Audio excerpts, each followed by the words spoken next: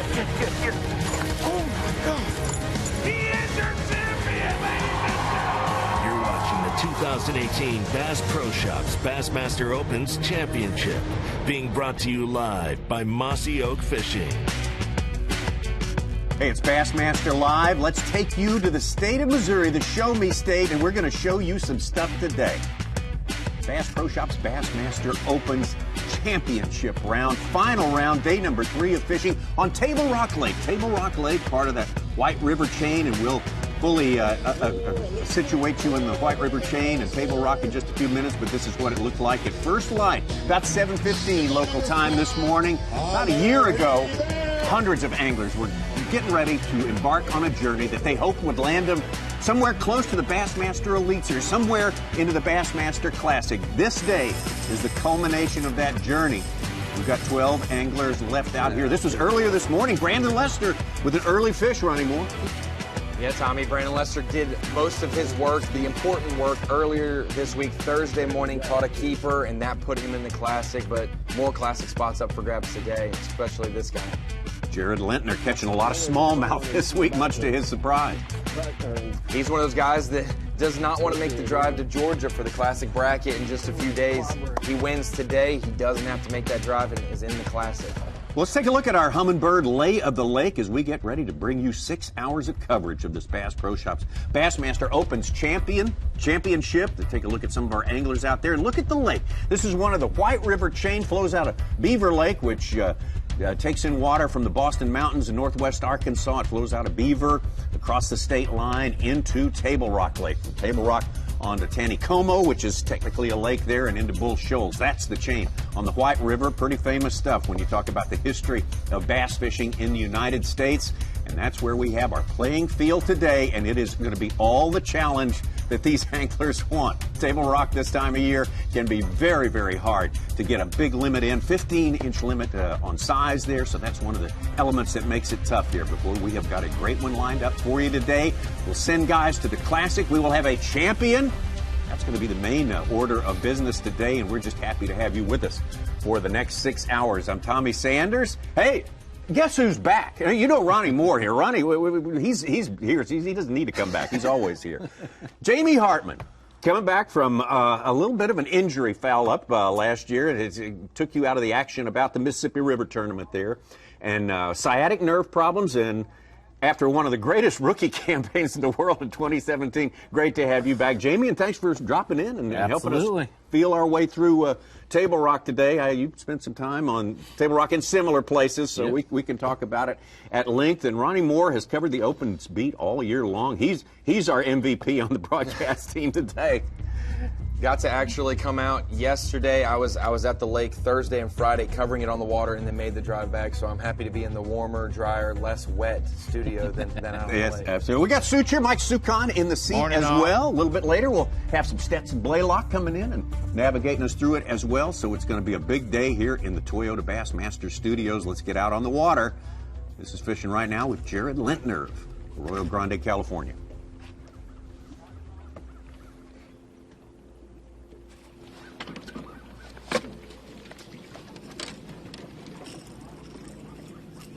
Not good ones, though. I mean, I feel like 2 of my lost could have been keepers. One was a little guy. But obviously the conditions are a lot different than yesterday. You know, we had cold, rain, overcast, a little breeze. Today, sun's up, no wind yet. So, I mean, even the first one I caught of the morning was hooked, on the back treble hook, which is not what you want. And then yesterday, when they bit it, they're getting the whole bait. So that's the thing about these kind of lakes, though, is they, it goes day to day. You just got to figure out where they're positioned, or if it's a different color, something. I mean, I haven't been slowing down, dragging anything. I'm sure there's guys that are catching them like that, but coming into this thing, I had to win to advance to the Classic, and I'm going to win it. If I'm going to win it, I'm going to win it fishing how I like to fish. And if it's meant to be, it's meant to be. keep off these stumps. We started with 28 anglers who qualified for this Bass Pro Shop Bassmaster Opens Championship. Here's how Jared Lintner got here. You got to fish all 4 tournaments, right, in your division, Ronnie? Yes, if you win an event, you have to fish all 4 to clinch your berth, but otherwise it's based off the top 10 in the point standing. So after 4 events, he was in the top 10, I believe in like 8th or 9th place. Made it via there. He was best finish of the year. 2nd at Lake Norman. He came runner-up to Wesley Strader there, and then almost got a top 12 at Lake Champlain. Douglas was a tough one. He was really in contention, but dropped down in the points, but still qualified. This is earlier this morning with Jared Lintner, 9th in the standings in his Open division, coming in to start this tournament here. It's been a good one. Looks like a little bit of a maybe wiggle wart, sort of that category, rock crawler, that sort of bait there, Jamie. Yes. Yeah, a little cranking today. He mentioned about the conditions change there. Today's real calm. You got, looks like clear skies, calm water. He said he's getting hooked up on the back hook already. So that's what does that tell you? Well, that's tough because yesterday he caught him good, and today that's what happens when you get into that cranking situation where when you get clear skies, it's clear water, and it's calm. If he gets some wind and a little bit overcast, that bite might get a lot better. But he's still on that morning bite right now, so the crankbait is a good choice for sure. I know he mentioned he goes to a jig. He's been throwing a jig and surprisingly catching smallmouth when he's fishing for the largemouth. He said he was really shocked about that. Yeah, he's catching them on big line and big baits and stuff like that. It don't matter what flavor they are, I guess, No, it doesn't, as long as they weigh.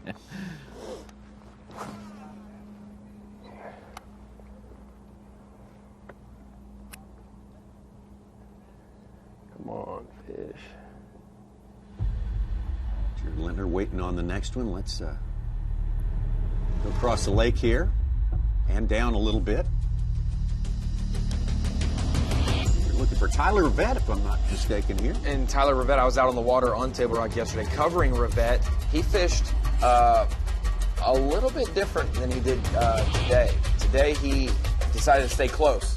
Day 1 he stayed close, Long Creek for a little bit, and then ran up to Cow Creek area and caught fish. Yesterday was all Cow Creek. Today decided to start close again, Long Creek.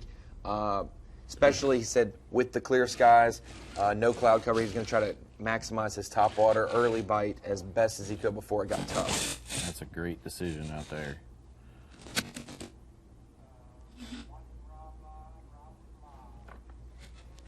Got a little bit of a scratchy signal right there, but it could clear up at any second. Can you explain why the creeks are trapped? Why you want them coming to you? Why would you set up in a creek, Jamie?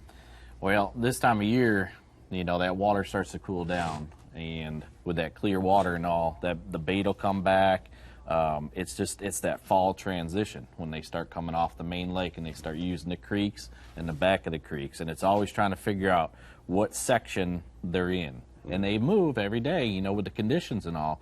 Like yesterday and then today, it's going to be a little different. But if they can stay with them, it's all about covering a lot of water, too, figuring it out as you go for each day. So you'll see them guys doing that, like he was doing there, covering with top water. Yeah. So just keep moving and figure them out. Do some prospecting. Take advantage of that top water like he did there. So he must have knew that area and said, I'm going to try to get that first hour without running that boat.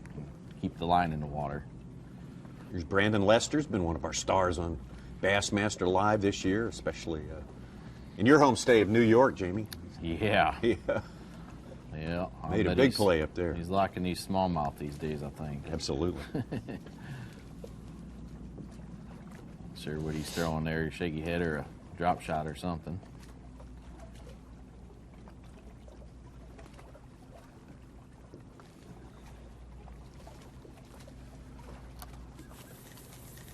Brandon Lester came in second place points-wise in the Eastern Opens. That's another race today. Obviously, Bobby Lane was already in the Classic via his Elite Series Angler of the Year, but catching a fish this week double qualified him. Lester needed to catch a fish this week to make the Classic. He did that, but these two are fighting for the points win. 1 point behind Bobby Lane. That's what they were separated by. So if Lester beats Bobby Lane by 2 spots today, he'll win a couple extra $1,000 just for beating him in the points race. So these guys are definitely in it to win it as well because every little bit helps. Littner hooked up there. It looks like might be a short. Maybe. You get a good hookup on it, though. I don't think he was a keeper. Got to be 15 for all 3 species of bass this week. Not much of one. Yeah, not going to make it. You mentioned Bobby Lane double qual. Now, which qualification goes out from his double qualification? Who moves up? Somebody in the points AOY on the Elite Series, or someone here? So, if they qualify from the Elite Series AOY list, and then in the Opens points, they'll qualify via the Opens points. Okay. That's how we classify it. They bump it down, so that's why Keith Poche clinched a berth in the Classic, was because Bobby double qualified. Now, if Lester or Bobby win today, since you can qualify via points, and also the winner of the event qualifies, they would move down the list in their own division. So John Cox would make it. Okay. Yes. If you win it and are in the top 3 in points, it'll go to 4th, because you have to have 7 Opens representatives, 4 from one division and 3 from the other. Basically, that's how it'll work out. And Lester's 4th here. Bobby Lane is 9th. So Bobby Lane moves up 3 spots, and Lester loses 2. Lane is the AOY championship in the Eastern Division, and I believe which is a difference of 17,000 to 10,000. Yes, 17,000 for the winning points angler for the divisions. Frank Talley already locked up 17,000 for the Centrals. Brad Watley got the 10,000 for second in the Centrals, but the Eastern's still up for grabs. I'm going to let you guys be the experts on that. Yeah, I'm glad you guys. You kind of gotta just take it in stride, and we'll slowly walk through like it. an accountant over here. Yes. Yeah, I don't have the head I for think figures. Ronnie's pretty good with numbers. Yeah. Sometimes being as transparent as possible, Tommy, is not the best thing. No. Well, We promise we're doing the right thing. yeah. Yeah, the top 3 in the East. Garrett Paquette was 3rd. All 3 have secured their Classic berths. Lane, Lester, and Paquette. Just had one slap it. So John Cox is sitting in the hotel room, rooting on Lane and Lester today. It's the only way he can get in. Yes. There's a couple people who can impact others today. If Littner wins, Fred Rumbanis makes the Classic bracket. And Littner doesn't have to drive to Georgia this afternoon. Like Chad Pipkins is doing right now. Yes, Chad Pipkins headed to there holler right at now. him. I wrote a story that he did not want to make that drive, but he said, I'll go and hopefully I can get in the seat and beat a couple guys and get in. 3 Classic berths there at Carter's Lake next week. That's right. That's a big one, too. He's got back-to-back chances, too. Right from here, right to there. Yeah. We liked the odds of 1 out of 28 would get a guaranteed Classic spot this week for winning. Well, 3 out of 15 or 16 or whatever the total number is going to be, 3 of those are even You'd a take better that, ratio. right? Yeah. Better than 1 out of 100, right? Hey, Jamie Hartman, do you believe this?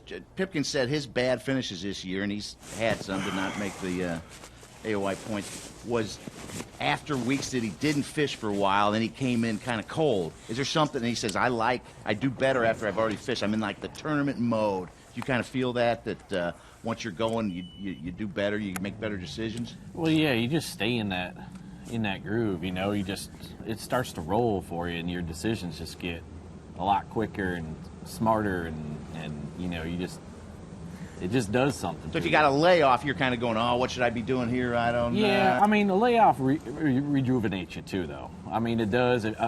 It's good to have one every once in a while to just get you set, and then, you know, you get to sit back and think of what you're actually doing, I think. It does for me a little bit, and I just get re-fired up and rejuvenated. I can't wait to get back out there, and it's all right back there again, like, I want to go, you know, like now. Like, I've had to sit out for a while, so. Oh, yeah, I can imagine. I ain't been in tournament mode in quite a while, so. And I love that competition end of it. You're going out for fun fishing, I mean, I'm just trying to beat myself, but. How hard is it to beat yourself? It is. It's tough. I've learned that. I use You must 2 be live good. wells, you know. I give myself an hour in one live well and an hour in the other. And That's funny. so it definitely looks like a little slower morning this morning. I think, Summerall caught them quick yesterday. You did. And it must be, you know, the conditions are definitely changed already. I mean, I don't know what he was doing yesterday. It was probably, you know, maybe top water action or something, but you see it already changed up. Well, and one thing yesterday, I was covering Rivette. He had nothing from 7:15 to 8 o'clock. I got there at 8 o'clock and found him. It's just, he caught 3 keepers, all of them in 30 minutes right there in a window. Be honest with you, it was. And at that same time, Summerall caught 2 fish in the near vicinity and then started running new water, and that's when he really did his damage, was running new water, which is great in the fall. Yes, definitely. And Sunday and Monday I practiced and only had 2 or 3 keepers each day. So Tuesday I was like, man, I got to make something happen. So Tuesday I came out here, and this is kind of a Tennessee deal. It originated in East Tennessee. We call it tight lining. Oh, yeah, okay. And what you do, it's just a little 1/8-ounce jig head, and you throw a little 3.5 inch minnow imitator. And it's real finesse. I mean, 6-pound line. It's about as finesse as it gets, but the colder the water gets, the better it'll catch them. And I just thought that this lake set up for it good. It sets up a lot like a lot of the lakes back home in Tennessee. So came out Tuesday morning, started throwing this thing, and immediately, you know, in the first 2 or 3 hours, I had a limit of keepers. So I was like, you know, that's the deal. That's what I'm going to run with. So that's what I've been doing. I think it's just this time of year, fish are feeding on bait fish, feeding up for the winter, these cold temperatures and everything. It's all about finding a bank that's got them, and obviously this bank doesn't have them too good this morning. It has the last 2 days. I don't know what's going on, but we'll find them. It'll happen.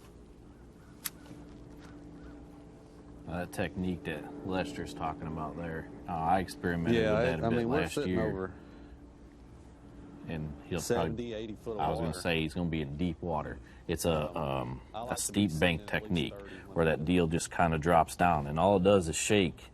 You see him just constantly shaking his rod, and that 1/8-ounce ball head will just keep it down, and that bait is just suspended the whole time.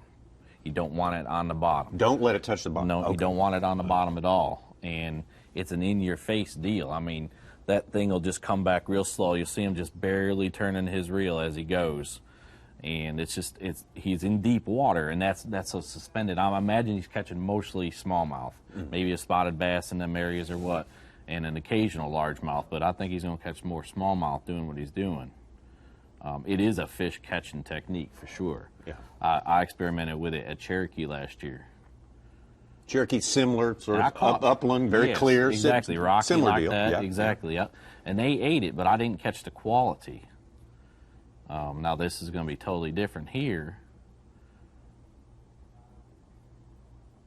I could catch plenty of fish doing it, but I didn't get the quality, the consistent quality doing it. One thing that kind of surprised me this week was how much the James River didn't factor. That's where the dirtier water, maybe some of the more largemouth come from. And it was really do or die. The guys who went there day one had fantastic practices and were excited about it. And the fish were moving so much more. It's a lot flatter areas, so they're not going up and down the water column on the same structure. They're going in and out of pockets and, you know, going around. Now they'd like to get to kind of an update how it's going so far. It's not going good. I've seen what I didn't want to see. There's so much shad in this creek now, and the fish aren't even wanting to eat any bait close to what I have. So that was my main goal today, is to try to figure out what they're going to eat. But there's so much shad in here, and I haven't seen a fish, and they had a few other people fishing in here, and nobody really caught anything. So I'll go try a few other spots. I got some deep spots. Hopefully that other tournament don't affect it any. And I don't know. I'm gonna just go with different stuff today, because obviously it ain't working with what I'm doing.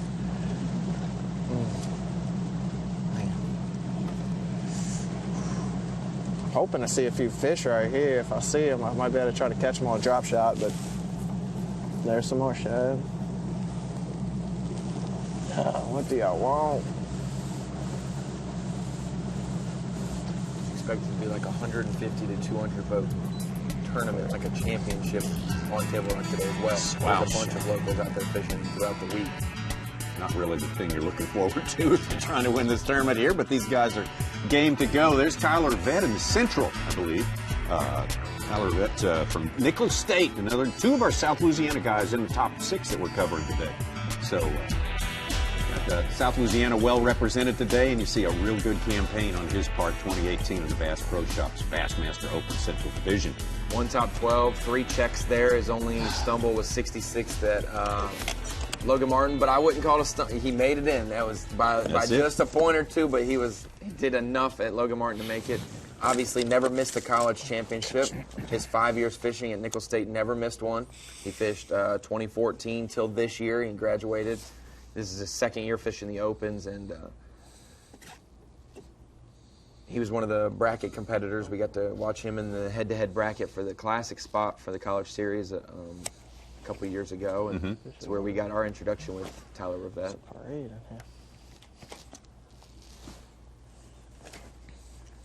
Is that Sumerall there? Yep. Yeah. He's running bank with a topwater. You can see if he doesn't have any fish already, so you see the conditions change already. But I think once you get around them, you get around that active fish with the bait, like you said, you cover in water, and it's like boom, boom, boom, and then you got to cover a bunch more water, and then when you come across them again where they're active like that, running around, that topwater's a great choice. Jamie, we've heard more than one angler say it's no use going to someplace you caught him yesterday. No, just keep moving. Just forget that. Yeah, right? Okay. keep moving. Unless you've got an object or something you're catching them off of, you can revisit that several times during the day. But when I went up to James on day 1, I saw a couple guys fishing banks. One of the guys said he hadn't caught anything, and it was like 11 o'clock, 12 o'clock when I found him. He was in a pocket, and it was chock full of bait. I mean, it was looking like they were schooling periodically, but it was just flickering everywhere. That sucks. Started throwing stuff, couldn't get bit, couldn't throw underspin, topwater, nothing. And so he threw a small I lost 2 keepers. chrome and blue lipless crankbait, and that's when he started catching some fish. Looks too good, though. Huh? Mike's rock crawler crankbait just dives a little deeper than the wiggle wart, because like out there, there he is hooked up.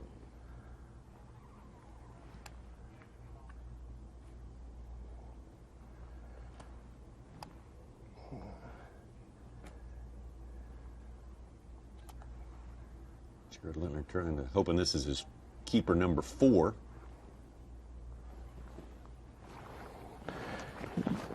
dang, man, what's up with these little ones? He got it, though. Look at how he got it.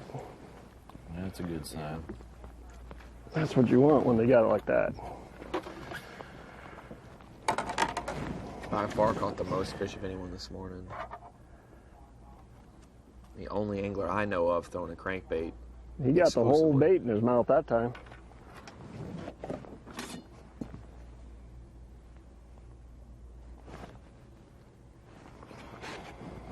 He's gonna make it. Little. Number 4 for Littner, right? Yep. Yes. More to put the pound. numbers in the boat every day, I think, with the 3 days of fishing here. Out there's like stumps. They're in like 10 to 12 feet. That's where I lost those 2, and every day I've been catching some right there, but for some reason they've gotten a lot shorter, smaller.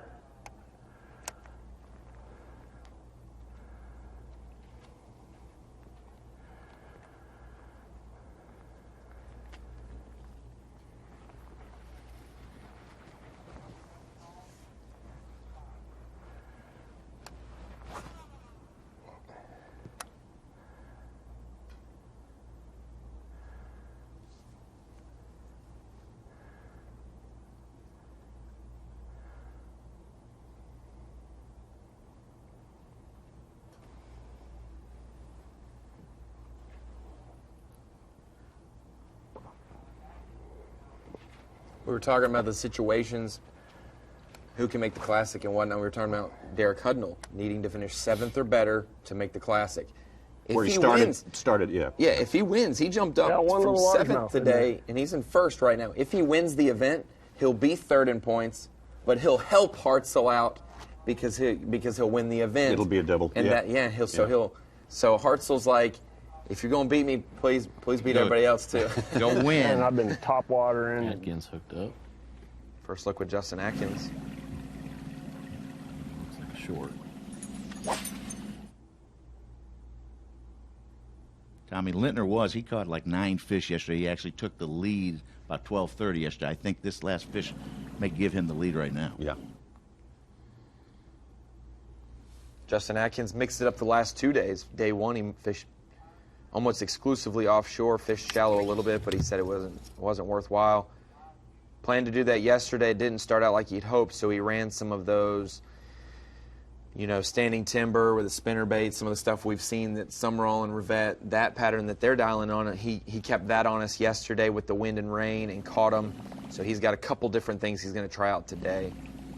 But he was fishing in that more past Kimberling City, right around the mouth of the James River where they fork. Mm-hmm. He was in that region of the lake. A little bit dingier water, but nothing too crazy. Not until you get all the way back in the creek. So he's got a lot of water to run to himself today, probably. Not a lot of opens competitors, but there are a lot of fishermen out there. As one runs by. Yes. Yeah, I heard they got another championship out there today, and they got 12 of the opens guys and 150 of whatever championship they've got going on there. Oh, and those guys were keeping it honest during practice and burning up some banks.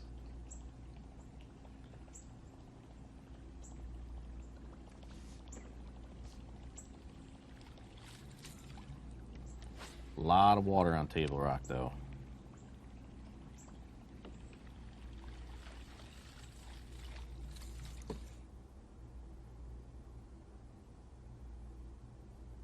There's one with Atkins there.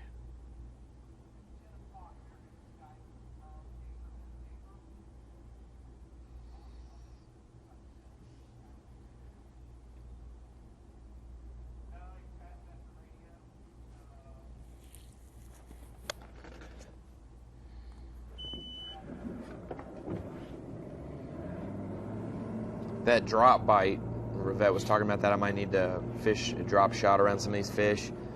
If he graphed them on brush and whatnot in the timber, that was a real good deal on day 1. Some of those better bags, because day 1 was a struggle for some of the field. Yesterday was a little bit better overall, top to bottom. But day 1, some of those better bags came from guys who vertically dropped on schools of fish or used those type of presentations. And it was somewhat similar conditions. It was bluebird at times, but definitely calm until the last hour or 2 of the day, and then it kind of got a little windy, breezy.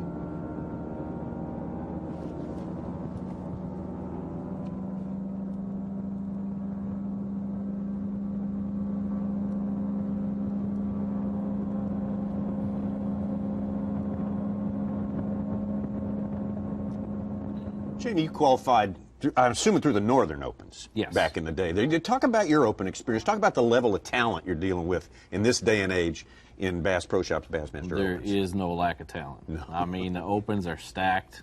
You have so many anglers, so many guys really pushing to get into the elites or just make a career in the opens. Maybe they're not looking to go. So they've been around for quite a while. Yeah. And the Northern Opens get stacked pretty good because everybody loves to fish the northern waters. I mean, they're fish factors. You can, the smallmouth is a blast, and you catch a lot of fish. And so it's a tough division to qualify for, which all of them are, obviously. Sure. But, there's no lack of talent there for sure. Absolutely. We're seeing it out there. A very, very tough place to catch them here on Table Rock Lake, and we got some guys that are just overachieving beyond what you might have expected. It's a good crop of talent here. And our final 12 on this day, and we're headed for the championship, the weigh-in coming up, I believe, at 4:30 Central Time this afternoon from B.A.S.S Pro Shops Outdoor World up in Springfield, a little north of there, so they'll move the whole show up there then. Right now, that's how it stands. Officially, Derek Hudnall on top. Jared Lindner might have, maybe he did not take over the lead with that last keeper, his fourth keeper. We just saw right there. Summerall started the day with the lead, going a little slow for him. But we got plenty more to go. Just getting started on Table Rock and the Bass Pro Shops Bassmaster Opens Championship. The 2018 Bass Pro Shops Bassmaster Opens Championship is brought to you by Toyota, Triton Boats, Mercury, Minn Kota, Berkeley, and by Hook. There's a reason I escape to the water for over 200 days a year. It's not only my passion and my job, it's my life. The work and the miles that I put in traveling across this country have prepared me for this sport. Because after thousands of casts, eventually I will find the water.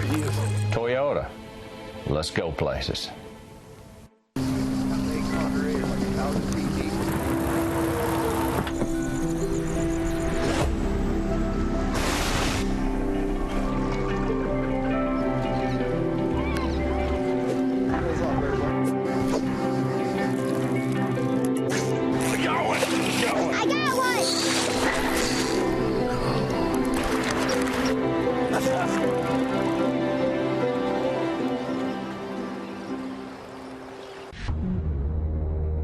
Berkeley Fireline Ultra 8. It's rounder, smoother, and 4 times more abrasion resistant than original Fireline. That means you catch more fish. Ultra 8 features 8 braided strings heated to molecularly bind individual fibers. It lays well on the spool and is prior to going through your guide. Expect 10% longer casts and superb knot strength. New Fireline Ultra 8, and you thought Fireline couldn't get any better.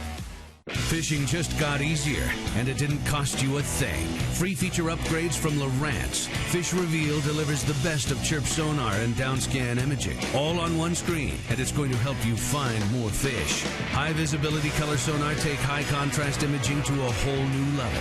It delivers the absolute best views of structure. Fish like to hide there, but their hiding days are over.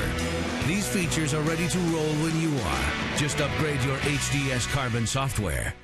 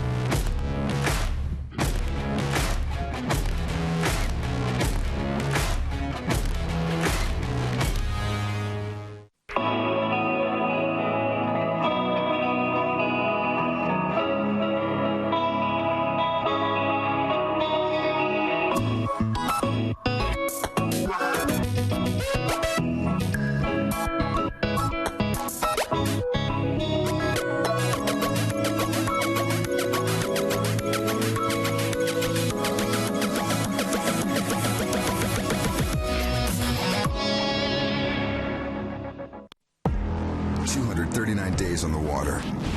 With an average tournament day of 8 hours, that's 1,912 hours of fishing. Averaging 60 miles per hour, you covered 12,300 miles. That's 102,420 minutes with a rod in your hand. Averaging 4 casts per minute, that's just shy of 410,000 chances at a bite. But numbers are the foundation. The results are up to you. Bassmaster Angler of the Year! You're watching the 2018 Bass Pro Shops Bassmaster Opens Championship, being brought to you live by Mossy Oak Fishing. All right, glad you're with us today. Just getting started with Bassmaster Live. Very special edition of Bassmaster Live. Bass Pro Shops Bassmaster Opens Championship. First time we've ever been able to bring that to you, and we're very, very happy to be able to do so. Tommy Sanders, Ronnie Moore, Mike Sukon, the Such is over there as well. Our special guest right now in the studio, Jamie Hartman, who knocked out one of the most incredible rookie performances ever in 2017. And 2018, sidelined with injury a little bit about halfway through the season, but back. Looking healthy to me. We're ready to go. Ready to go. I'm ready to rock. Is this getting you fired up a little bit, watching these guys up here doing this stuff right here? Absolutely. We've got some bonus highlights. Let's take a look at Jamie Hartman in action. Cherokee Lake. Hook sets like that hurt my back. I think. And that's you made, what was it, 5 top 12s your first year on the Elite Series? One of them Toledo Bend right here. Second and a third. Second and a third. Boy, that is strong. That was just...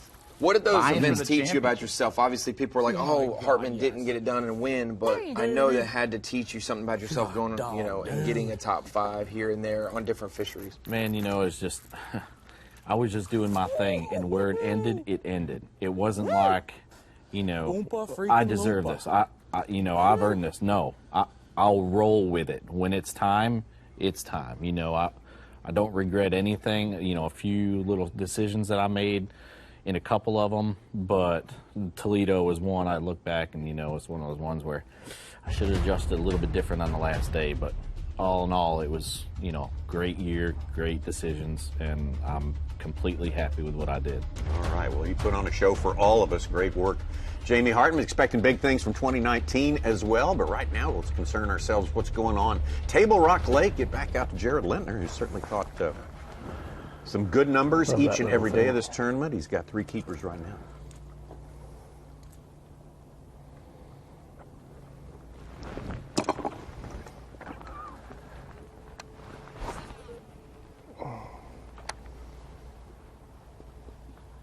Looks like he's trying to take advantage of one of them shady banks right now. Before that sun gets too high, you can see there ain't a cloud in the sky right there. I imagine it's going to get tough. That felt like a bite. Tougher. Yeah.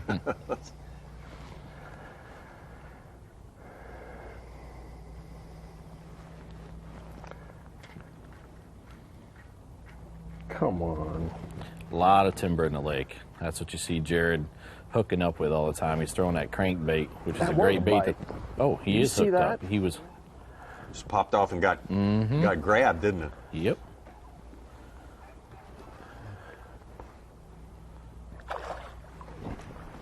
Good one, too. Wow.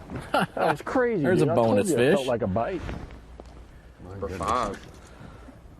Oh, that's fine. That's right. He's That'll be have number 3 on catching first for it. limit That's of the right. day. Yeah. Hasn't come in on Bass Track, that other little one. Yeah.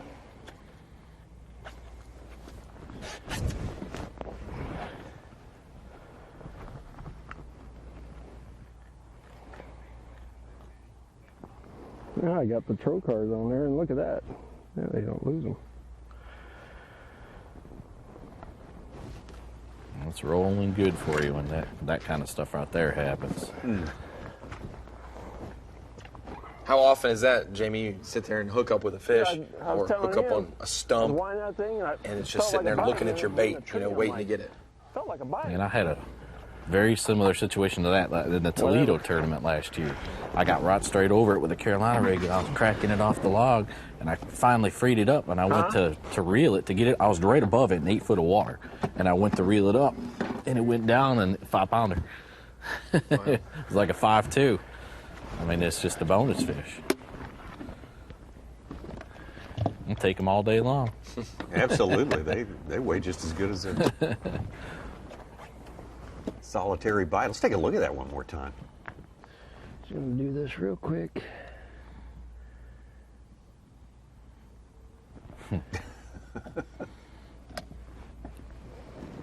So the 20 seconds previous to that, he was trying to extricate it from a stump. And you've got to be so scared on how good it's hooked because you didn't set the hook on it. Yeah. You know, it's kind of like, oh, there it is. And you're like, I don't even know if it's in the head and the tail, like where he was gutsy enough to boat flip it, though. Yeah. Yeah, man. He was, yeah. So limit. First one of the day. For Jared Lintner. Going to get him up in the 32, 33 pound range, most likely. First really good look we've had at the tournament leaders to start today. From New Iberia, Caleb Summerall. In wood.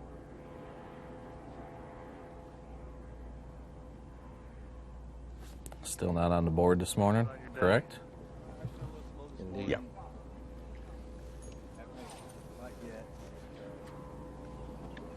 Running into a creek that I had a few bites in yesterday. I don't want to get run up on ditch where I fall. His mic might. But I had to come check it. His mic might be down, so we might be able to hear him in just a minute. 4 in here yesterday and 3 other bites. So the conditions are a little unfavorable. I was kind of hoping for a little more wind, so I think that's what's going to be the key to my bite. Is getting a little more wind and not doing this too much.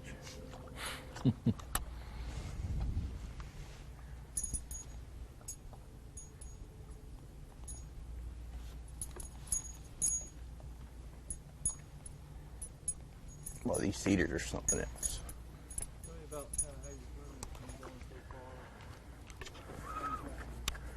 how you're I've just been fishing what feels good and fishing how I like to, and we've had a couple hardships and mechanical issues the first day, and got fishing about 9 o'clock, and ended up scrapping up about 15 pounds, and that was a blessing in itself right there. And then yesterday I just kind of ran a bunch of new stuff. I actually fished where I caught them the first day, and that didn't pan out at all. And I started running a bunch of new stuff, and my fish. I caught, like I said, I caught a 4-pounder in here and a few of the 2-pounders.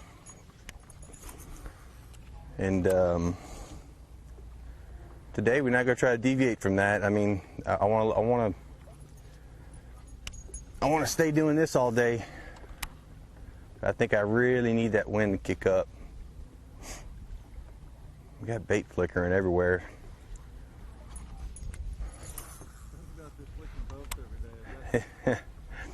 It's been something else. The first 2 days the boats were, the guys were from around here, so I wasn't allowed to use their mapping. I just left it on sonar to where I could see time and depth. And I rode around looking for what looked good, looking for these cedars on the steeper banks with a little bit of wind.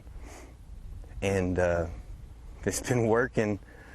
I wasted a lot of time running into pockets that didn't have the right ingredients.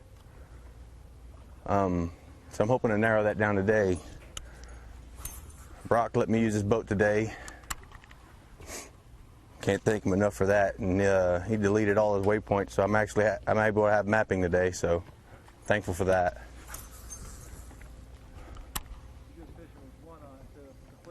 That's right.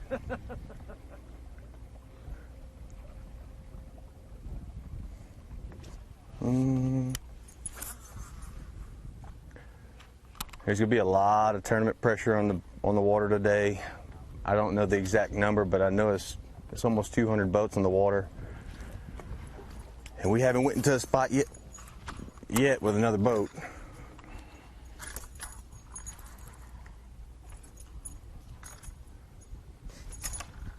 Caleb's hooked up. Yes. Yep. That is an issue both of these guys on the screen have dealt with. They've both been fishing around the same region of the lake today. Rivette's switched it up and he stayed closer to takeoff, but that's obviously seen a lot of pressure, as we've seen from the people around him. So he might be making a move at some point back to that Cow Creek. There's 3 creeks right there: Cow Creek, Little Cow Creek, and I believe Spring Creek. They're all 3 in a bend up Table Rock, and those all kind of replicate what these 2 guys are looking for. So I was out there yesterday and got to see both of them fishing around each other. They're both good friends. I believe they're staying together this week, and both trying to make the Classic. Mm-hmm. What's cool with Summerall is if he didn't get it done today, he does have another shot. And no, it's not next week at the Classic bracket.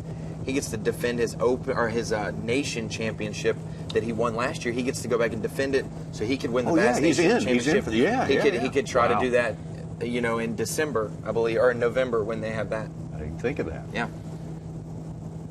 He's busy, huh?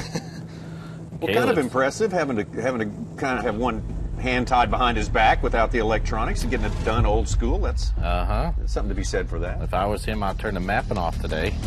Might have a little something different. Yeah. Obviously, that's.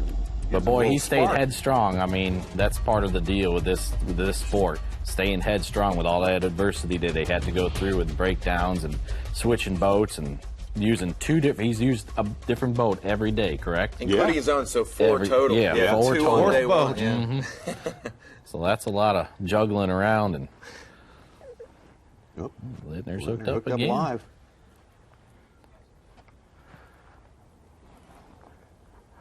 He's barely got it. God.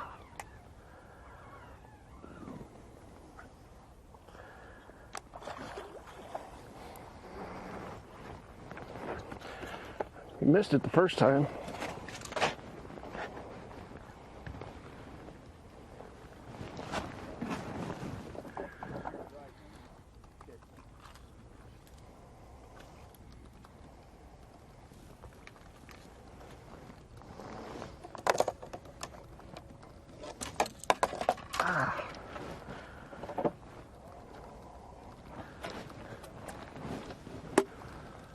He's got blood on him.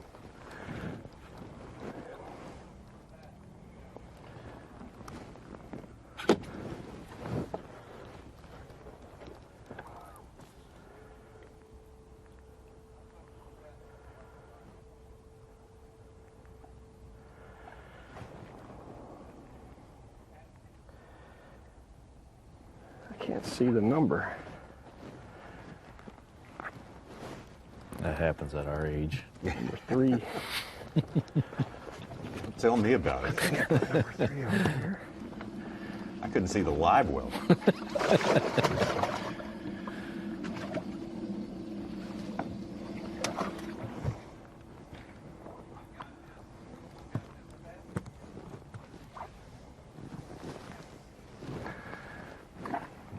like he's got a little bit of an upgrade there. Yeah, that's going to go.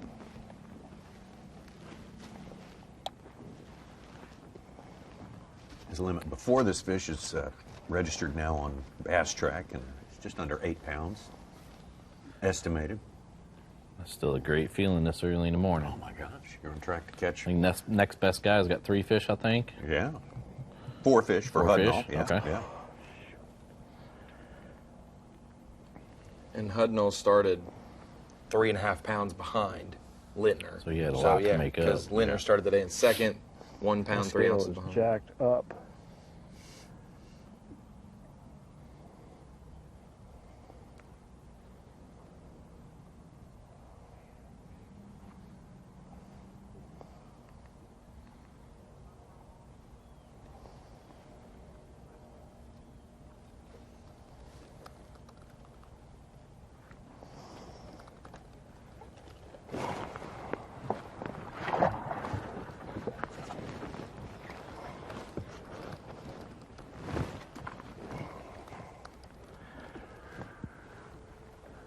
Whatever he's doing, the Surprises me smallmouth they're like biting it. this with no wind. Lintner on But top. I think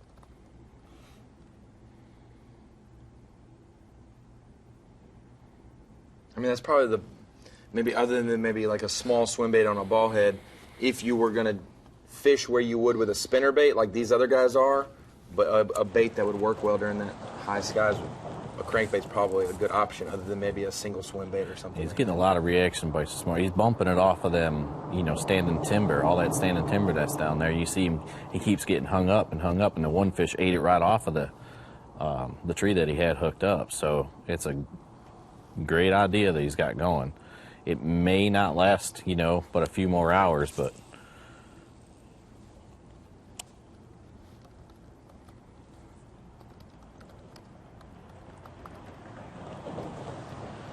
I think I've seen Atkins throwing a swim bait too, so that's a great deal for clear water like that, especially suspended fish, and got a lot of smallmouth around. Atkins done great with that technique. You always try to think about what guys' strengths are. He grown up the Tennessee River right there at Pickwick, northwest Alabama. He grew up in Mississippi right there. But watching Justin Atkins do well in the Forestwood Cup at Lake Ouachita just a few months ago with a small swim bait and some topwater and stuff, and then going and covering him at Logan Martin, that's how he caught basically all of his fish, was a shaky head and a small swim bait. He caught a ton of spotted bass. So that might be one of the things that Atkins goes to, especially when you're around a lot of fish, that he can just we'll catch all of them down there, and he's going to do it with that. Yep. And those are all clear water situations. That's a great choice. Atkins and Lintner needing to win to make it into the Classic from here. The winner, overall championship winner here, gets the Classic berth, gets an elite berth, of course, and if necessary, and $10,000 cash. Triton 19 TRX with the Mercury 200 Pro XX package, $45,000 value right there. So it's not a small thing to win this deal right here for sure. It'll jumpstart somebody's career if one of these other one of these, somebody can jump up and one of the grab open it, guys. Yeah, especially for someone even like a Caleb Summerall, Elite Series angler, but his first year taken care of through the Bass Nation. Then all of a sudden it hits you when the season's done. You work all year, and then I got to get my own deals for next year because I've got to pay my entries and be self-sufficient. So that's one thing for him. That would help him tremendously, it bought him too. some time. Yeah, it bought him some time this year. We've got two of our College Series products at the bottom of the screen. Tyler Rivette, obviously just graduated. He actually fished at 10 Killer. We covered the college championship, fished there. Yeah. Just a few months ago, Justin Atkins fished at Mississippi State. Obviously started his career on the FLW Tour as well. We had 7 of the 28 anglers this week come from the college ranks. Brock Mosley's one of them. He obviously fished the elites. Justin Atkins fished professionally as well on the tour up to this point. And then we had 5 college guys within the last 2 or 3 years fishing in this event. They just graduated and have made it. So kudos to them coming through the feeder systems to get to their, the Elite Series. Take advantage of it. Yeah, definitely. Them programs are great these days. Well, not, great for all of us because these guys come up and start whooping on you, but they have such a jump. A mixed blessing, let's call it that. Yes, they get so much assistance and point in the right direction, and they get that. It's not an advantage, but it's. They get a lot of time on the water competing, which is it's hard to replace that. Exactly. I did a story on them earlier this week about it, and one of them said, Garrett Paquette, he's from Michigan. He started his own club at his college and did it the last 2 years there. He said, all I did was fish local tournaments, one-day events against 30 to 40 to 50-year-old guys that are local sticks. So if you can do well in those events, you're like, yeah, I'm going to go do college, and it's going to be, I can run through these guys because I can do it against these older guys. And he's like, that was not the case. Like, you got to bring your A game every day because there are thousands of people your age across the country competing, and in the College Series, they're all competing together.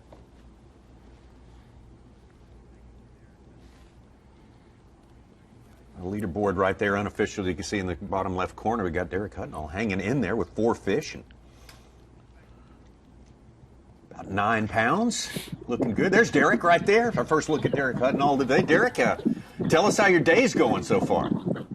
Hey guys, man, it started off pretty fast and furious. I caught my first 4 keepers and probably 5 casts this morning. I got one pretty good one in there, and these fish move, and I have to keep refining them every day. And by the way, Tommy, congratulations on the inductee to the Hall of Fame. Thank you, Derek. I appreciate that. I do. I don't know if I deserved it, but I'll take it. I'll take it for sure. Well, why did you wind up this place exactly where you're standing right now today? How different is that from what you've been doing so far? You talking about fishing related? Yeah, fishing related, yeah. This place right here, I had a pretty good practice, man. I had some really big ones in practice and largemouth, but they all changed and moved. And I had to run out here. All this is just a big gravel flat, and it's right next to a river channel, and these bigger smallmouth will move up off this river channel and they'll feed. And they'll, I think the little bit better ones are somewhat nomads. And every now and again, I'll catch one. And, I've got a little something. I've got a little bitty small underspin that I'm throwing, but it's a 3/8 head. But it's got a little 1/0 hook on it that I can put a 2.8 contact on the back of. And I'm throwing it on a bait caster on the 8-pound fluorocarbon, which I think makes a big difference out here. It's just something unique. And if I swim it by one of the big smallmouth, they will choke it.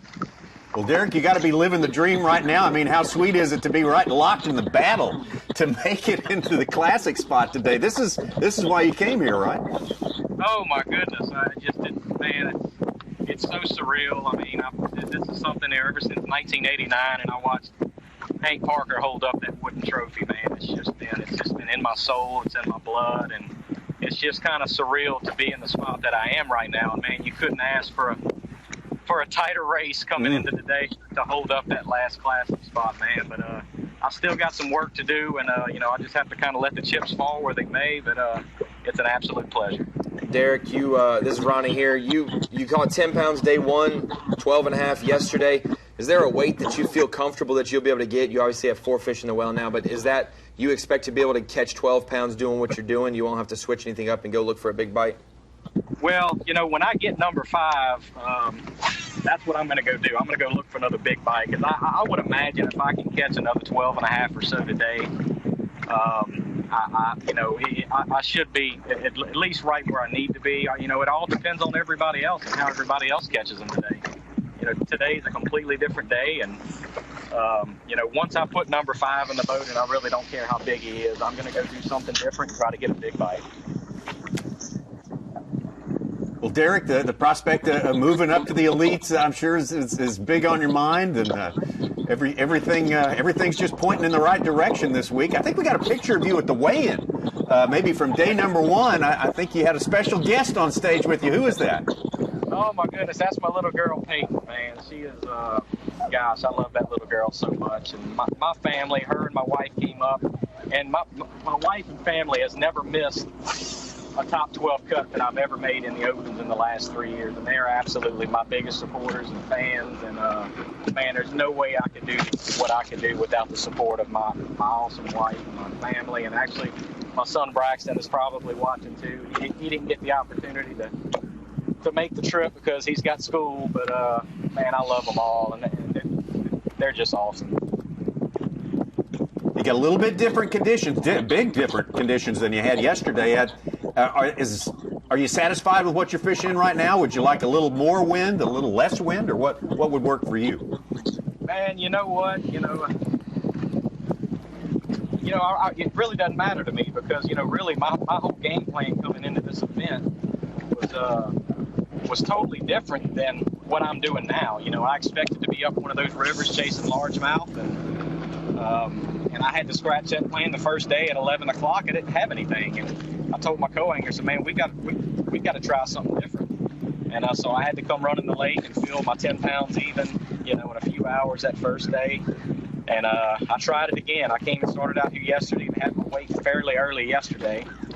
And I did that, and I went looking for a big one yesterday, and it didn't pan out. So I may stick this out a little while longer, and as soon as I can get number 5, I think I may go just do something different, flip some docks, and see if I can get a kicker. But I have one pretty good one in there right now. If I can catch me another 2-pounder, I think I'll have a pretty solid bag, and that way at least feel comfortable going to chase a big fish, Well, Derek, congratulations on an absolutely great tournament here on Table Rock. We have enjoyed talking with you and wish you the best of luck, and we will see you at weigh-in time. I'll probably check back in with you a little later on today, if that's all right. Sounds great, guys. Okay, thank you. Thank you to Paul, his marshal. Yeah. Riding out with him today, doing the Skype calls. That was a tough ask. I texted him last night at 9 o'clock and said, hey, would you guys be willing to help us out with a live show? And they all obliged, so. Go have another look at Tyler Rivette right now. Again, not getting too far from the launch there in Long Creek.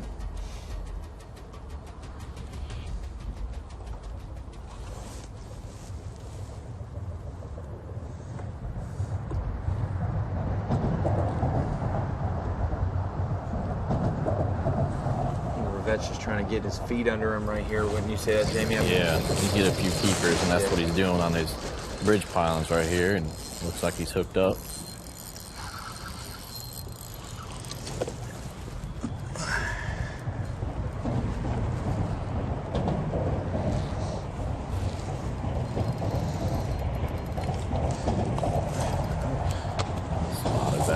Might be a keeper. That'll be close, I doubt it. It's chunky.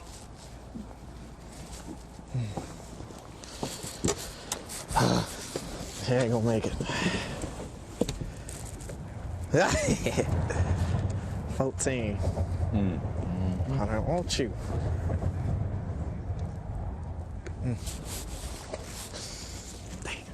They're there.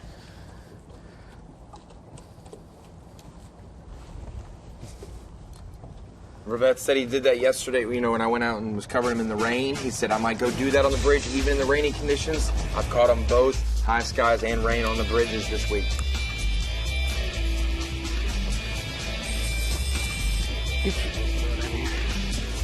Well, we have seen some fish catching today. Maybe a little bit tougher conditions, but these guys are tough too, and they are up to the task today. We are far from deciding the winner of this very, very important championship. Bass Pro Shops Bassmaster Opens Championship. First time we've ever been able to bring it to you here on Bassmaster Live. And Jamie Hartman, you've already sacrificed today. It's the first day of muzzleloading season. It is. You're above and beyond the call of duty. I bit my lip, and here I am. Don't think we don't appreciate it. We appreciate it so much, and I know we got another special guest coming up in the next hour. But if you can stick around and do a little this afternoon, I know it's a lot to ask, but I'm here. Jamie Hartman coming up later today. That and so much more on Bassmaster Live. The 2018 Bass Pro Shops Bassmaster Opens Championship is being brought to you live by Mossy Oak Fishing. What's your biggest strength? You got jig skipping skills? Can you tie a double uni? Product planning? Oh, my goodness. I ain't got a resume, but I do have this. You're hired. See more office antics at teamgtfishing.com. 239 days on the water. With an average tournament day of 8 hours, that's 1,912 hours of fishing. Averaging 60 miles per hour, you covered 12,300 miles. That's 102,420 minutes with a rod in your hand. Averaging 4 casts per minute, that's just shy of 410,000 chances at a bite. But numbers are the foundation. The results are up to you. Bassmaster Angler of the Year!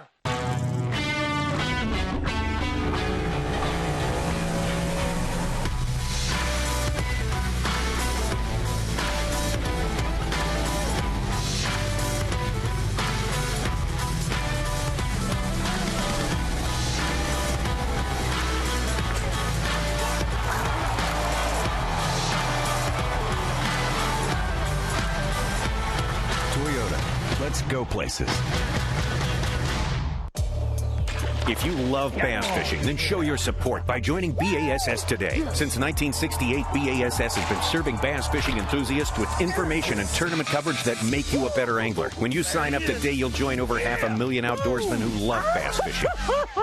With your membership, you'll receive every issue of Bassmaster magazine, plus $50 in free gear, including a membership tackle bag, B.A.S.S cap, plus more. Log on to Bassmaster.com to join Bass today.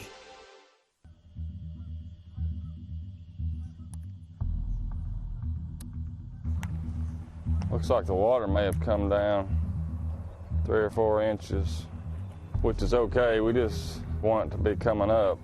Yeah, the water actually has dropped 22 degrees. You know, it was almost 80 in here the last day of practice, and then it's dropped. It's 58 now. But you know, that's probably helped the bank beaters, because if it would have stayed up there, this would have been, I'm not saying it would have been one offshore, but a big part of the fish would have been caught out away from the bank.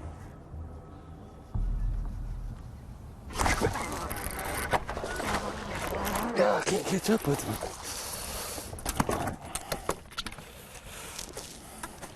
Couldn't get my hand on the reel.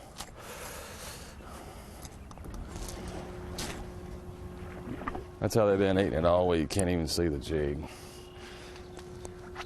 It's a good thing because I wasn't prepared, and something's not right because it took me, that was 3 flips across that weed bed that he finally bit.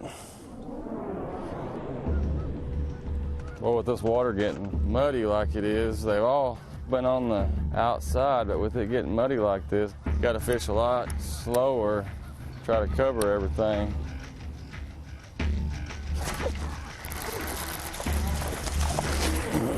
Get in the boat, gosh.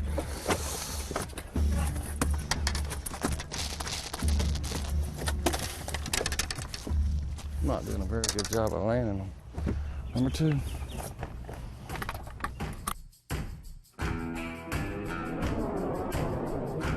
£15, 3 ounces. Jason Christie has done it. Christie crushes them once again on Championship Sunday.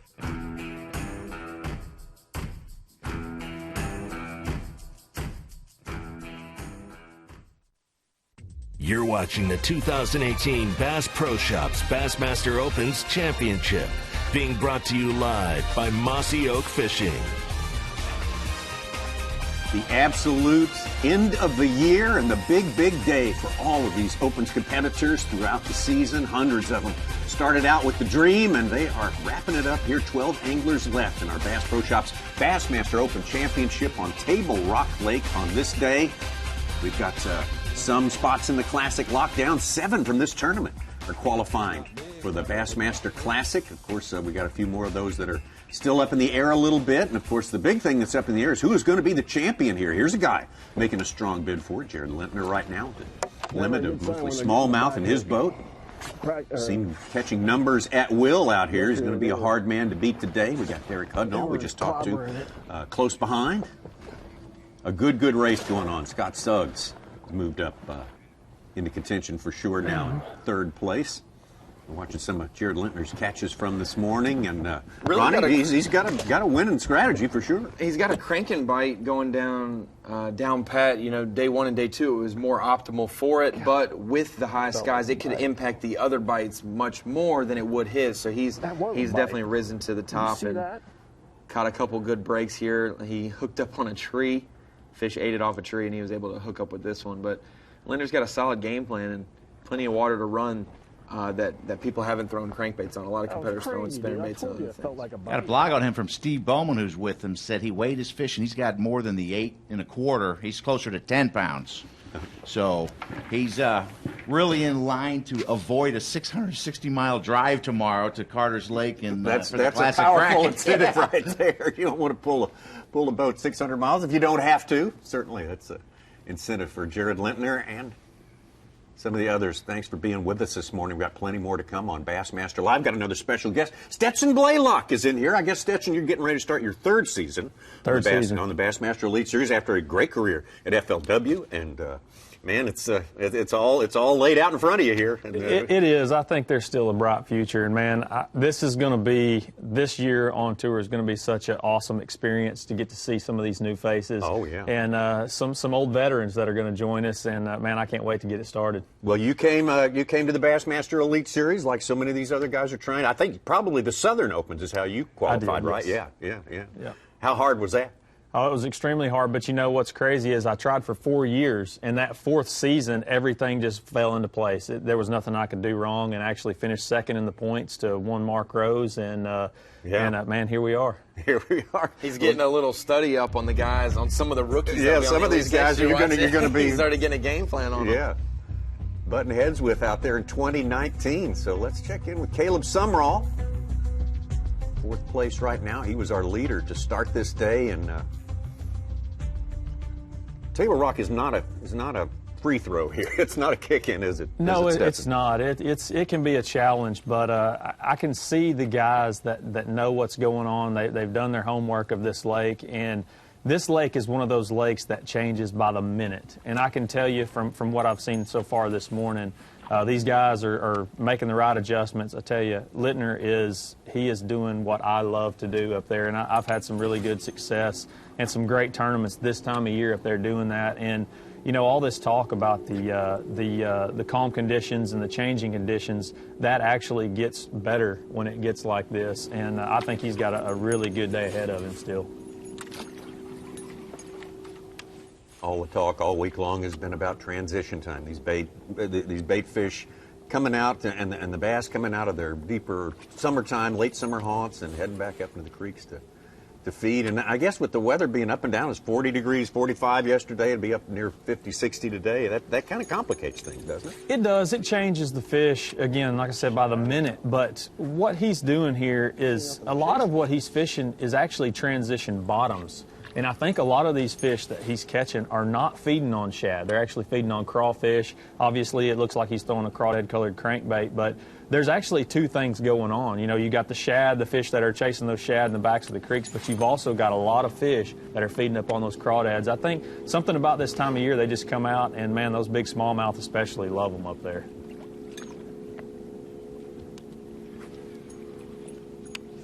How hard is it for someone like a Caleb Summerall or Tyler Rivette that's been doing most of their work with maybe a bait that's not optimal for these conditions to just drop it and then to fish the conditions, knowing what's, you know, the stuff with Caleb not running his own boat right now, not being familiar with some stuff, not being able to maybe just fish as free as normal?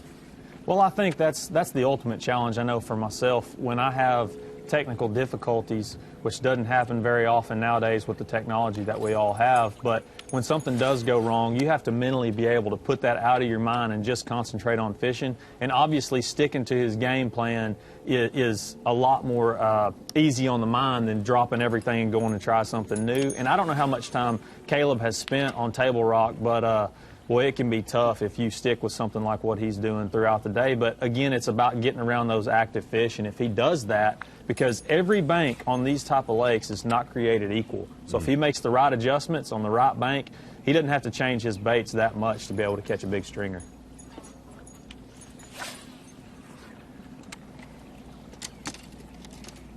And it always helps having at least a little bit of a lead. That means you don't have to catch nearly as much as the next guy down the list. I think it was roughly a 6-pound lead, or sorry, it was a 6.5-pound lead from 1st to 12th today. And the big fish of the tournament was a 6-1. We've seen 1 or 2 5-pounders get caught, so that's pretty tight. You know, it is honestly one bite away. And in the fall, would you agree, Stetson, that with all the shad, a lot of these fish are feeding up, you might catch a lot more fatter fish than you would, you know, maybe just 2 weeks ago? Sure, absolutely. You know, the colder this water gets and the more these fish start moving to the backs of the creeks and feeding up more for winter. I tell you what, these White River chain lakes, these fish can get really healthy this time of year, and you'll see some giant stringers come on later in the winter. But yeah, right now, any minute you could catch a 5-pounder. And I tell you something that's really unique about these lakes is you can catch a 5-pound spot, smallmouth or largemouth, on any given bank. So you can adjust and adapt to what you think you need to do, but you never know when you're going to catch a mixed bag of big fish there.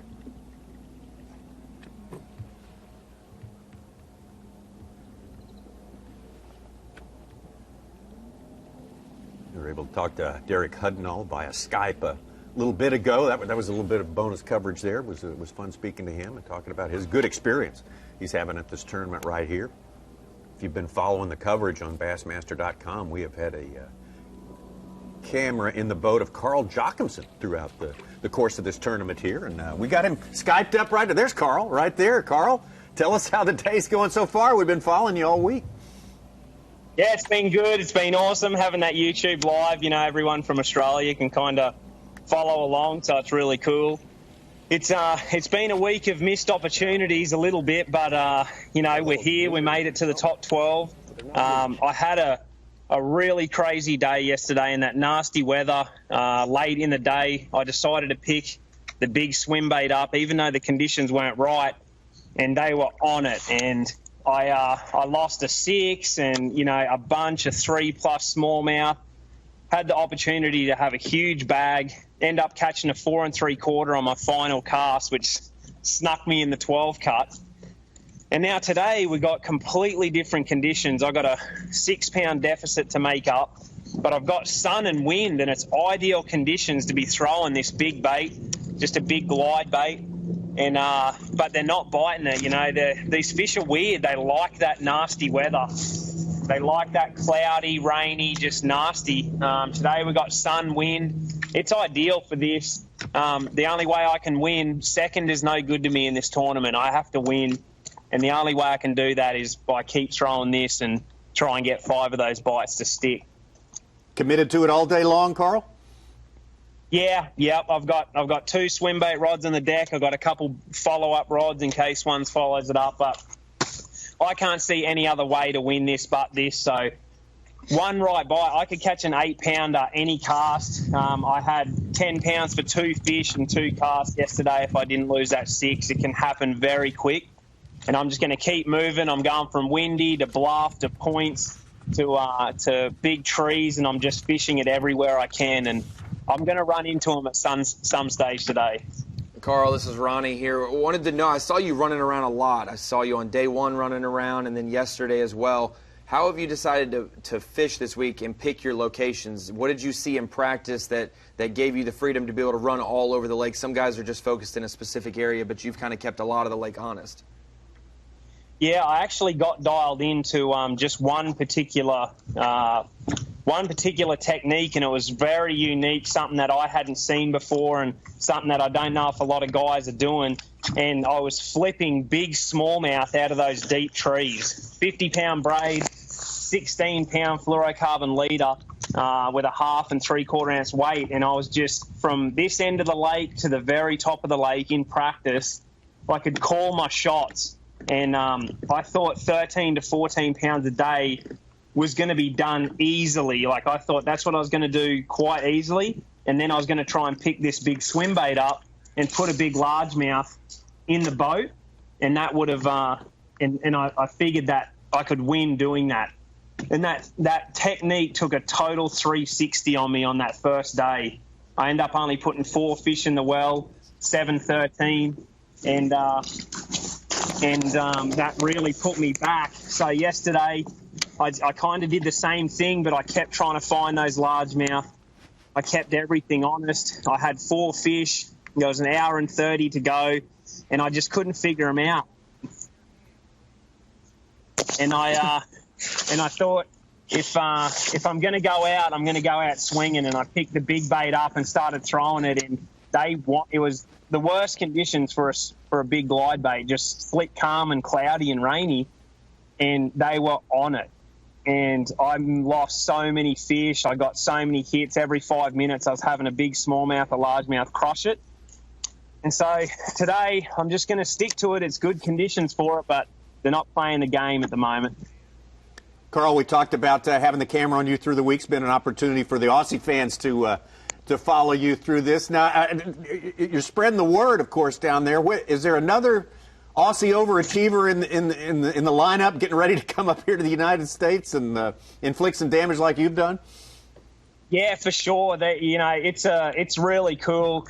You see guys coming over every year now. They come over and fish the Bass Nation. We've got a lot of tournaments there that a guy won a trip to fish with me through Hobie, through the Hobie Worlds. Richard Summerton, he won a week-long trip with me. So ever since I was 16, our biggest tournaments in Australia, ABT, the prize has been an expenses-paid trip to America and to experience what it's like over here. And it's every Aussie bass fisherman's dream to come and experience it and see just how big the Bassmaster stage is. And so you got guys every year wanting to come over, and I wouldn't be surprised if we see a couple hammers coming through. Oh, yeah. I wouldn't doubt it. I wouldn't doubt it a bit. Carl, talk about your journey through the Opens this year. How did that go for you? Obviously, some good success along the way. Yeah, definitely. I'm just every single year I'm trying to just grow as an angler and get better, and every year you gather that little bit more experience. But I probably was pretty proud of this Eastern Opens because of the versatility of it. We went from Florida to New York, Tennessee, North Carolina, and I caught them at each event. And to me that shows I'm just getting better and better as the years go on, and that's the main thing. Keep learning, keep getting better. You know, that never give up, die attitude is what's gotten me here. Quite a few of the tournaments, Champlain, I pulled the big bait out with 5 minutes to go and caught a 5.5, and Big Bass 6.5, back-to-back casts. And, you know, the tournament was done for me.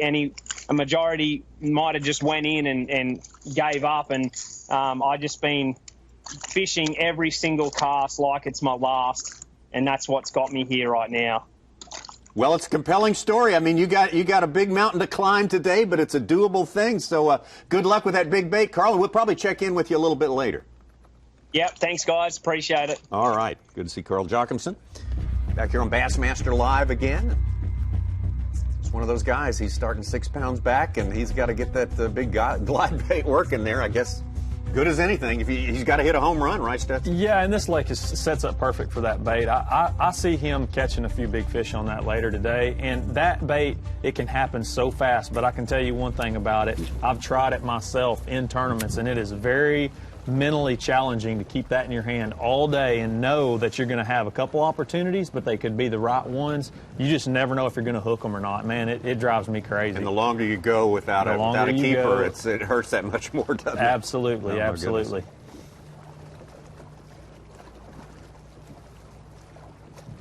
And the opposite of a glide bait maybe is tight lining, and that's what Brandon Lester's Brandon doing. Lester, the next guy we see. his job, and he's all in with that too. Yes. Big one.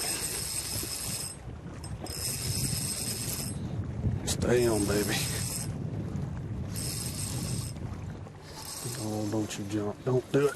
Gosh.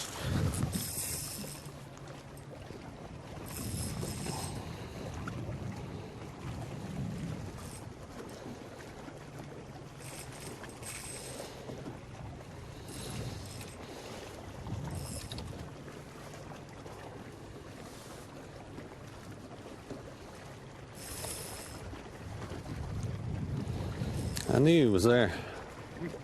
Last cast.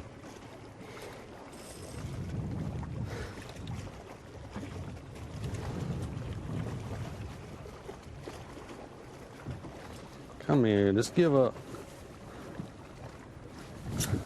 That's a good one.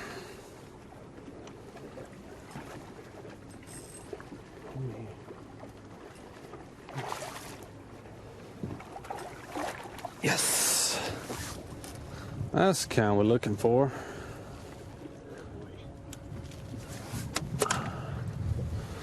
That's smallmouth. Actually, that's a mean mouth. Got a tooth patch. Mixed between a spot and a smallmouth. Either way, it's a nice one. One of the better ones I've caught this week. Well, I called for last cast, but I think I'll make another cast. After that, you got to. Yeah. You got to make at least 5 for it.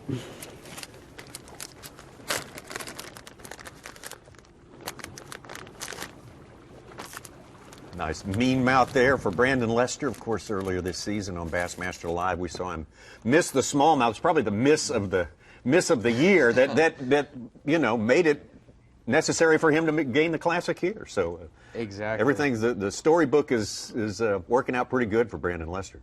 I'd say other than Brandon Lester fans and his family, John Cox perked up right there and was all excited about seeing that big smallmouth. That's just one more fish that maybe helps someone else make the Classic. But Brandon Lester's one of the great young anglers. I think he's made the Classic in 3 of his 4 years. Yep. But Tennessee, he made the Classic based on his first fish this week. He's going to go to his home state now for the Classic. Maybe not as familiar with Fort Loudon and Tellico and the Tennessee River at Knoxville, but definitely maybe a spinning rod and smallmouth will play in that event. Would you agree, Stetson? I think so, absolutely. And he's whether he's familiar with it or not, he's going to feel right at home with the crowds there and everything going on right there.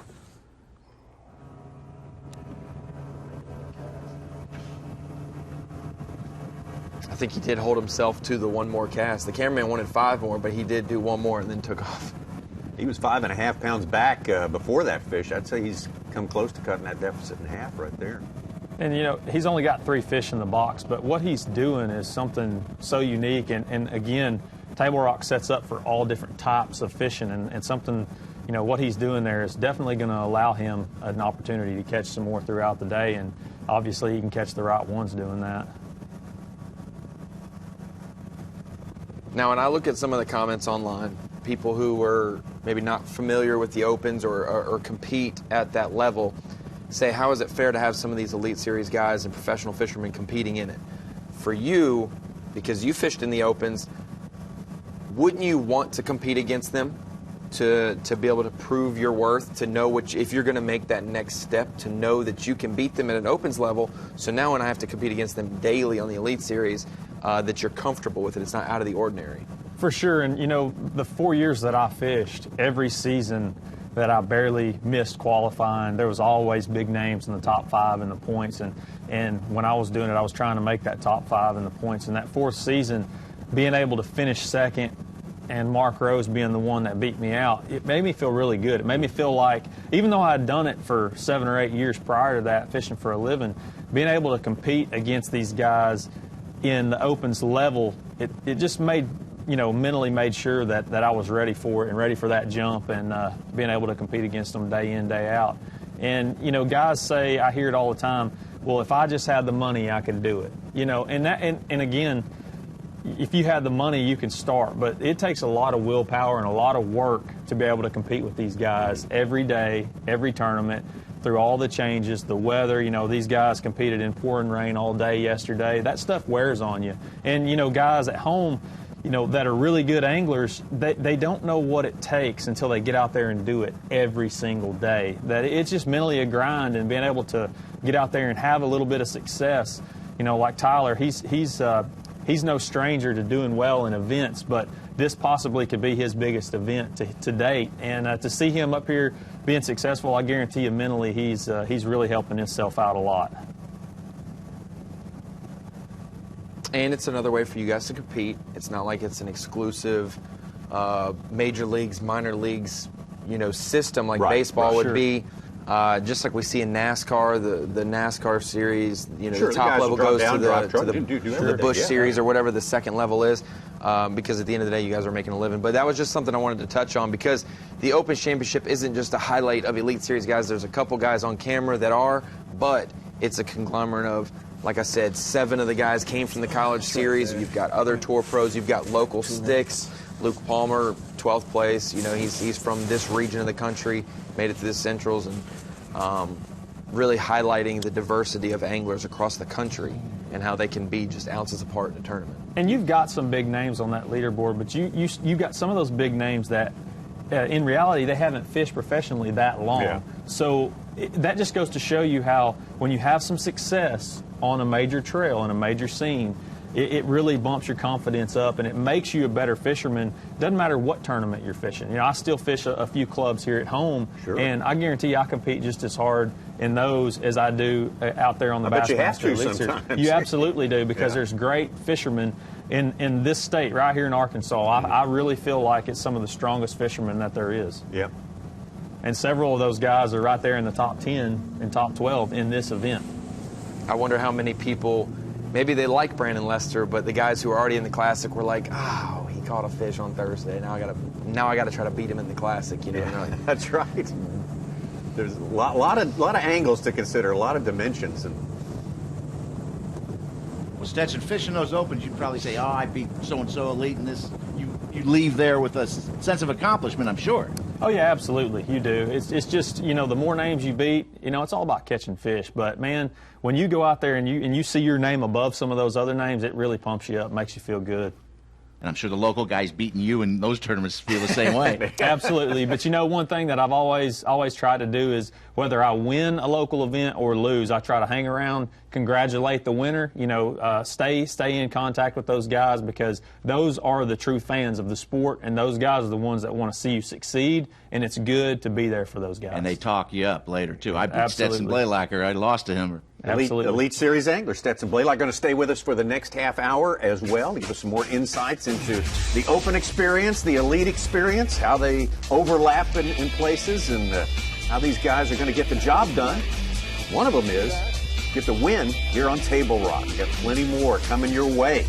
full 6 hours. We'll take you through the end of fishing today on Table Rock, the Bass Pro Shops Bassmaster Opens Championship.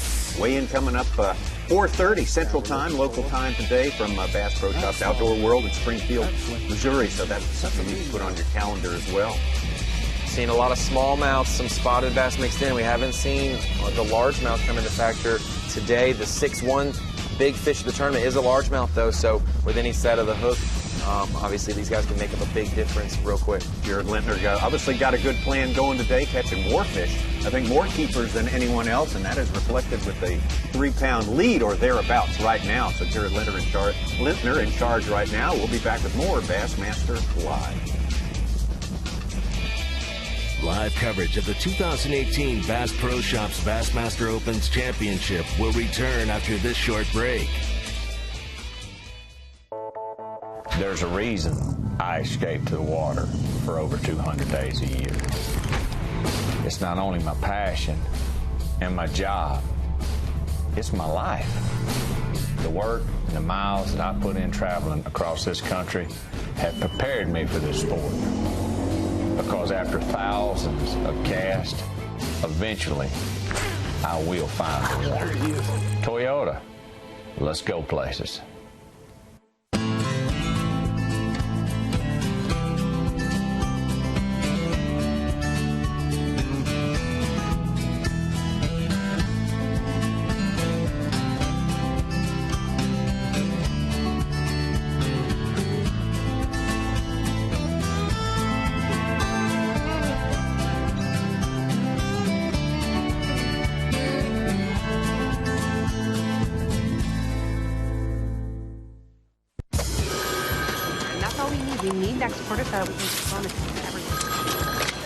Yeah?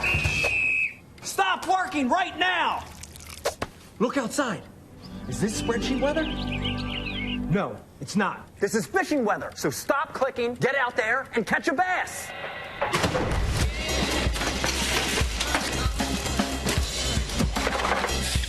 Stop what you're doing and start fishing Rapala Ripstop.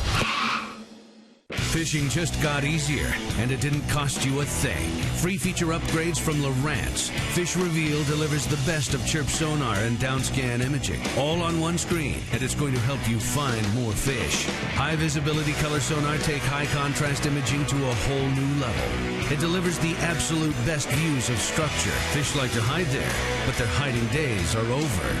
These features are ready to roll when you are. Just upgrade your HDS Carbon software. For generations, anglers from across the globe have put their trust in Abu Garcia. Because out here on the water, we know our science is your religion. Fish like a fanatic with the latest generation of Revo. Featuring up to 24 pounds of max drag. Designed for leverage and power. Built on corrosion resistance and comfort. World-class adventure awaits with Revo. Abu Garcia for life.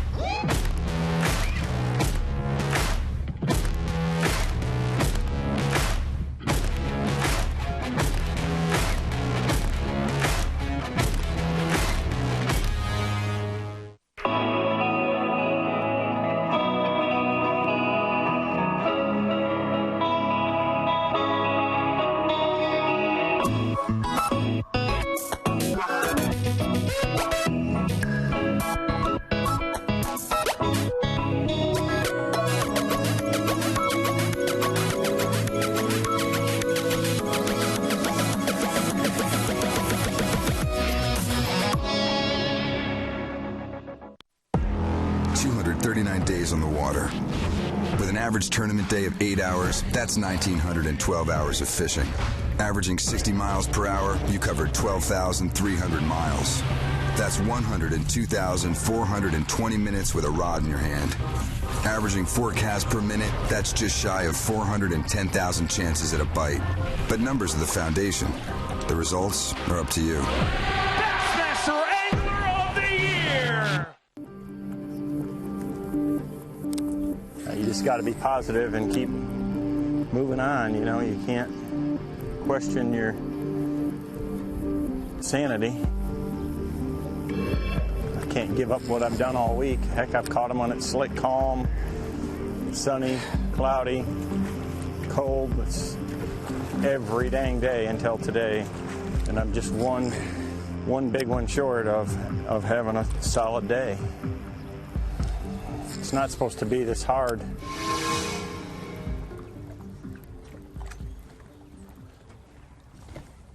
Oh, there's one. Big one. Real big one.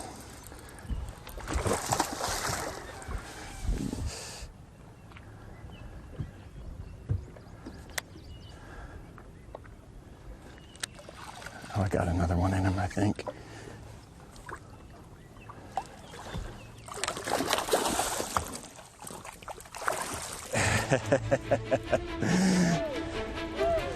There's a game changer. One hook in the nose.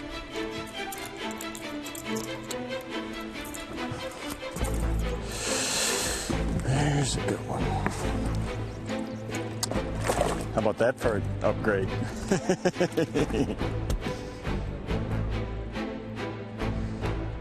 That changes things.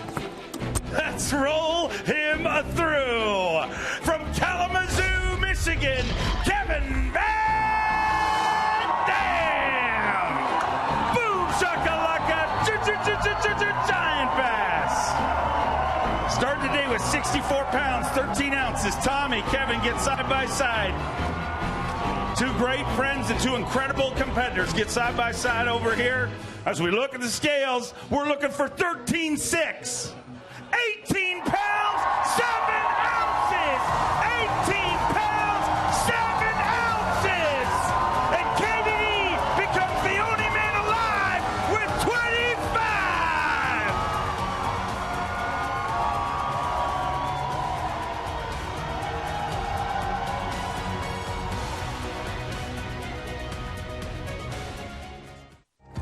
That's a tank. Might be the biggest one we've caught this week. It's the deal, dude.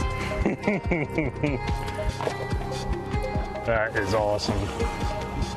It's insane. It's insane. You know, I remember being 12 years old, getting my first Bassmaster magazine, reading about an angler of the year, you know, and thinking, man, that's what I want to do one day. And to find out this week that 23 people have only ever won it it's crazy, man. I don't know what to think. I still don't put myself up at that caliber of a fisherman, but it's also hard not to when you got a trophy like that coming. So I don't know.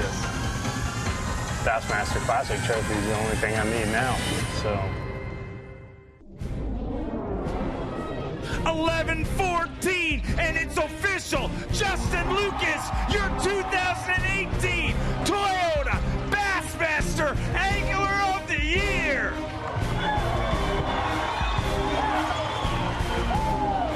it's unbelievable, dude. I've been really cool until now, and now it's setting in, man. This is I'm the 23rd guy to ever win this title in almost 50 years at Bass.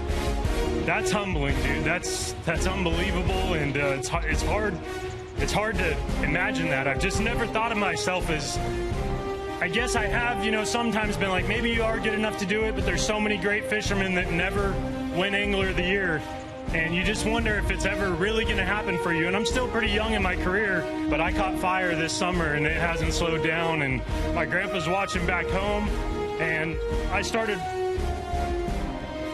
fishing tournaments with him when I was 12 years old, and he took me every weekend, and he's still alive today. He's 80 years old, and this one is for him more than anyone else.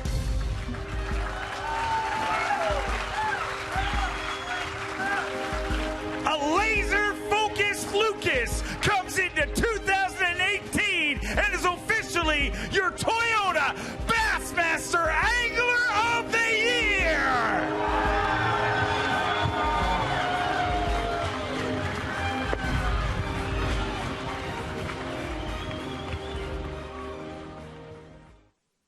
You're watching the 2018 Bass Pro Shops Bassmaster Opens Championship, being brought to you live by Mossy Oak Fishing.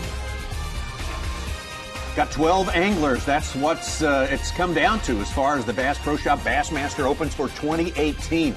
Both divisions have sent 14 anglers to this tournament. Now we're down to the final day. Just 12 anglers left angling for that top spot in this tournament. Some of them have already cinched a spot in the Bassmaster Classic, coming to us from Knoxville, Tennessee, to start 2019. We're a long way from deciding everything today, including the most important thing: who wins this tournament. Welcome to Toyota Bassmaster Studios. Tommy Sanders, Ronnie Moore, with our special guest Stetson Blaylock, going to be with us for the next half hour. And if we can convince you to come back this afternoon, that'd be nice too. And Stetson, this is a place.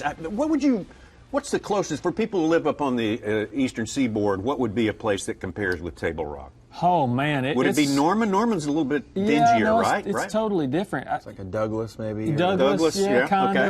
of. But these lakes in this area, for anybody that fishes and follows tournament fishing, they know how different this region is, and that there's certain baits that just work here that you don't even carry them with you anywhere else you go. Even if it's that same style of lake, they just don't fish the same, and that's what makes these lakes, Table Rock, so unique is the style of fishing that they present and the way that you can adapt and the certain baits that work there. All right. Well, let's take a look at the lake there, show you the map of Table Rock Lake. About 41,000 acres these guys are dealing with here. Lots of creeks, lots of secondary creeks and little feeder streams and so forth like that. And, of course, moving back into those creeks is what you consider the fish to be doing this time of year as the water starts to get colder and the summer haunts are abandoned by these bass and they're moving back and trying to feed up for the winter time. That's where we're finding all of our anglers, and including Brandon Lester, who's already secured his spot in the Bassmaster Classic. Fishing close to the dam right now. That dam to Kimberling City Bridge, that U-shaped bend has been the most popular, it seems. You're either right there or you're all the way to the back of the James River. Real quick, you know, these guys, we talk about backs of the creeks and the shad moving in the backs of the creeks, but these three that just showed up here, they're fishing on the main lake. Yeah. So there's a lot of fish scattered still on Table Rock right now. So it's just a matter of making the right adjustments and figuring out what style you want to do. And you pointed out that some of them are not really following shad. They're eating crawfish down on the bottom, around the stumps and whatnot, not like that. So exactly.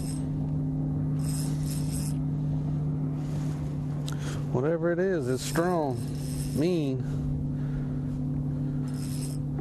You just can't let them go down because they'll get you in a tree. I'm gonna say it's gonna be a spotted bass, probably. Smallmouth, it probably would have done jumped. I'd say it's a spot. No, it's a smallie. Huh, that's surprising.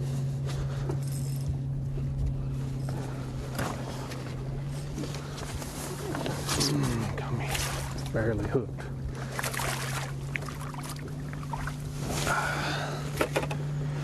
You are not near as big as what you fought like you are. Gosh. My graph is lit up right now.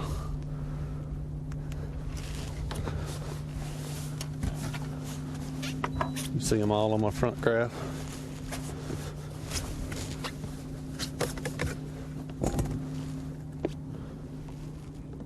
He's a keeper.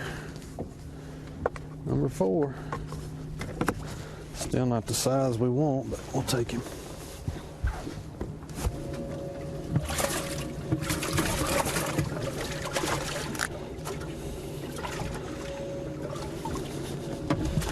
Check this out. Baby crawfish. Mm-hmm.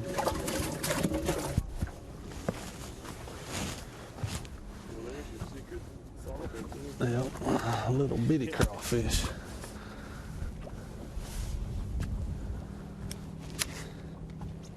Tommy, you just predicted, yeah, you guys just predicted that. Yeah.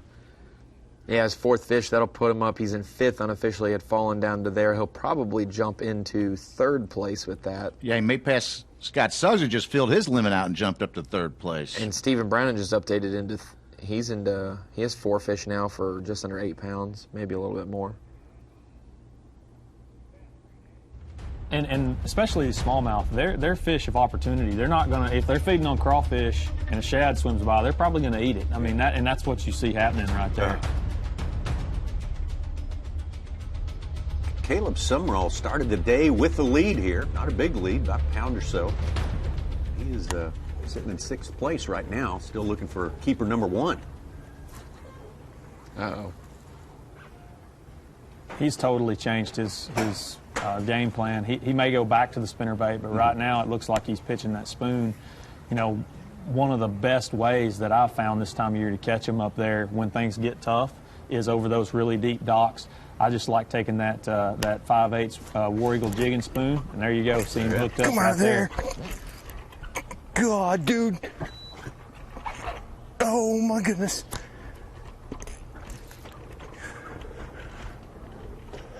It's a crucial time right now in this fight. Oh, dude, there's nothing I can do.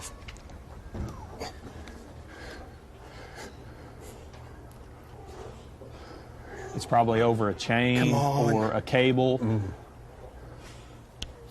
mean, he's probably got heavy fluoro, what, 17 or 20 maybe? At least, yeah, at least.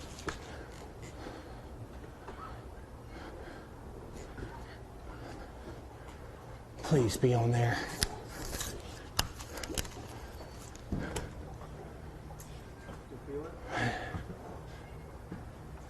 No, she's gone. And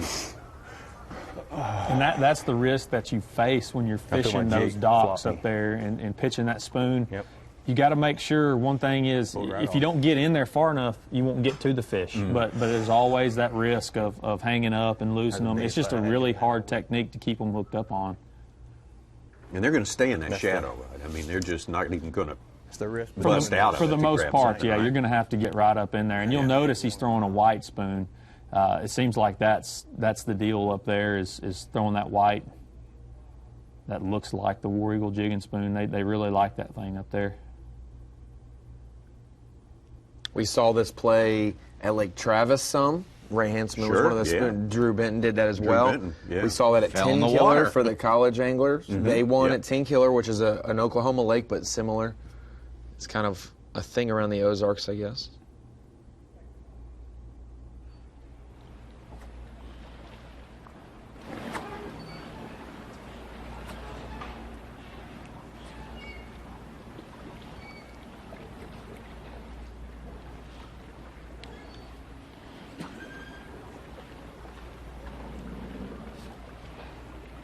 Caleb, give us an update and tell me about what just happened. Still a little slow this morning. I've noticed that the wind didn't pick up like you said it would. So I'm changing things up, just coming to spoon some docks. And I just missed the biggest bite I've had all week doing this. Just she got me in something down there and had her coming for a second. But it's early. I might stick with this for a little while. I don't want to give up on my blade bite. I really need that wind to pick up, and I feel like I'm wasting my time trying to make it happen without the wind. So I'm just going to kind of keep doing this for a little while, get a limit, calm me down, and just keep hoping that wind picks up. And boat pressure is going to be a factor today, big time. I mean, we've already pulled in on 4 or 5 stretches that I really wanted to fish, and just had 1 or 2 boat on it each. It's most definitely going to be an interesting day, but keep my cool, keep doing what I think I need to be doing to get bit, and hopefully I'll get the right bites.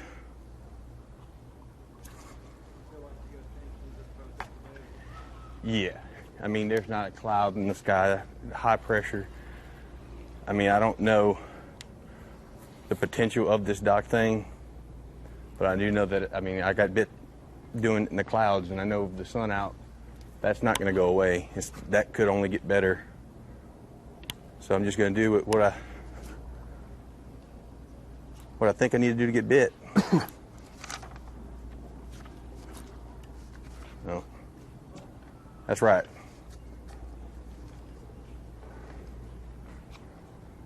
You said that a second ago, Stetson, but when I was a little kid, I remember watching Charlie Hartley at the 08 Classic flipping the docks. How's it going, man? And said, you know, I'm not going to worry about getting hung up. 12. I'm going to worry about getting a bite and then figuring out how to get them out. And that's the thing that separates people who, I don't want to flip in there and get stuck maybe. And you guys are like, I'm going to get a bite and then figure out We'll worry from about there. it if we get a bite, yeah. Well, if you look at the leaderboard, there's really not any big bass being caught right now. And if he all he has to do is get 2 or 3 bites doing that, and he's going to land 1 or 2 of those bites, and he's right back in the lead of this thing with just a few bites. I think I definitely like his decision to leave the spinnerbait and go to the spoon. You know, to me, it's about conditions, and this lake changes so often that, you know, he has to adjust to get that thing going if it's not working. And obviously this morning with no fish in the boat, the spinnerbait's not working, and so he's done the right thing, in my he did opinion. about 100 squats after fishing with me. Make a little move right now as Caleb Sumrall again started the day with the lead, which is in his favor. As you say, he's did just a couple of good ones, and he's right back in the thick of things right here. Just saw a break. Brandon Lester connect with a decent keeper 15 minutes or so ago.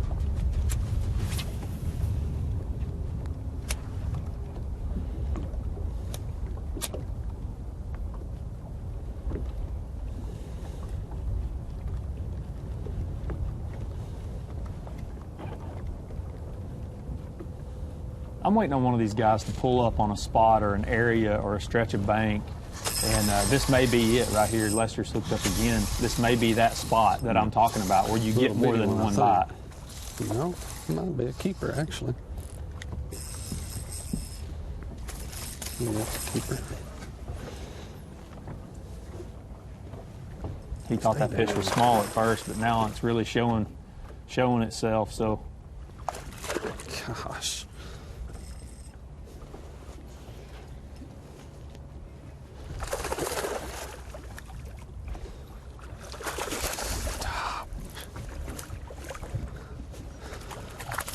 Gosh, he's barely hooked too.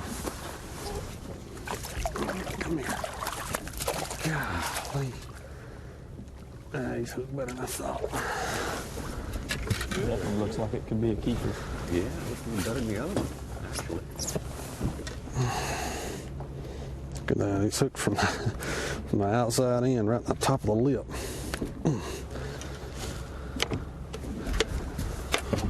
I think that's number 5.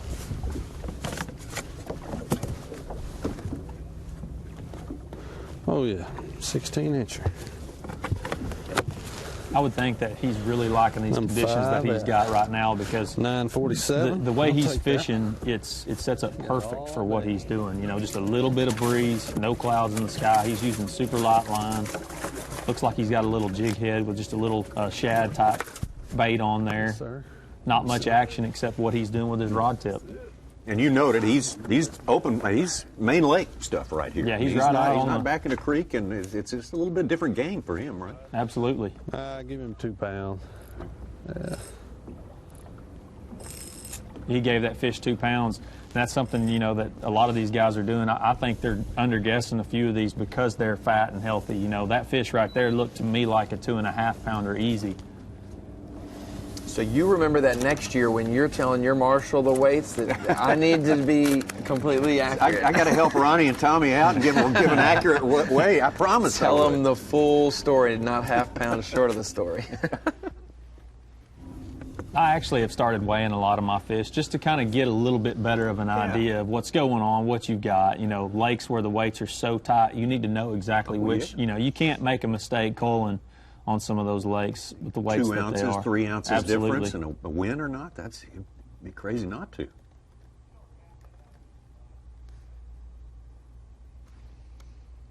We got Brandon out in main lake stuff right there, but I want to ask you, Stetson, if you started at the mouth of one of these creeks here and started back on a day like today, this time, transition time of year, what are the visual cues you were looking for? Something that every angler can take from you and take out on the lake with them. Well, the first thing I would do is I like the backs of the creeks myself. I would run to the backs and look for shad. You're Start back there. Start in the very back. You're going to see those shad flickering. To me, you know, you're in mid-October. Those fish are starting to get in the backs of those creeks. They're starting to feed up. But if I run 2 or 3 of them and don't see what I'm looking for, don't see the shad flickering around, don't see the bait fish, I'm definitely going to start working my Cut your way out. losses and start getting out of there.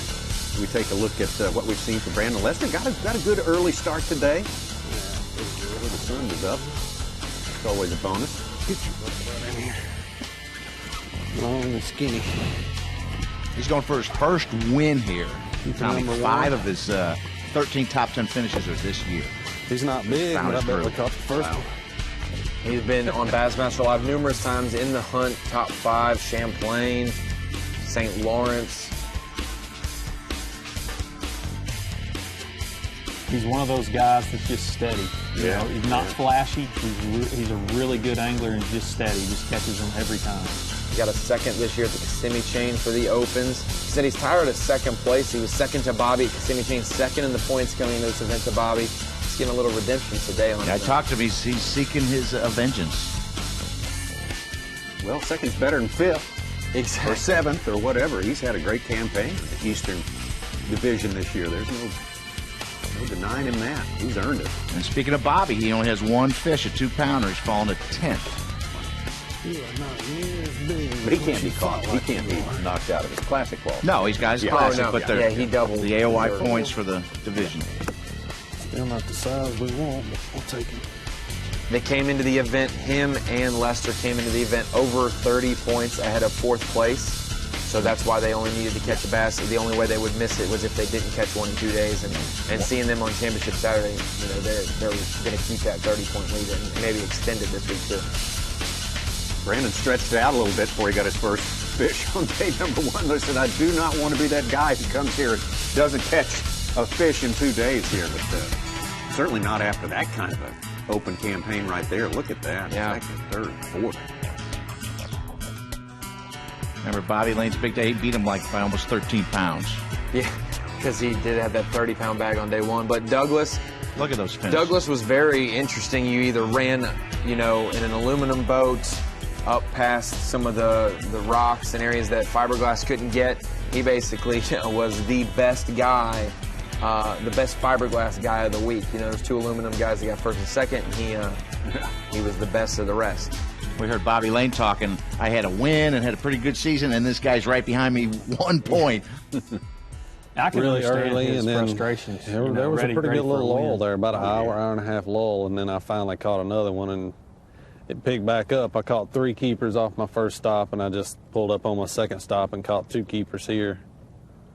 I don't have a lot of weight, probably 9 pounds or so, but feels good to have a limit at, you know, before 10 o'clock.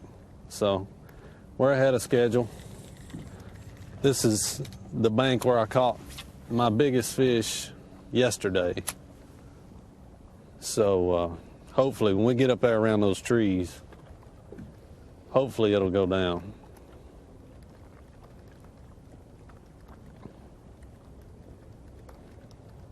He's just talking about a transition, you know, from that's probably just a gravel point right there, and there's probably some timber in the water, and he's waiting to get up to that transition where that timber starts. He feels like that's where he's going to get his next bite.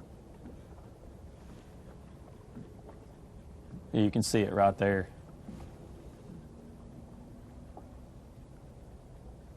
That looks like a textbook overall, the bite's spot definitely right tougher there. this morning.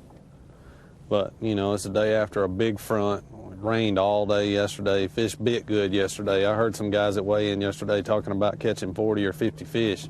I didn't catch that many, but it doesn't surprise me. I mean, I probably caught 20 or so, I guess.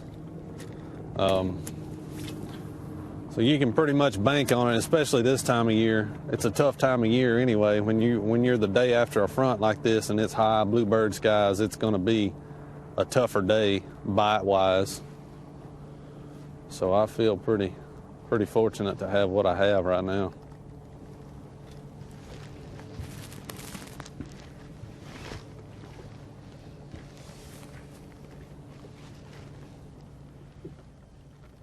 Stetson, what would you be doing the day like he just described right there, this day when it's so tough? Yeah, I was just about to say that. To me, I'm very surprised there's not more guys cranking. You know, this lake is notorious for the crankbait on the rocks, and I'm just shocked that there's not more guys doing that, at least mixing it in. You don't even see guys mixing that in. And I would stick with that. I think I would live and die with that right now, just because for me, I know what success I've had there this time of year doing that. And to catch those 3-pounders, that's a really good way to do it.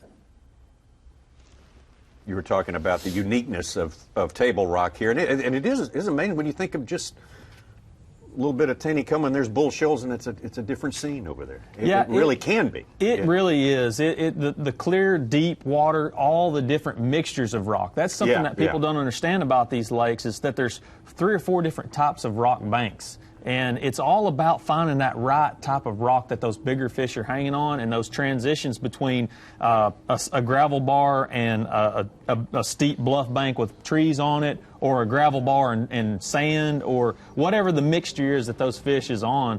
That's what, to me, you got to figure that out as the days go on and as your time goes on through the day. And that's what you'll see some of these guys adjusting to do that. But to me, Lintner's on the right deal, in my opinion. I think he's going to have a chance. Even though it's slick, it's calm in bluebird skies, he's going to run into a couple more big ones. The whole problem with that bait and that type of bite is those fish will get to where they just run up there and almost nip it. It almost feels like you just hooked a leaf. And when you reel them in, you'll see that hook just barely stuck in the corner of their lip. So landing those bites is key on that type of bait. Does that get worse as the sun gets higher, the day wears on to the midday? You don't need much wind. And on a lake like Table Rock, usually you can run around and find a bank that has a little more breeze blowing on it. And it doesn't take much at all to really key that in. And I think that's one thing that if you know Table Rock and know those stretches of bank where you can chase the wind, is what I call it, chase the opportunity banks, you're going to capitalize a lot more than just going down where I caught them in practice, or I caught a bite here and caught a bite there. You've kind of got to fish the day, fish the weather. Back to what Brandon's doing here, and I think it was Jamie mentioned this earlier today. He's not even touching the bottom with that right there. What's the strategy with that? No, I think what he's doing is he's fishing for suspended fish, and most guys would take a ball head, put a little swim bait on it, a little 2.5 or 3.5 inch swim bait, and I think from what I can tell, he's throwing just a straight tail or a forked tail shad imitator, and he's just hopping that bait. Looks like Lintner's hooked up again. Let's see what he's got on here. Oh, I think I got him foul hooked.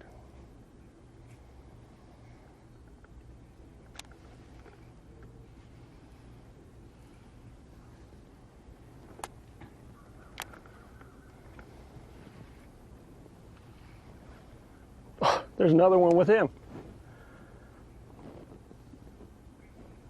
So you said there's another fish with him down there.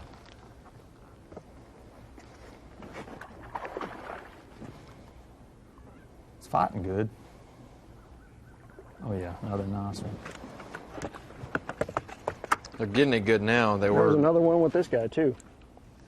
They weren't eating it good, the crankbait earlier. Now it seems like everyone's got double trouble zone. See, I'm not even fishing, but I'm fired up because I know what I'd be doing. And I'm pumped for him because I know what technique he's doing there. And if he makes the right, it's just going to be a right bank or a right angle of the cast, because on these lakes, those rocks, they're going to scoot in and scoot out on those rock banks. And if he makes the right adjustment, he could catch a 4 or 5 pounder of any species and do it multiple times. How do you figure out that angle? I mean, you just go on feedback, how you caught them, and you just lock into that, right? Yeah, you got to kind of figure out what line size you're going to use, and if you want that bait to really be digging in the bottom. And I can't tell if he's trying to really dig in the bottom or if he's catching fish that are more sitting kind of around the timber. But I guarantee you, whatever he's doing, a lot of that is based off of what type of bottom there is there. Okay.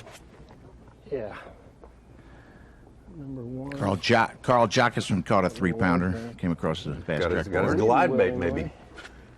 Starting to feel it a touch for Carl Jockerson. We managed to visit with him a little bit earlier today.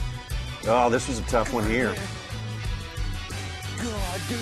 Like you said, Stetson, got to get the bait where you think the biggest ones are, and that comes with the territory. Caleb Summerall trying to regain the lead he started the day with. Brandon Lester getting very close to the lead right now. He's within a couple of pounds of Jared Lintner. Don't forget, we got the weigh-in, 5:30 Eastern Time, coming to you from Bass Pro Shops Outdoor World in Springfield, right there. I assume right there in the parking lot. So that'll be a big attraction. It'll be worth the trip to Bass. Always worth the trip to Bass Pro. We already crowned a co-angler champion yesterday. got entries into the Opens paid for on the pro or co side, whichever they choose, and a boat yesterday. So pro crown today. Not a bad deal at all. We got a great deal going on at Table Rock right now. Bass Pro Shop Bassmaster Open Championship. The 2018 Bass Pro Shops Bassmaster Opens Championship is being brought to you live by Mossy Oak Fishing. 239 days on the water. With an average tournament day of 8 hours, that's 1,912 hours of fishing. Averaging 60 miles per hour, you covered 12,300 miles. That's 102,420 minutes with a rod in your hand. Averaging 4 casts per minute, that's just shy of 410,000 chances at a bite. But numbers are the foundation. The results are up to you. Bassmaster Angler of the Year!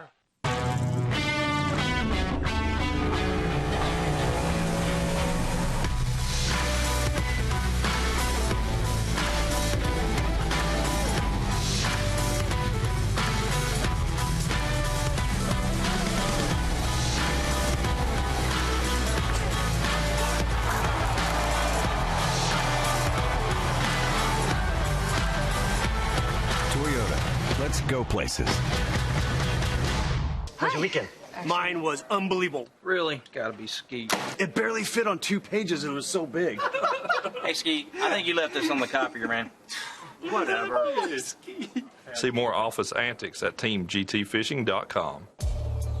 If you love bass fishing, then show your support by joining B.A.S.S. today. Since 1968, B.A.S.S. has been serving bass fishing enthusiasts with information and tournament coverage that make you a better angler. When you sign up today, you'll join over 500,000 outdoorsmen who love bass fishing. With your membership, you'll receive every issue of Bassmaster magazine, plus $50 in free gear, including a membership tackle bag, B.A.S.S. cap, plus more. Log on to Bassmaster.com to join Bass today. You got it. That one got it. That's a big one. Stay on, baby. Oh, stay on, stay on, stay on, stay on. Oh, my goodness. Come here. Easy. Easy, easy, easy, easy, easy. Come here. Yes. Yes. It's a big one. How about that? That gets rid of it. Oh, he was barely hooked. He was barely hooked.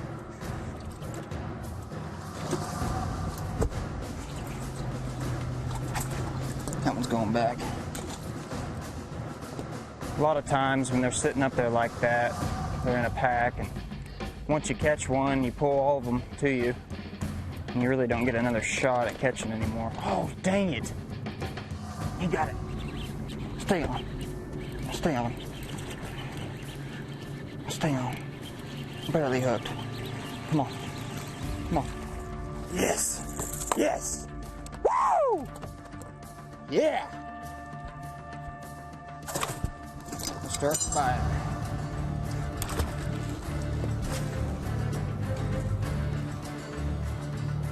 There we go. Yeah. Give me that top water. Oh, yeah. That's the kind we've been wanting. 15 pounds even with 48 pounds and 8 ounces. Your 2018 Toyota Bassmaster Angler of the Year Championship Tournament champion, James Elam.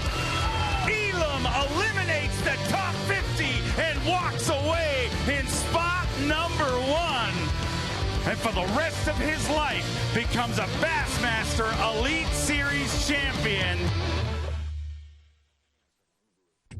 You're watching the 2018 Bass Pro Shops Bassmaster Opens Championship, being brought to you live by Mossy Oak Fishing. Woo! Yeah! Boom! God, that feels good. All year long. That fish, that's what it comes down to. Bassmaster Classic right there. Boom! Yeah. Oh, he came so close to making the Classic up in New York, and boy, it had to be that one, and he didn't want to be the guy. He said, I want to be the guy who comes out here and doesn't catch a fish. All he needed was one fish, Brandon Lester. to make it from the from the Eastern Division. And that was the one that did it right there. Sealed up. It's a cool time. You fish all year, thousands of hours, and you can point to one fish that puts them in. And for Bobby Lane and Frank Talley, double qualified Bobby Lane, but Frank Talley coming through the Opens. Awesome for him to punch his classic berth just moments into day one. And all they had to do was catch a single fish. 7 classic qualifiers from this single event. This is the biggest classic qualifier other than maybe Toyota Bassmaster Angler of the Year that we've got. There's only 14 spots available before this event, so 7 of them getting doled out here means we got 7. That means everybody else is tightened up the rest of the year. They only have a couple spots left. Yeah. Tommy, this bend right here, this is right around that Kimberling City area. That's been a really popular area all week for guys. And then when you get past that bridge, we've seen Caleb Summerall running and gunning today a lot. He's in that Baxter area, Shell Knob area of Table Rock now, and we saw Justin Atkins up there at the mouth of the James River. That's there's been 1 or 2 guys to be in this region of the lake where Summerall is now.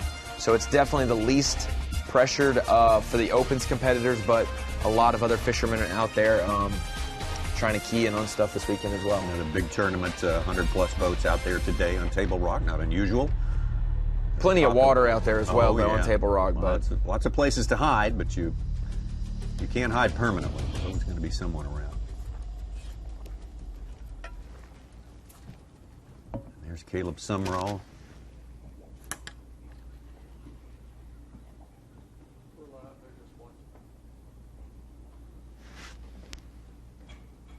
Caleb started with spinnerbait and not getting much good result from that. Switched to a spoon, the boat docks, trying to get it out of the sunlight. Conditions have definitely changed. Our friend at Bassmaster Radio, the trying to get a limit fantastic host, Tom Abraham, is joining today, is watching this Open Championship. And Tom, what do you make of it? What's got you fired up the most about this? Well, first of all, I'm fired up for Brandon Lester because, our Bassmaster Radio studios are right here at the shore of Timms Ford Lake in Winchester, Tennessee, which is Brandon's home waters. We see him around the lake all the time. We see him in the area all the time, so we're all kind of pulling for Brandon Lester. But the other thing that's got me fired up, I want to congratulate Mandel Pettis for winning on the co-angler side from one co-angler to another. I fished the Eastern Opens as a co-angler, and it was so neat to see him. And what a great story that was. A guy that comes from where he comes from to him, making it to the point now where he's going to be, at the front of a boat fishing competitively as a pro coming up this upcoming year. So I look forward to that. So there's so many great storylines to this first Opens Championship. Yeah, it's kind of neat that we're able to bring this alive to everyone, and this is of course the pipeline to the Bassmaster Elite Series, and we're seeing just a sample of you can read all you want, but to see this talent in action there is mighty impressive, isn't it, Tom? Yeah, that's the thing that blew me away right from the first Eastern Open at Kissimmee, and I got to fish with Terry Seagrave. So if you're going to fish Kissimmee, that's a pretty good guy to fish with. Yeah. That's the guy down there. But I fished with the 8 guys that I fished with throughout the Eastern Opens. I was stunned by the talent, both young and a little bit seasoned guys. I fished with Rob Dye, who is an excellent fisherman out of North Carolina. I fished Lake Norman with him. I fished Kurt Mitchell and young Sam George and some of the others, and it just stunned me how much talent there is out there. And I heard Ronnie talking earlier about the elite guys that fish on the open circuit. I love it. As a co-angler especially, I love it. And I would think if I was at the front of the boat, I would love it as well. To see those guys, see those big names, the stars of the sports out there, I think it's fantastic. And these guys fish for a living. It's what they do. There's only, 9 tournaments on the Elite Series, so they pick up 4 more tournaments through the Opens. That's what they do, and it's not chump change. These are serious events, so I think it's great to see as many elite guys as possible on the Opens circuit. Tom, we see right now Brandon Lester's putting one in the box, and he's making an upgrade, putting him on the balance beam and culling up. You said you were happy to see him make the Classic. He obviously is going to be doing it in his home state. What do you know maybe about a Fort Loudon or Tellico on the Tennessee River there that might translate to maybe a Timms Ford? That's a Highland type lake as well. Yeah, it is that type of water. It'll be interesting to see, from the time of year that it is when we go there in late March, and I think that will be part of the deal. I don't know a whole lot about Tellico. I did fish one event there at Tellico and Loudon, but I think it's going to be a great fishery. I think it's going to be a great scene as well, taking off from downtown. They got a few people up there right now, by the way, because there's a little event going on at Neyland Stadium today with Alabama and Tennessee playing. But it might not be quite that many people, but I'll tell you what, with the bridges and that whole area along the river shore there, the Tennessee river shore there, it's going to be tremendous. But I think that, Brandon, I think it'll be a shallow water bite. It'll be like kind of fishing the creeks and the tributaries that come into Tim's Ford. So I think guys that find wood, guys that find that kind of stuff are going to be really strong. East Tennessee guys are going to be really tough there as well. But I'm just excited about the scene. It's going to be incredible.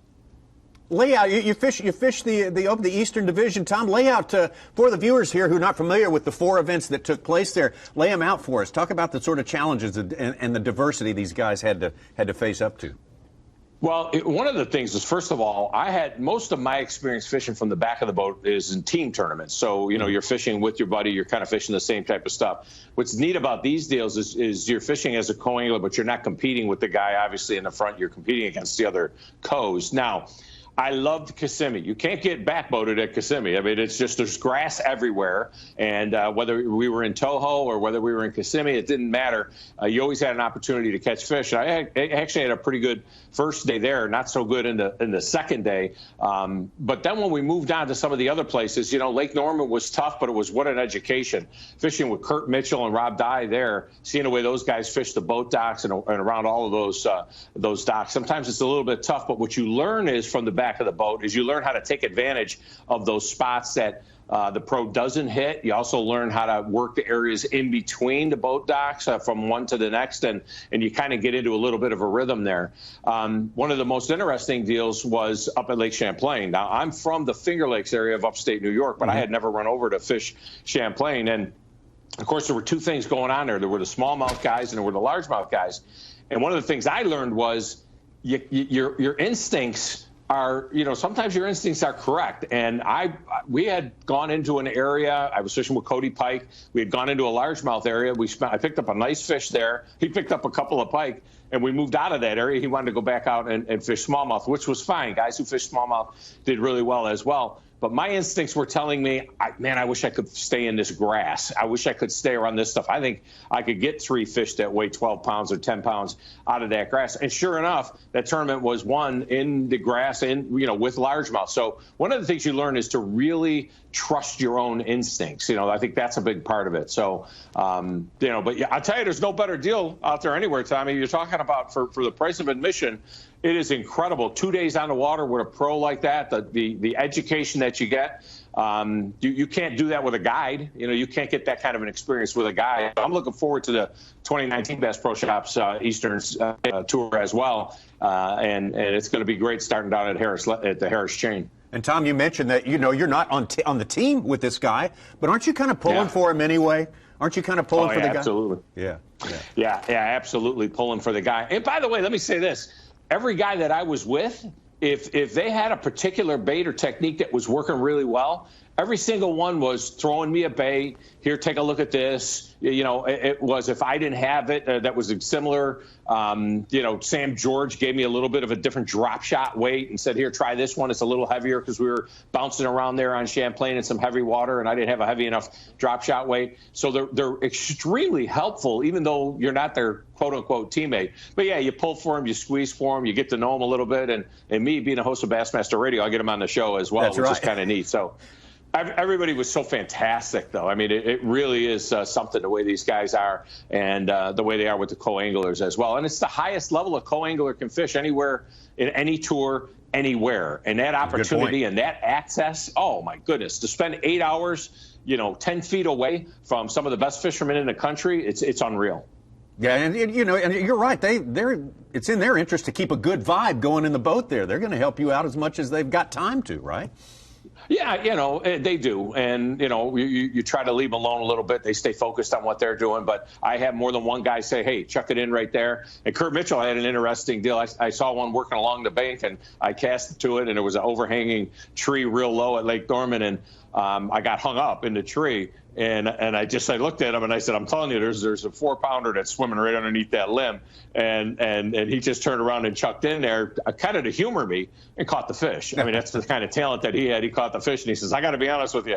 I never had a coast scout a fish and I threw in there. But, so those are the types of things that take place out there on the water with these guys. But again, the big thing you see is the talent that they have. And the other thing you really do learn about is to kind of do the thing that you do. You can't just do what the pro does everywhere. If you got to kind of do what you do. That's why, man, I tell you what, Chad Smith, I mean, I know he didn't win on the co side. What a stud that guy is. On the co-angler side, he was always fishing on Saturday, at Championship Saturday.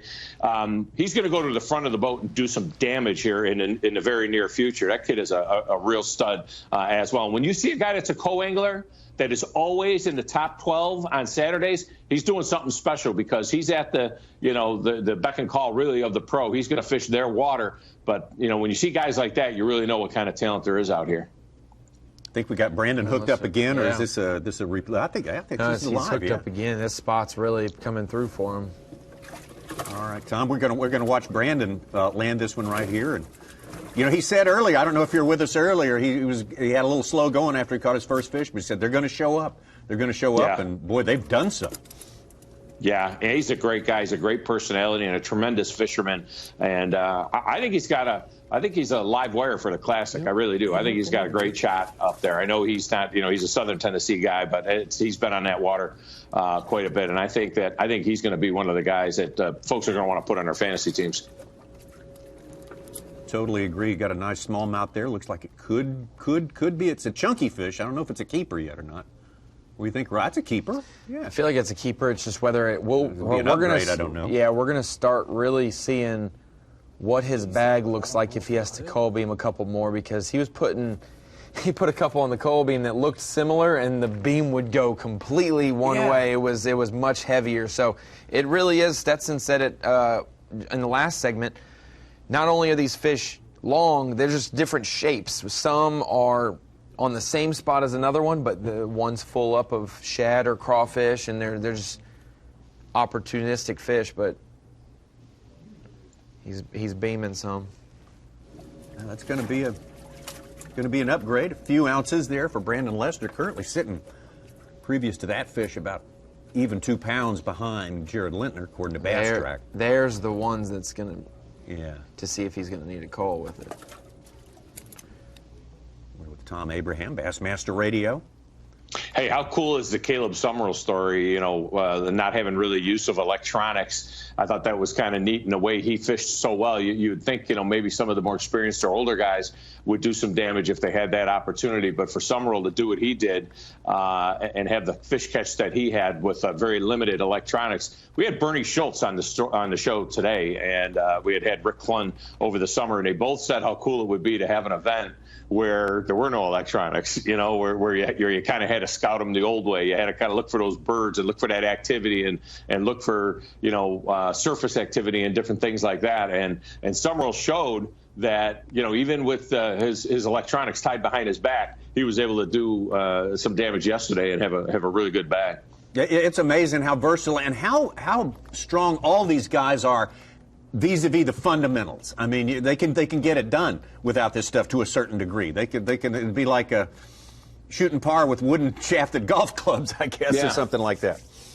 Yeah, well, I think it makes you a better fisherman, there's no doubt, and it shows that he had the knowledge of what is going on out there. And I have no problem with the video game fishing that a lot of the guys are able to do and the information that is out there, certainly. But it is kind of cool when you see those little things that take place that, and if you've been on the water enough years, and, I've been a lifetime member of B.A.S.S. since 1981. I've been a tournament fisherman since about that same time.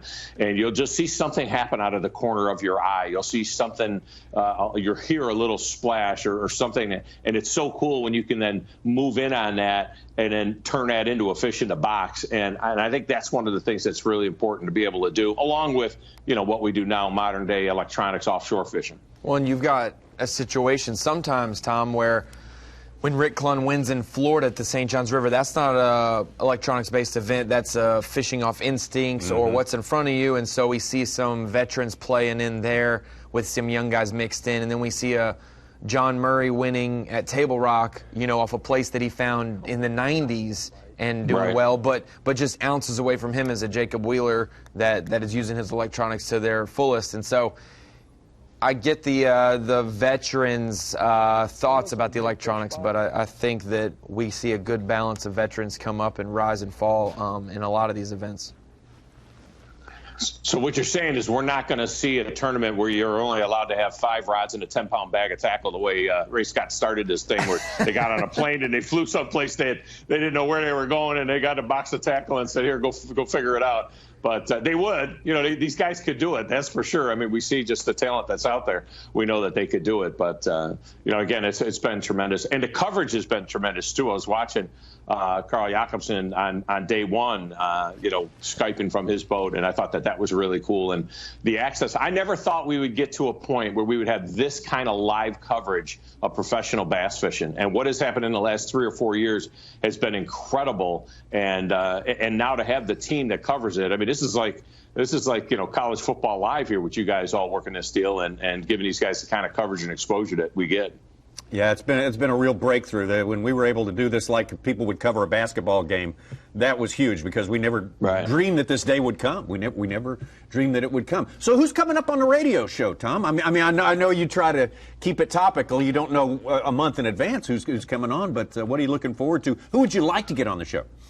Well, we're going to have the winner of this deal, first of all. We will definitely get the winner of the Opens Championship. We have had the winner for almost 2 years now. We've had the winner of every Elite and Opens event the following week that they won the tournament. And we've been talking, obviously, a little bit about Carter's Lake and what's going on up there with the big Bassmaster Classic bracket deal that's coming up this upcoming weekend. We had, in fact, a guide today, one of the guides, a top guide, Louis Bentonfield from over there at Carter's Lake on the show to talk about what kind of fishery they're going to find there in a 400-foot deep lake. He says there'll be a deep bite. I'm like, what's a deep bite? It's 400 feet deep.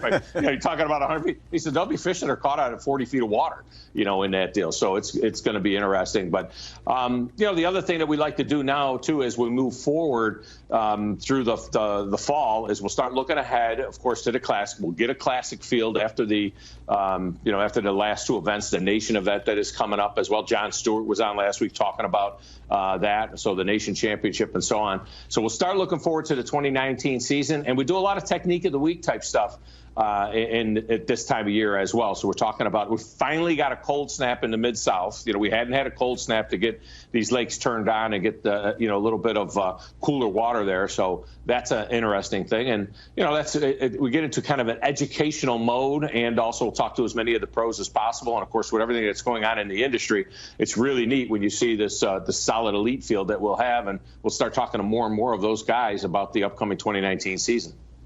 Tom, love the show. Listen to Tom Abraham if you want to be up to date week to week. Bassmaster Radio is just a fantastic resource for everyone who loves the sport of bass fishing. Thank you, Tom. Thanks so much for spending some time with us today. That was fantastic. I want to know, Tommy. Yes. Are you Lee Corso and I'm Kirk Herbstreit, or who are we? I'm definitely Lee Corso. I don't know what he was trying to say there. I mean, come on, Tom. Who would you rather be, Kirk Herbstreit or? It's game day for sure on Table Rock Lake, the final game of the year for all these guys who started into the system a year ago, into the Opens, down to 12 on this final day. Who's going to take the top prize here? A long way from having that one figured out, but we got more for you when we return on Bassmaster Live. The 2018 Bass Pro Shops Bassmaster Opens Championship is brought to you by Skeeter Boats, Yamaha, Power Pole, Humminbird, Nitro Boats, and by Abu Garcia.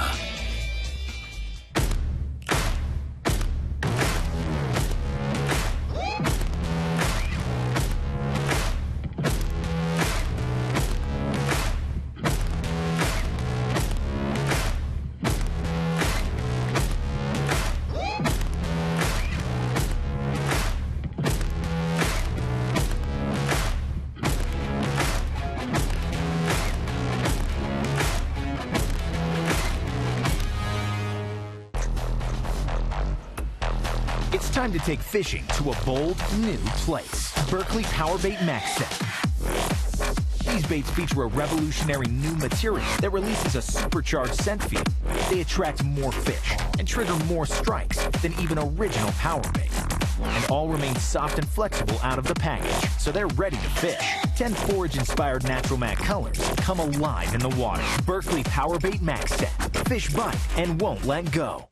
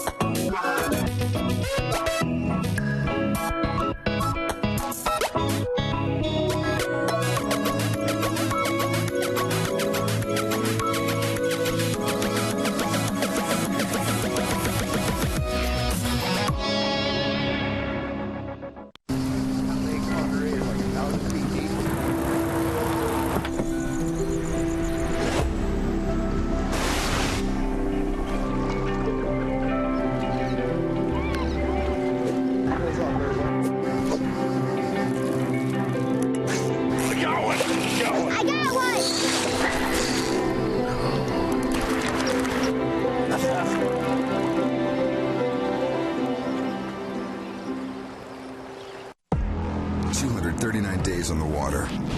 With an average tournament day of 8 hours, that's 1,912 hours of fishing. Averaging 60 miles per hour, you covered 12,300 miles. That's 102,420 minutes with a rod in your hand. Averaging 4 casts per minute, that's just shy of 410,000 chances at a bite. But numbers are the foundation.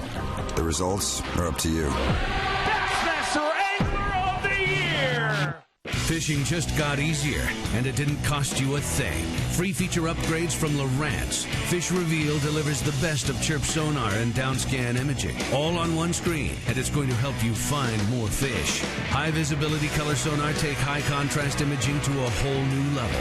It delivers the absolute best views of structure. Fish like to hide there, but their hiding days are over.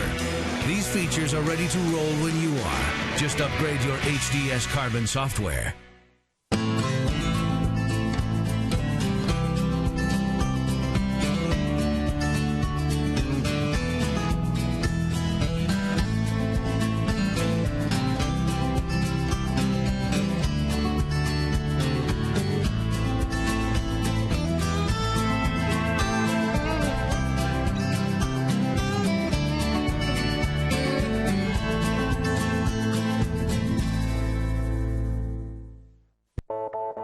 There's a reason I escape to the water for over 200 days a year.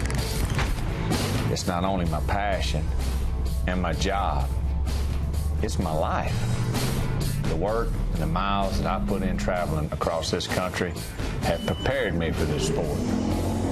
Because after thousands of casts, eventually I will find the water. Toyota, let's go places. You're watching the 2018 Bass Pro Shops Bassmaster Opens Championship, being brought to you live by Mossy Oak Fishing. Got another 30 minutes in our morning session of coverage from the 2018 Bass Pro Shops Bassmaster Opens Championship. Table Rock Lake, legendary, iconic lake, sport of bass fishing here. Springfield, Branson, Missouri. There's our leaderboard right now. Let's take a look at our catches that we've seen so far today. It was Caleb Sumrall who opened up today with the lead, about 1.25 pounds over his nearest pursuer, Jared Lintner. Show you what we've seen from Caleb so far. It's been a rough day for Caleb. Started out with spinnerbait, no go there, and trying to get a spoon back in there where he can catch a big one, Ryan. Yeah, Tommy, that's the thing. You have to get those baits way back in some of these docks. You see all the metal poles and cables and chains, and that's where the fish are. That's where the plankton grows, the shatter around it, bait fish, the shades there, ambush points, and so the big ones live back there. Bites are few and far between, and it's hard to get them out. Sometimes you can get the right 5 bites that you aimed for at the beginning of the day and bring 0 of those into the scale. So Summerall's on a do-or-die pattern, but hey, it's Bassmaster Classic berth. No point in holding back today. Brandon Lester started his day 4 pounds back of the leader, Caleb Sumrall. He got a good fish early on and then went through a lull, but the past couple of hours have been very productive for the angler from Tennessee.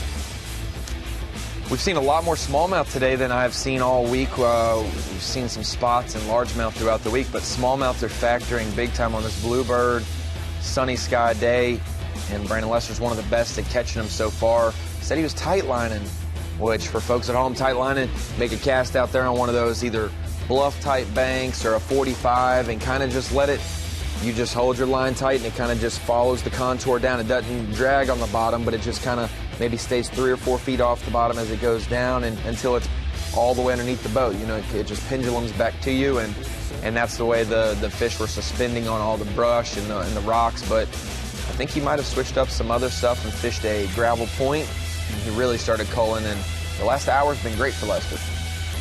Bassmaster Live fans will remember Brandon Lester's story from the St. Lawrence River and how close he actually came. One critical fish that came off at the boat probably kept him from qualifying for the Classic there, but he knew he had other opportunities, and as it turned out, by the time he got here, a great performance through the season in the Bassmaster Open's Eastern Division gave him the opportunity to catch a single fish, a lone fish, and collect his qualification for the 2019 Bassmaster Classic presented by Dick's Sporting Goods. This guy, Tommy, was one to watch this morning. When it was tough, he was the first one to get a limit. Jared Littner cranking, throwing that rock crawler. His buddy Mike McClellan's, signature series crankbait made for the table rock in the Ozarks Bull Shoals. Specific. It's kind of like that wigglewort style bait, but when it gets overcast, when there's no overcast and it's clear skies like it is today, and the spinnerbait might not be factoring for some guys, that's why the crankbait shined for him at least. Jared Littner putting up some big numbers every day as far as number of keepers caught, and today is no exception. He's working the shadows here still while the sun was low and get some great success. He's got an aspect of this event, Tommy. He needs to win it. He needs to win it to make the Bassmaster Classic, and if he does so, Fred Rumbanis will make the Classic bracket. He's probably got a bag packed, gas in the truck, and an eye on Bass Track today to see if Jared Littner wins this event. If he does, he needs to head to Georgia, compete in that Classic bracket for his shot to make the big dance. But that's who Jared Littner helps with that, because he'll take his name off the bracket list. Otherwise, if Littner shows up in second place, he's got to drive to Georgia through the night to get there for next week's competition. I mean, it is right upon us. It starts Tuesday morning. Full field of 16 anglers who are headed to that are going to first fight for their chance to participate in the bracketed part. It'll be a full field event, one-day tournament, so to speak, on the first day of our bracket competition. Reel and shake the rod at the same. Currently down in 11th place of our 12 anglers who are left on Table Rock on this final day of competition. Tyler Vett, tough day so far for Tyler, another one of our South Louisiana anglers and Nicholls State guy, and just not getting any keepers in the boat so far today.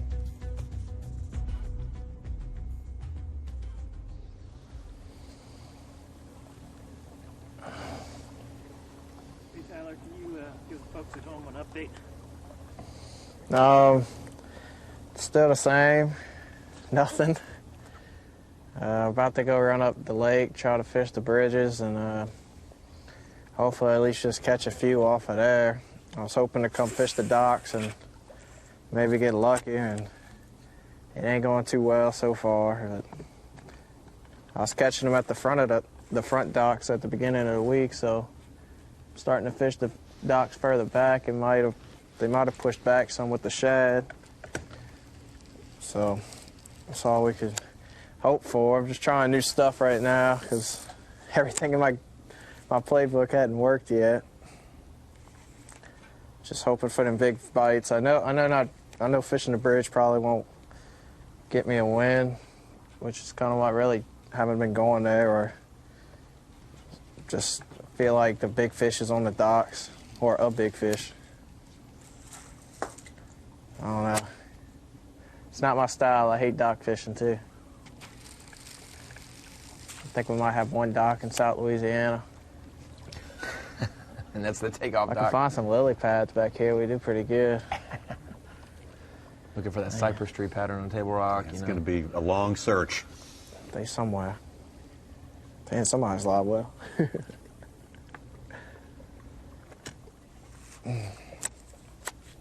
It's third place after day one with 14.6, and then only had 3 fish yesterday. He was really Fell to excited, fifth. too. He said he was expected to catch him better with the conditions yesterday, and he got 3 solid Pretty nice with bites. 8.7. Yeah, you know, 8.5 pounds with 3 fish, so he was on pace for that 14-pound mark, but it just cut off. Like I Slow said, and it switched on. almost and every it was spot gone got in a somebody flash. sitting on it right now. There's so many boats on the lake. I feel like the best choice is dock fishing. I've been catching them in the trees all week, just need the clouds. I haven't figured out how to catch them on the trees when it's sunny. Wish I could, because it's some good fish.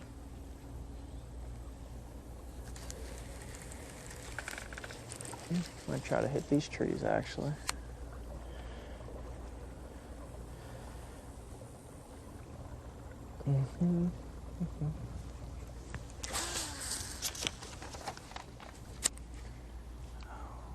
Tyler Rivette fished the Central Opens, 2 divisions now in the Opens as per the start of 2018. I'm just Tyler in happy the to Central be fishing Division, today. that's how he wound up there. Started the year back in February at Ross Barnett, 37th, got a check there. Went to the Arkansas River and had a chance to win. Going into that final, they got 5th place. It was a close weight event there, but one of the best weight events of the year, like heavier weights. Red River, he's got some experience there throughout college events, and it's not too far. It's in his home state, and then ended it off in Logan Martin. So 3 checks, 1 top 12.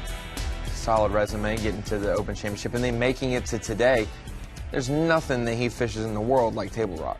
So 10 Killer is probably the closest thing that he's fished in the last year or two like Table Rock.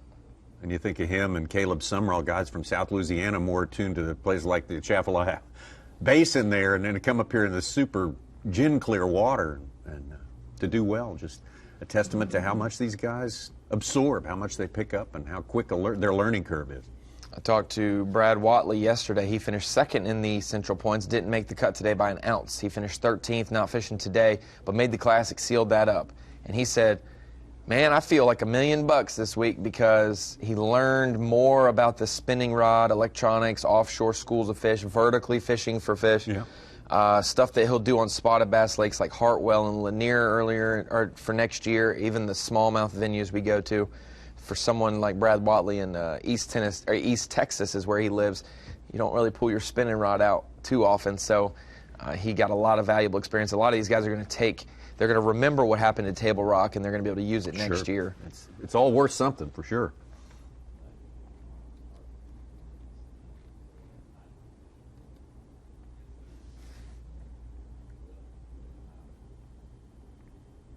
And it might seem random. You know, you see a guy catch a fish here, catch a fish there, and then there's rocks and wood in the background. You don't know what the difference is or what they're keying on, but just like a dock lake where it's not every dock, there's a specific kind of dock that you're going to catch them off of. Same here. There's a specific type of rock or angle of rock that these guys focus on, and that's why you see them pull up to specific areas. It's not just random down the bank. Good. I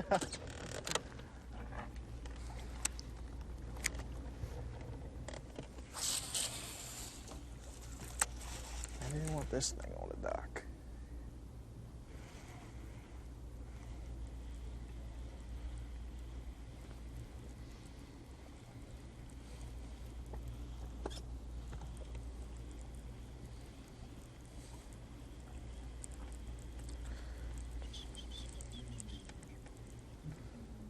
It's going to be a great event next week. Tommy, you see in the top left the Carter's Lake Classic bracket.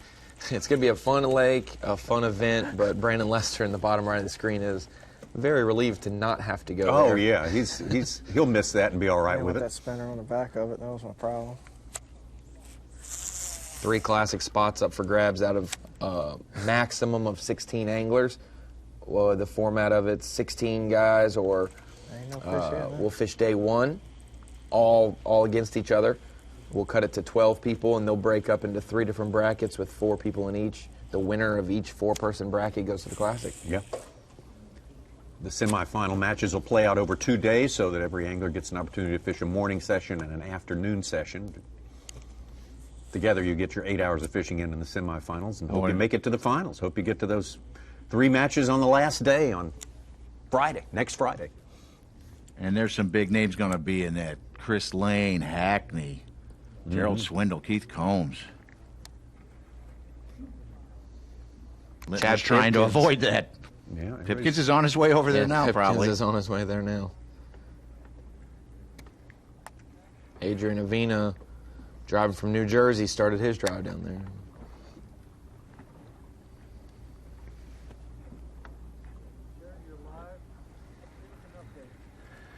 Man, I mean, I've had some fish, but they're smaller. I mean, I'm catching, I've caught, I don't know, 9 or 10, 11 fish, but they're all in that 1 3/4 to 2 1/4 pound range.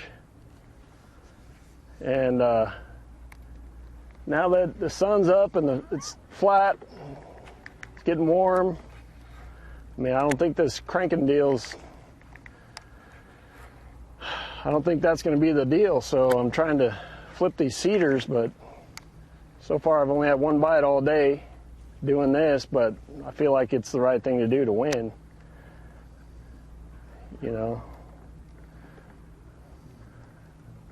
But I mean, like I said earlier, the conditions every day of this tournament so far have been completely different, so I don't know if they're going to bite good today or not bite good. We didn't have any weather like this in practice either. So I kind of don't know what to expect.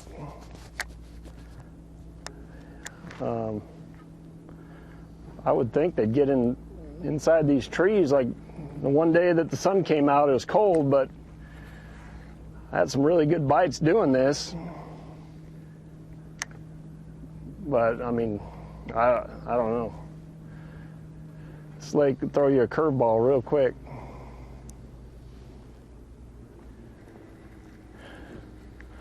Just gonna keep moving around. Gonna run up the lake where I had some bites in practice. Some cedar trees.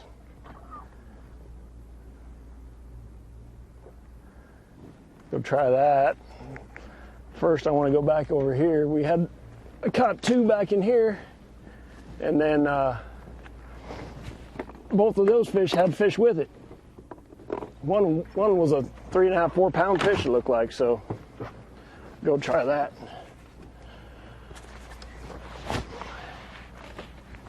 Jared Linder's going to make a move, surprise you. We're going to get out of here.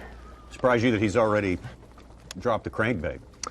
I think bass fishermen are so conditioned to being pessimistic that if they have 9 pounds, they need to have 11. If they have 20, they need 23. And so I think Lintner boat tournament. I mean, everywhere I've been, there's, I'm sure everybody's facing the same thing, but it's a big, big lake. He was mentioning the boat traffic and other competitors from other tournaments fishing today. It's hard to try to make those milk runs or adjust if you make a 10-minute run or a 10-mile run and all of a sudden there's somebody right there on your specific spot. And so he's trying to adjust that, do it smartly. And I think that I think as the angle of the sun changes, Tommy, that cedar bite could be good because the shade will change on those trees depending on it'll position them maybe deeper on the trees where the crankbait won't reach them, but the jig will get right to him. So he might be making the great audible like he did yesterday. We got Lintner right at 9 pounds. That's the way they shake out right there. Caught a good one in the first, right after the first hour was complete, and then his second best fish of the day. A couple more just under 2. And I'd say he's got to have all those, the 1.8, 1.9, 1.11, they have to be close to 2. Maybe not much more, like I'm not going to say he's got like 13 pounds or something, but they probably have to, at minimum, be 2-pounders. But when you measure one, you automatically think it's less than a 2-pounder, but they are fat and full enough. Steve Bowman was there when he weighed him, and he thinks he's got a little bit more than 10. Okay. I really thought, based on the amount of bites I had doing that, flipping those cedars, thought I could win doing that. But then, you know, I understand the weather wasn't conducive for that past couple days. But today it's like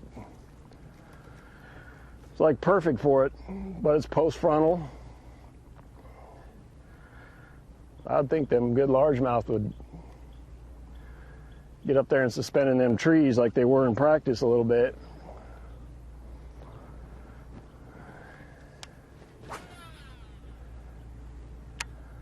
Right there is where I had that one that came off.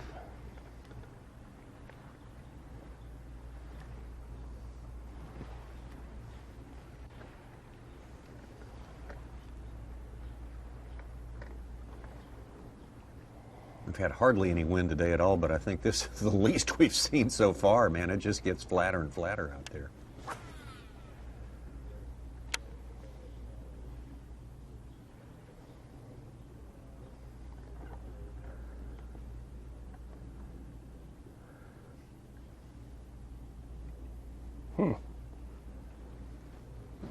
Bluegill bite.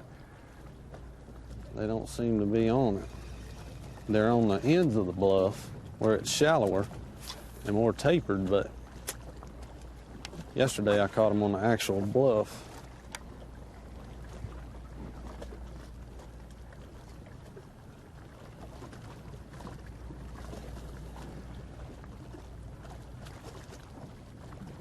A lot of predictions of 14 pounds a day maybe being good enough to win this thing. They get in them, yeah. Disappointing. Certain ones have got them, and I mean, I try to cast around them. I try not to cast right on top of them, because if I hook one, he'll run in that tree and break me off. I try to cast around, and there's lots of trees that you can see, but there's also a bunch of trees down there that you can't see. And they're scattered all down through there. Tommy, Carl there's really no rhyme or reason as to why they get in one tree over the other. They just what they do.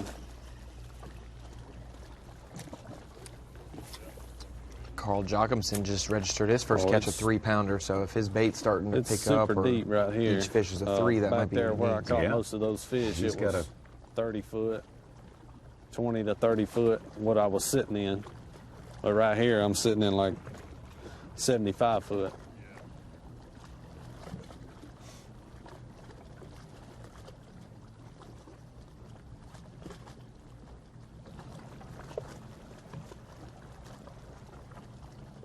I ain't gonna give it much longer right here. I'm gonna move. Give it to that next tree up there. See if anything happens. Yeah, I'm trying to see if I can make some magic happen again.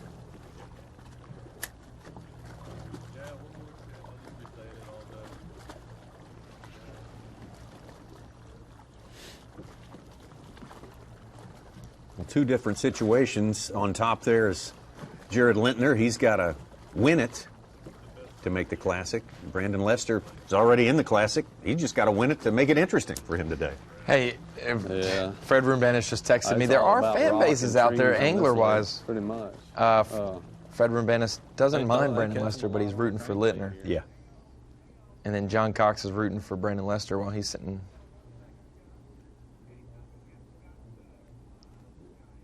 Okay.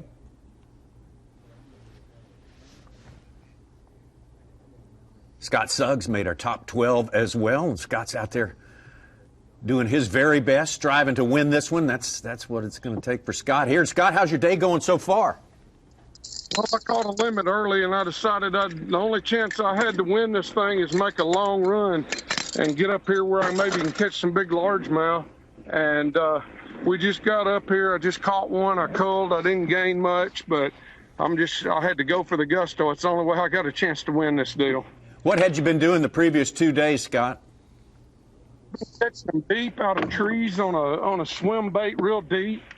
And yesterday I was fortunate. I caught a 5-pounder out there deep like that. But today I just caught just keepers. So I knew if I was going to do anything all to have a chance to, to win, I've had to come and make a big time move. Scott, you're obviously from the Arkansas, not far from where we are in the Little Rock studios. You probably got a lot of experience on Table Rock, Ouachita, places that look like this fishery. And so how much has that experience helped you, especially in this fall transition? Well, it's really helped me up here to be able to catch these fish because this is a lake that I fish all the time. I call my second home. And so, just qualifying to get to come up here and the opportunity to fish this week, it meant the world to me. Anytime you can fish, close to what you think's your home water, you want to make sure you make it. Scott, is that water a little dingier than most of the lake right there where you're at right now? Yeah, it is. It's changed since the tournament started. It was a little clearer than this in practice, and we got that little bit of rain yesterday and everything. It's put a little bit of color in this water.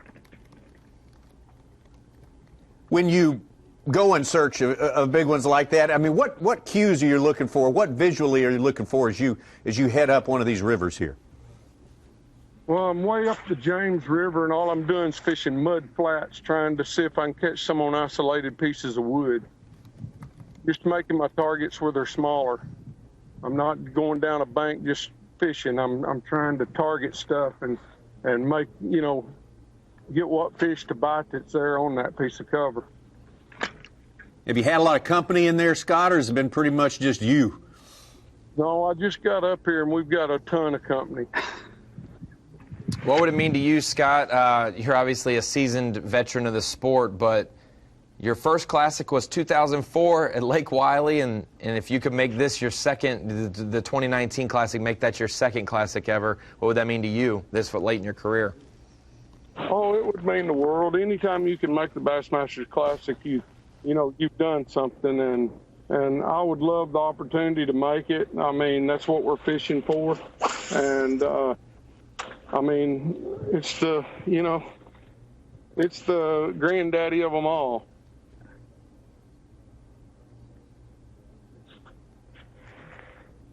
Had some good success, of course, obviously, on your campaign in the Eastern Opens this year.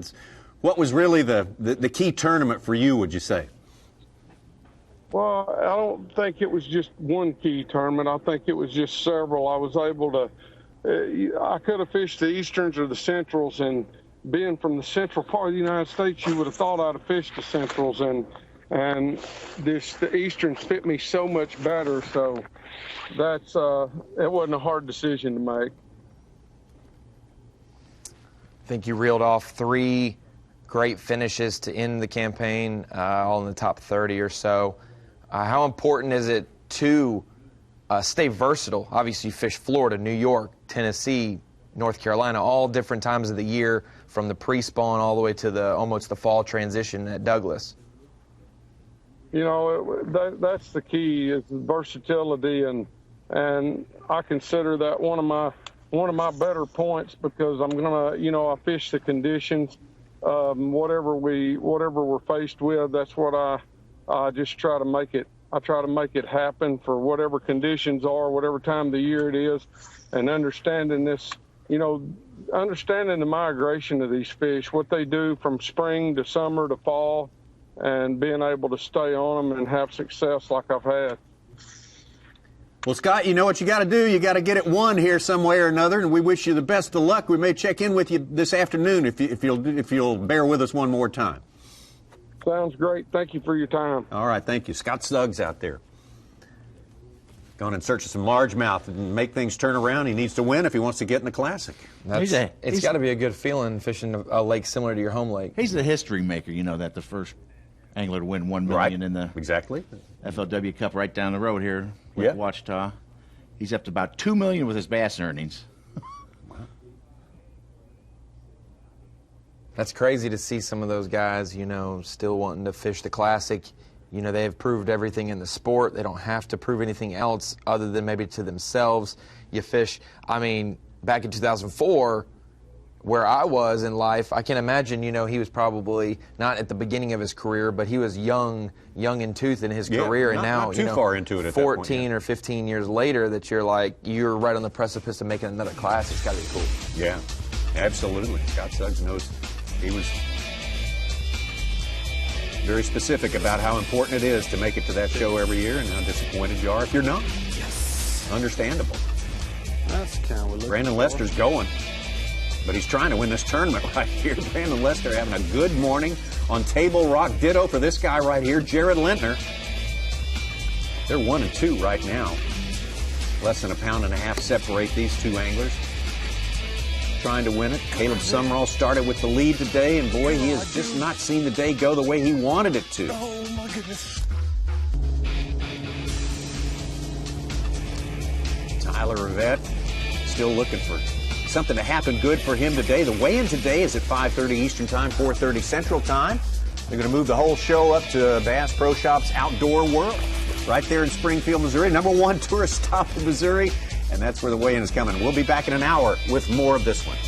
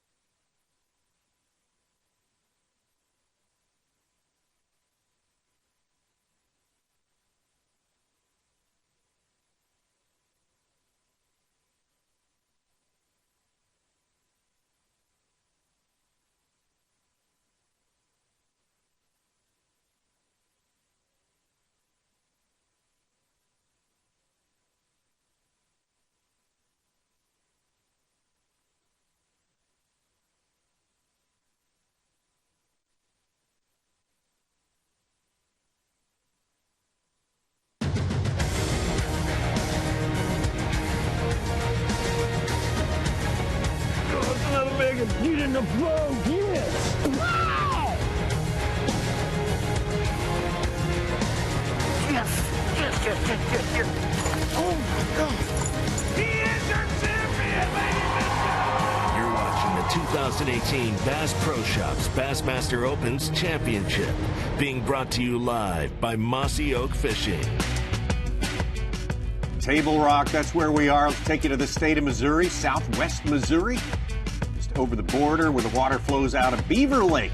Down in Arkansas, up to form Table Rock Lake, 41,000 plus acres of it, available to the anglers this time around on the Bass Pro Shops Bassmaster Opens Championship. This is final day. This is 12 anglers who are left in this field. Some of them have already clinched spots. Bassmaster Classic, others are looking to get that done on this day. Someone's going to win this tournament, too, and it's not an insignificant win. It's pretty darn important. Right now, Jared Lintner, unofficially the man on top. The lead over Brandon Lester. It's been those two for about the last couple of hours right there, but let's bring you up to date here. Glad you're with us on Bassmaster Live. Here's our Toyota midday report as we look at the guy who started with the lead today. Caleb Sumrall started out with that spinner bait, wasn't quite working out, decided to take his spoon and go fish the docks, and that turned into a bit of a problem, too, Ronnie. Yeah, Tommy, Caleb had to put the bait where the bass were. You know, he had to put it deep in the dock. A lot of obstructions in there, dock poles, chains, cables, and the one good bite he's gotten doing that, he's lost it. How about Brandon Lester? Already clinched his spot in the Bassmaster Classic based on his points production through the year, through his Open Series campaign and his performance in the tournament here as well. So Brandon Lester just looking to win this thing now, amuse himself as much as he can here, and he is doing a great job today. He's been one of the strongest competitors we've seen on Bassmaster Live and throughout this event and throughout the Opens all season, Tommy. 1 point behind Bobby Lane in the AOY standings coming into this event. If he beats Bobby Lane today by 2 places, he'll win the Eastern Opens AOY crown. And also, you know, he wants to win this deal. He did catch a bass on day 1 to clinch his classic spot. He will double qualify if he wins this event and a big payday as well. Classic coming up in his home state of Tennessee this year, so he has done well with that goal in mind. He definitely doesn't want to miss out on a Classic. Coming to us from Knoxville, Tennessee. Nothing but smallmouth for him today. We haven't seen him really switch it up much. Been finesse game, maybe a little bit of Ned rig, but for the most part, it's been a tight lining. Tight lining a small shad imitating bait on some of these 45-degree banks, some of the bluff walls, just letting it fall on a tight line until it gets underneath the boat, and then the cast is done. That's really great for suspending bass. A lot of these fish are not at the base of trees. They're halfway up them or in the tops of them, and so that bait just slowly coming through the water column is a great way to target those suspending fish. Yeah, had a quick keeper earlier in the day, had a lull. He said, but those fish are going to show up, and so they have for him. Been with Jared Lintner all day long. He has been catching them pretty much at will. He's had a few little lulls here and there, but he's catching the numbers. I'm very excited to see. He had a great game plan this morning. When we had a little bit of shade, a little bit more low light, because there's no clouds, it was important to take advantage of that. He did a good deal by getting a limit early on the cranking deal, and a couple good smallmouth mixed in. But he's made an adjustment. He wants to try to go fish some of those cedar trees, the standing timber with a jig, flip that around the rest of the day. He feels like that's where quality fish are sitting, and that's how he'll be able to win this event. And if he wins it, he'll go to the Classic, and that's his goal. Second is nothing to him. That's right. Win it or go home for Jared Lintner, and he's got the lead right now. He's got a pound plus lead over Brandon Lester, about a pound 5 ounces ahead of Brandon Lester right now. But we got plenty of fishing time left to go. They'll be going up till about 3 o'clock local time, 4 Eastern today. Yep, check in for all 12s, 3:15, and then they'll put them on the trailer and drive to Springfield, crown a champion, crown some classic spots, get some payouts and whatnot for points, and it is a difference. The difference in first place in points, 17,000. Second place gets 10,000. So Frank Talley already locked up the Central Open points, got that. Second place gets 10, and that's what Bobby Lane and Brandon Lester are fighting for today. Again, 12 anglers out there on this final day. We started with 28, 14 from the Central, 14 from the Eastern. Great to have you with us here on Bassmaster Live for our afternoon session here in the Toyota Bassmaster studios. Tommy Sanders and Ronnie Moore, of course, the Such. And how do we bring a guy off of injured reserve? Well, first we bring him in the studio and make him watch bass fishing and talk about bass fishing, and then he's going to go out next year. Jamie Hartman is with us here today, getting ready for the 2019 Bassmaster Elite Series season. Is this getting you fired up a little bit, Jamie, in any way? Yeah, just a little bit, buddy. Okay, all right. I am ready to get back after him for sure. All right. Is it too early to make a prediction? You want to predict a winner here for us yet? Oh, it is definitely early. Okay. Man, getting into that afternoon bite is going to be crucial, and I don't think anybody has a big fish at this point. So any of them guys on the top that happen to crack a good one in the afternoon, that's going to be the difference maker, I think. All right. The afternoon session is all important. Nothing settled till we get to about 3 o'clock this afternoon. Let's take you out to the lake. There's Table Rock, all 41,000 acres of it. As it winds its way through the Ozarks, and we're going to take you out to our second place angler. Currently, according to Bass Track, Brandon Lester. Switched it up a little bit. Back in that Long Creek region, not far from takeoff. Start to flatten out a little bit when you get farther back in those creeks. It's not going to be nearly as much 45-degree or bluff walls a little bit. Well, I've changed tactics here a little bit. There's some largemouth. We're back in the back end, very back end of a creek now. And it's just some isolated wood out here on this flat. I caught some here in practice. One of the other guys I know caught some here yesterday, so. Funny story is actually John Cox. He's probably watching right now. I came back in here and he was fishing all this at the weigh-in. Standing in the weigh-in line, and he told me, he's like, man, you need to go back in there tomorrow. He actually cut his bait off and gave it to me, because if I win today, he's got a chance to make the classics. So. That's why we're here. We both found the same fish, but it's just isolated wood out here on the flat is what it is. I figure if I can catch me 2 4-pound largemouth, I might have a shot at it. I've got a lot better chance of catching 4-pound largemouth than a 4-pound smallmouth. I won't end up back at Main Lake, but for right now, I'm gonna fish a piece of wood out here and kind of pick it up and see if I can catch some. I know they're here. I was there when John Cox cut his bait off, and Brandon wasn't even weighing his fish yet, or he was walking up to do it, and he's like, you know, you guys can talk to each other about stuff until someone gets cut. Well, the weigh-in hadn't concluded, John hadn't gotten cut yet, so he said, you know what? I'm going to help out Lester just in case he wants to go there. And then he just tucked his bait right under his jacket and was like, if he wants it, there it is. Unselfish guy all the way, right? Yeah.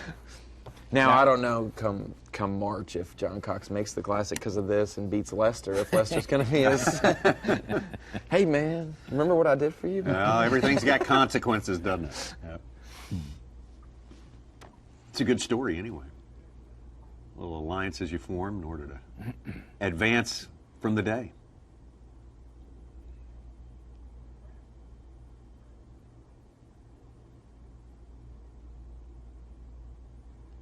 Tyler Rivette, the bottom left there. So, tried some bridge fishing already and came up short a little bit. Still looking for his first keeper of the day is Tyler Rivette. Been a lull for everybody. It's almost about 50 minutes since we've had a fish catch come across Bass Track. Yeah, our leaderboard looks very much like when we signed off an hour ago or an hour and 10 minutes ago. Interested to see a couple guys. We had a Skype with Scott Suggs, somebody who's very familiar with Table Rock in this region of the country. He had caught his limit, went up there, and he was actually upgrading when we were Skyping him, and he had made a move, a long run, fishing specifically for largemouth. So if we see one ding across Bass Track for him, we will know that is probably a largemouth, and it could be a game changer. Like Jamie said, one of those guys that stays in contention from the morning. All it takes is one good bite, and all of a sudden they're in the driver's seat. You see Littner's now. He's flipping here and looking for a big bite. He's got his 5, so, and you'll see a lot of that now that they've switched up. You know, you'll see a lull, but they've switched patterns and they're looking for one fish now. So you may not see them guys catching a bunch of fish anymore, and they know that, and they're looking for one. Lester switched up too. You know, he's looking for 1 or 2 good ones. So That one's empty. looks like they switched up pretty good. Lester's in some dirtier water now, looking for a big bite. There's the. Oh. Well, Scott Suggs had a big fish yesterday, 5-1, and on day 1, Mark Rose had a 6-1. Got a little bonus coverage right now. We're going to take you out to our 3rd place angler. Derek Hudnall is out there right now. And Derek, what's new since the last time we talked to you? Oh, nothing. Man, the bite has just absolutely quit for me. Caught some short fish and had a couple opportunities to fill number 5, but it's just the nature of the beast for what I was doing out there. But at this point, I'm in scramble mode. I'm fishing everything that I can just to try to get a bite, man, because I need number 5. Number 5's always difficult to get, man. Tell us what's on the bottom right there as you fish through it. I'm fishing. It's just a long, sloping, elongated point. This was kind of the deal in practice for me. And the last two days of the tournament just hasn't materialized. And we got a little different day today. High suns and got a little wind and ripple. So I'm hoping I can come through here and maybe scrounge out number 5. But this was kind of the deal for me in practice. And I just now got to it and started to get into the area where I really thought I was going to do some damage in the tournament. But man, the lake, just something's happened. I don't know, but it's got so hard to get a bite. I'm just trying to fish instinctively and, hope for the best. Derek, it seems, it's the fall transition. Fish are on the move. Water temp's been dropping since last week when some of you guys arrived. Yesterday's weight, the cut weight for the top 12 was roughly 9 pounds after day 1, and it went up to almost 21 pounds to make the top 12. Normally we see the cut drop. Yesterday it went up. Was that specifically conditions-based with that cloud cover and the rain, or do you think you guys are finally kind of figuring out where the fish are transitioning to? Well, I don't know if I'm figuring out much right now, but yeah, 2 days ago we actually had conditions that were very similar to today. High, bright skies. We had a little wind. It did slick off there for a little while. And then yesterday, the fish just ate in that nasty weather, which was kind of opposite of what I thought. Because I actually caught the smallmouth pretty good yesterday, and I did this morning, guys. I pulled up, and when I found the school, I think I caught my 4 keepers in 5 casts and had another one pull off that would have been my 5th one. But it just seems like since then, man, I'm not seeing them on the graph. I'm having a hard time figuring out where they're going. And man, that fall transition bite is so difficult to fish in these deep clear water lakes because the fish, and on top of that, it's not just the changing conditions, it's the thermocline disappears in these lakes. And so these fish can get out there in 80, 90, 100 foot deep. And I actually caught some in practice that were in that 50 to 60 foot range. But if I pull them up from that deep of water, I'm just going to kill them. So, the fall transition is extremely tough anywhere. I guess anywhere around the country, but especially in these deep, clear water lakes. Derek, did your practice do you any good at all, or is it sometimes better not to practice? It did. I was catching a few fish out where I was the last 2 days of this tournament, but I didn't really feel like I had a chance to win it out there. I really felt like 10 to 13 pounds was about my max out there, and that's pretty much what I caught the first 2 days. And I actually fell on a little something yesterday where there was some better smallmouth on it, and actually caught a few of them this morning. But man, it's been an absolute grind today, and it's really unexpected. I really thought the fish would eat a little bit better today, but they sure haven't. Derek, week in and week out, what do you consider your strength? What would you like to be doing more than anything else, technique-wise? I would love to have a topwater in my hand or a big jig, chasing largemouth. And I'm from South Louisiana, so I guess you could say that is my strengths. But I fished all divisions of the Opens for 3 years to help myself become a more versatile angler, help myself be more experienced on smallmouth, clear water lakes. So, you know, I had absolutely no problem this morning, you know, with the last 2 days going after smallmouth. I feel comfortable that I can catch them out there. And all that's done is just kind of prepare me for the next step and next year. Because the last thing you want to do is qualify for the Elite Series and never been to New York or anywhere like that. And then, you know, your biggest fear is to get in there and then not be able to compete. You know, I don't want to be learning the lakes and waters of New York, you know, when it's game time. So I have a little bit of experience there. But to answer your question, I mean, it's you know, I guess you could say my strength is largemouth, but I don't mind catching those fun brown ones either.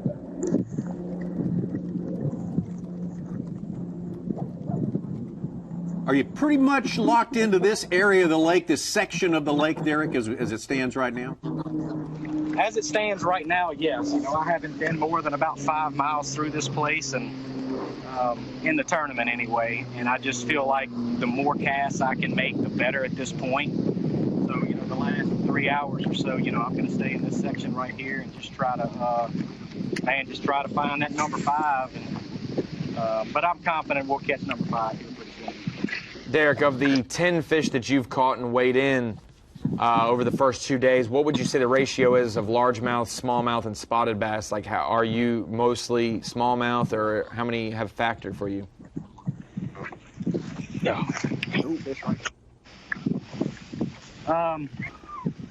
You know, yesterday I weighed in a mixed bag. I weighed in all 3 species. This morning I've got smallmouth and spots. You know, the ratio out there, what I've been doing the last 2 days is predominantly smallmouth. But where I'm at now, I'm more likely to catch a largemouth than anything. But right now I think I've got 2 spots and 2 smallmouth in there right now. Hopefully I can add a largemouth to the mix. Derek, you're getting ready to move on, but let's talk about the start of your opens fishing career 3 years ago. I think you mentioned it was 3 years ago. What was the factor that said, okay, I'm pulling the trigger, I'm going to go. This is going to be my path. Man, it's something I've always dreamed about, Tommy. And to be honest with you, the trigger was my wife. You know, when I met my wife about 5 years ago, she could see it in me, and she could see the passion in me. And, you know, several years ago, I went through a really bad divorce and a bad time, and there was about a 4 or 5 year string where I didn't fish at all. And I met my wife 5-6 years ago or so, and the first thing she told me is, she said, Derek, she's like, it's going to happen again. You're going to get the chance. As long as you're with me, you know, you're going to get that chance to live your dream. And she has been absolutely the biggest supporter of me, and she's absolutely 100% the reason why I'm here right now. And so at that point, you know, it was tough. You know, you have to be very good at the business side of this. I've been fortunate enough to be able to do this full time for 3 years now. And in order to do that, I had to build the business end of it. So I've been very fortunate. I have some absolutely amazing partners that led me to where I am now, and it's going to make it a little less challenging to take that next step when it comes to the financials. But couldn't have picked a better year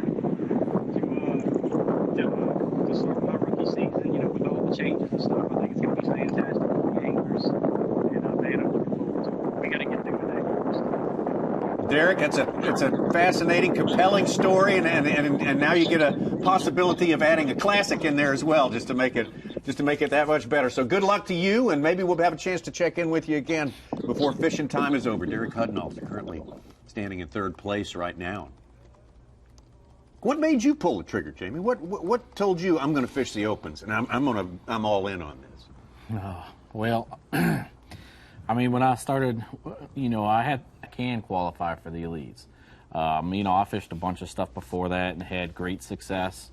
So I took my first year with my job and fished the opens, and I just didn't feel like I was dedicating enough to it. So the next season, I resigned from my job saying, this is not what I want to do.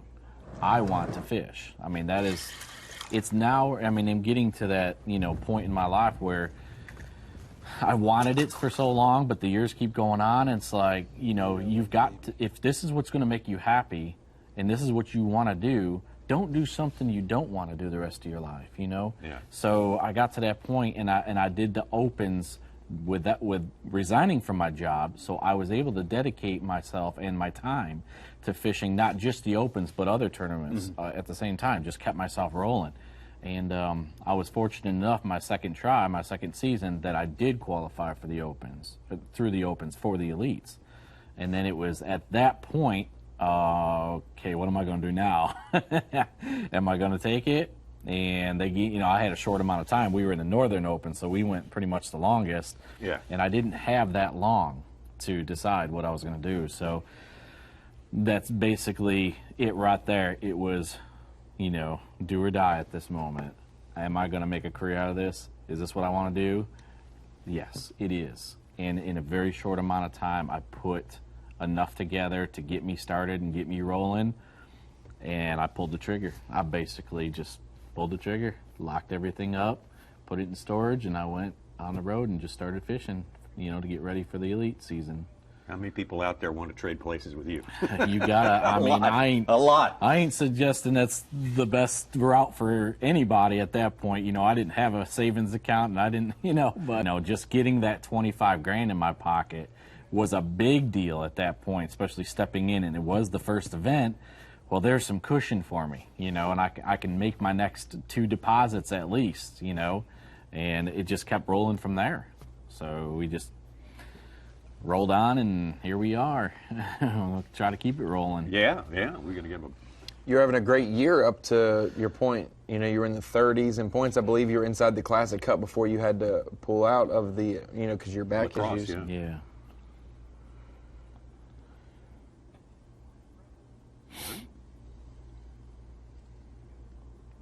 Tyler Rivette still searching for his first keeper right there. Brandon Lester in good shape right here. Here's our first look at Mark Rose. We've been trying to catch up with you, Mark. How's your day been going so far? Hey, pretty good, guys. Well, not good. My day has been good, but my fishing day hadn't been. We just got 2 keepers right now. We caught those real deep. On a place where, one place that I had that just had a lot of bait. And, you know, there's some fish active there in the morning.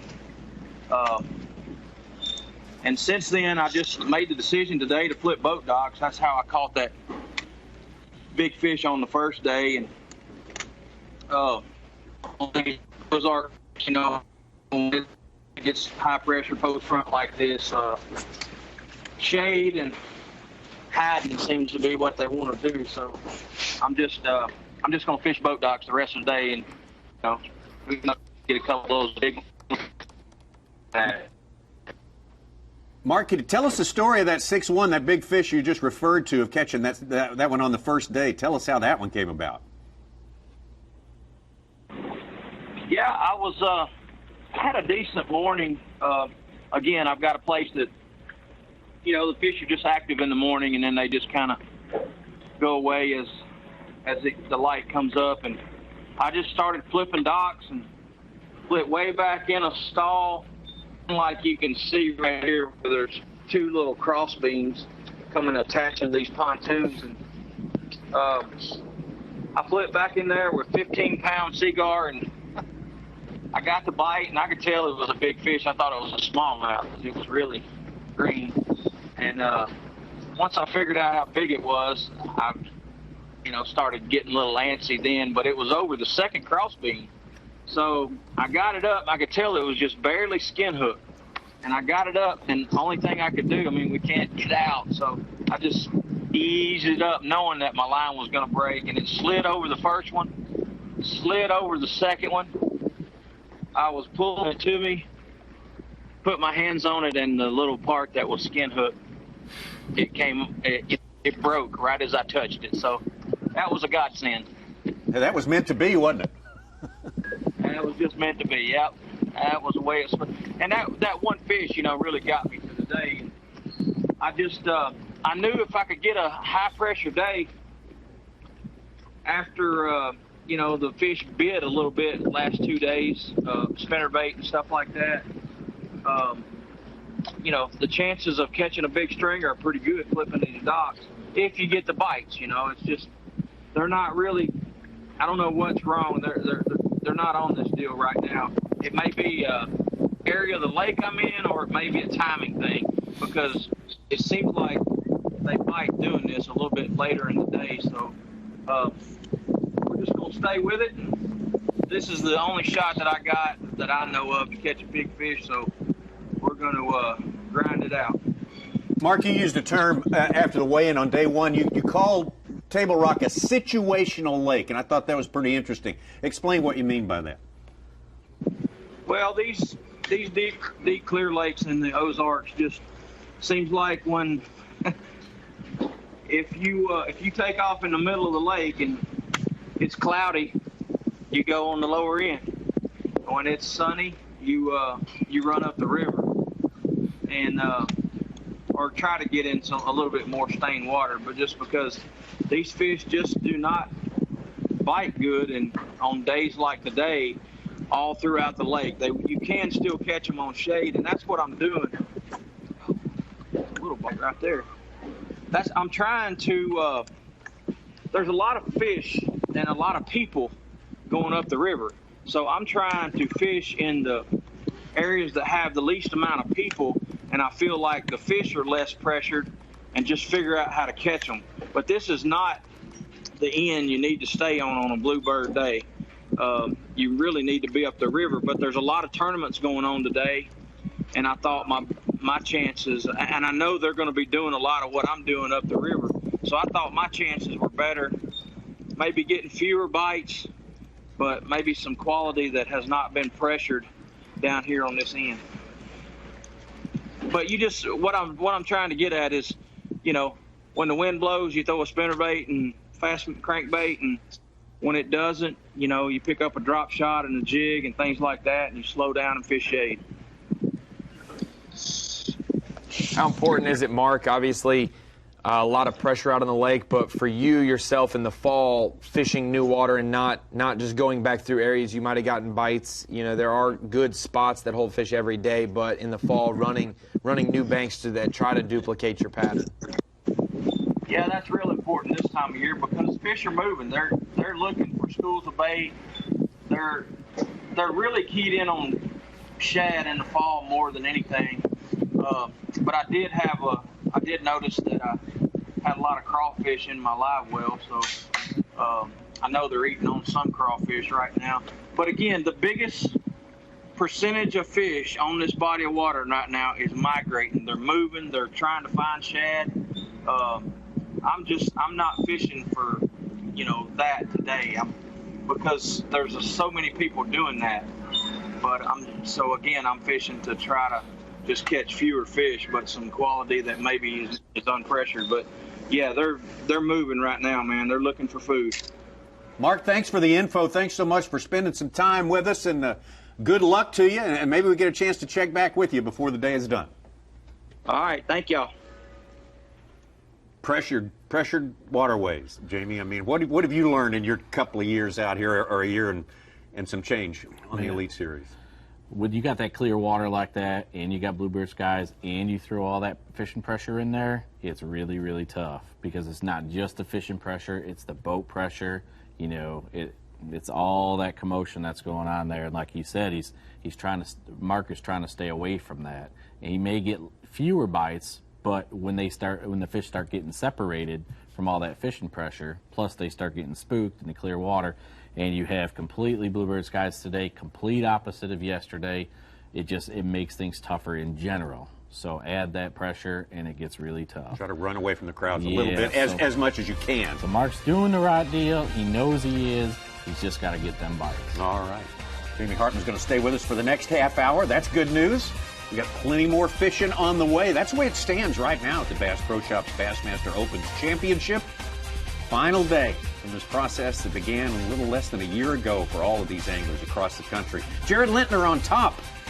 Brandon Lester, Derek Hudnall. That's your 1, 2, 3 as it stands right now. We got plenty more fishing on the way. Stay with us right here on Bassmaster Live. The 2018 Bass Pro Shops Bassmaster Opens Championship is brought to you by Toyota, Triton Boats, Mercury, Minn Kota, Berkeley, and by Hook. What's your biggest strength? You got jig skipping skills? Can you tie a double uni? Product planning? Oh, my goodness. I ain't got a resume, but I do have this. You're hired. See more office antics at teamgtfishing.com. 239 days on the water.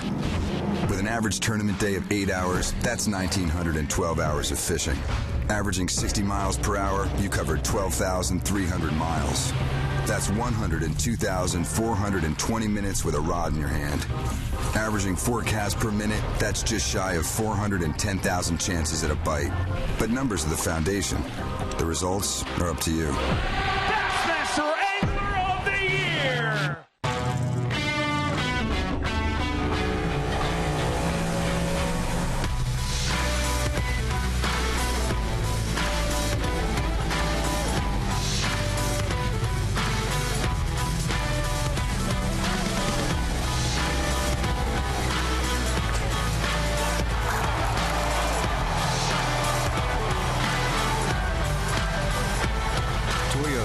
Let's go places. If you love bass fishing, then show your support by joining B.A.S.S today. Since 1968, B.A.S.S has been serving bass fishing enthusiasts with information and tournament coverage that make you a better angler. When you sign up today, you'll join over 500,000 outdoorsmen who love bass fishing. With your membership, you'll receive every issue of Bassmaster magazine, plus $50 in free gear, including a membership tackle bag, B.A.S.S cap, plus more. Log on to Bassmaster.com to join Bass today.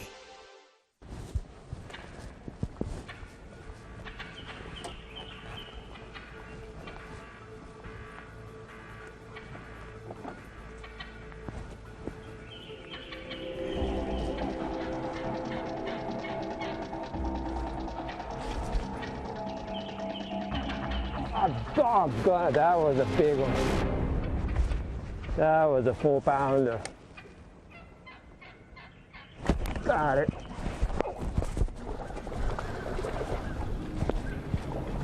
Spot.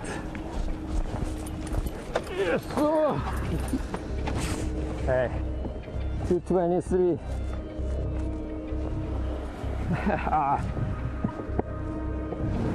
223. Get rid of this guy.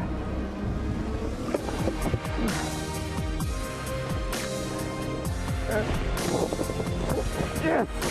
I knew it! I knew it!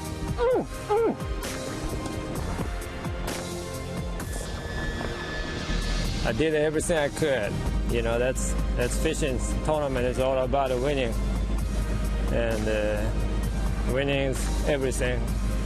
So hopefully I'm number one. Woo! Yes! Talk has got a limit. Looking for 7 pounds and an ounce. 14 pounds even with 59 pounds, 8 ounces.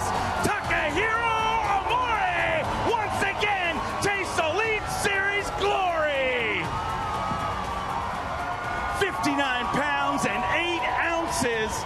And Takahiro Amore for the 7th time tastes Elite Series glory.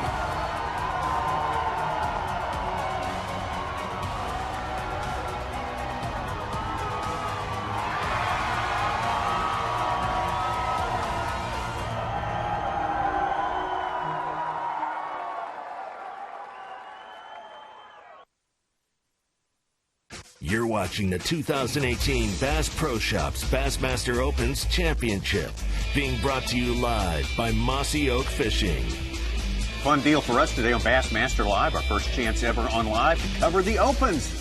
Bass Pro Shop Bassmaster Opens Championship. What's at stake here? Well, you know, it's not hard to get some interest in this tournament. I mean, of course, we've got the classic berth for 7 anglers, a total of 7 out of this field of 28. Elite Series berth. The anglers as well, if they choose it. Of course, the winner gets the Triton TRX or the Mercury 200 Pro XS package. That's worth $45,000, so not an insignificant win here. And they get the money from where they finished in the points rank, too. And our special guest, there's another incentive to stick around for the next 30 minutes. Jamie Hartman's going to stay with us. Let's take a look at some of the highlights from his especially his incredible year 2017. That was just awesome. Second place, first Elite Series event you ever entered in. Jamie, come on, how are you going to beat that? Well, there's one way to beat that, but only one. Now this is getting me fired up. Just Yeah, now watching this, yeah. I haven't watched this in a while. Now, was it competing, down here that made you want to move to the Dardanelle area there? Well, that and wanting to learn the Southern waters better, but pretty much I said I'm not going to spend another winter in New York because I can't fish up there in winter. That's right. I can sit in a hole and drop through a hole, and drink some blackberry brandy on the side and just jig a hole the whole time. But that is you're not getting much better. That's not my deal. No. Yeah, that's right. You got to keep getting better all the time to compete with these guys. So what do you do you got these young, really knowledgeable guys coming on. What do you do to keep pace with them? I mean, just time on the water? Is that what it is? I do my own thing. Yeah. I'm a bread and butter kind of fisherman. I don't get into all the real all these really super new. I do stay up with the techniques and all, but I mean, if I could put a jig in my hand and flip a jig, I mean, it's as basic as you get. Drop shotting. I love the drop shot, but I do my own deal, like the offshore stuff. I love to dissect something. I pride myself in understanding what's under the water, just looking at the water surface.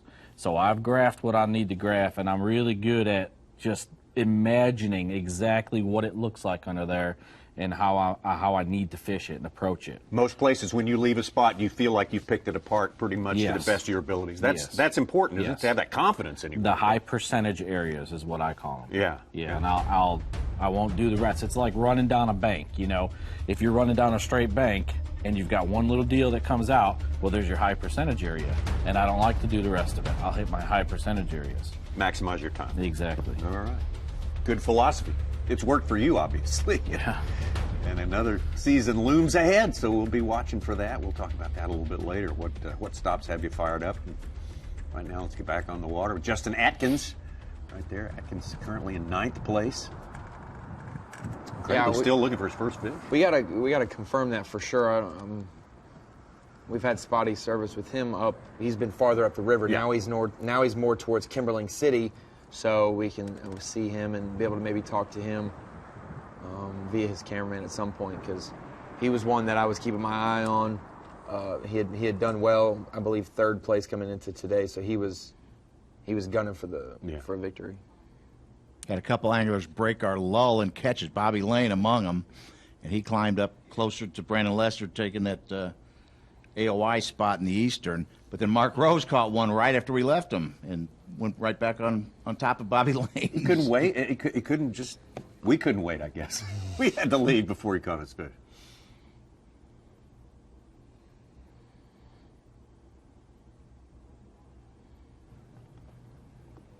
All right, there's some Steve Browning for the first time today. Steve Browning landed in our bottom left top 6. Brandon Lester joined him down in Arkansas. He's been fishing down the state border. Yeah. 2 of these guys in our 4-box are winners this year. Justin Atkins top right, Stephen Browning bottom left. Both won an open to make it here. Didn't stay in the top 10 in points, obviously, but they were right in the 20s. Jared Lintner did it in the Easterns via points, and Tyler Rivette did it in the Centrals via points. So that's another twist to it, Tommy. There's the guys who are consistent all year, getting rewarded with a good point standing, and then there are those heavy hitters who when they swing their hammer, have a good shot at winning an event. So they're just as deadly for this winner-take-all event. You think maybe even a little more. Possibly. Going into the final day, yeah. How you do it? Well, at one point we called Browning Mr. Opens. It's like winning Opens back-to-back almost. Mm-hmm. Red River twice, I believe, and then Ross Barnett this year. He's been close at Ross Barnett every year, and in the elite that we had there. Mm-hmm. I think he's fished Ross Barnett 5 times and never finished worse than 15th or something. That's pretty good percentage for that place. That's pretty strong. All out. Take a deep breath, little one. Yeah, you're getting closer.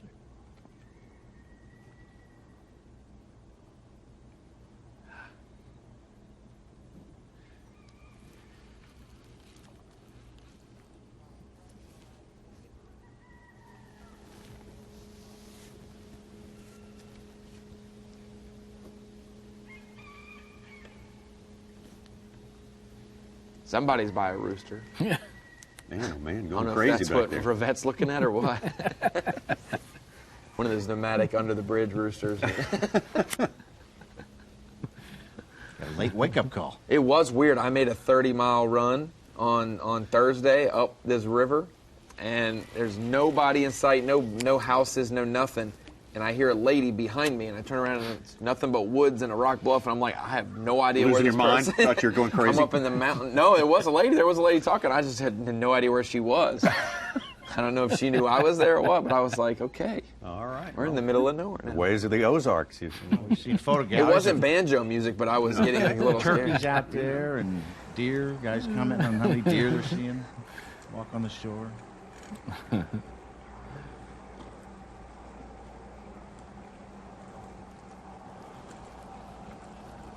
Cool to see 4 different approaches. You got Browning way up a creek, fishing more largemouth stuff, shallower where it flattens off in the back of a creek.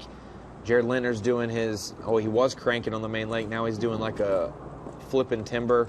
Justin Atkins throwing a spinnerbait around some timber and some swim baits and things. And then Revette fishing a bridge or the drop shot. That's table rock in a nutshell right there. You got to keep it all honest at all points of the week.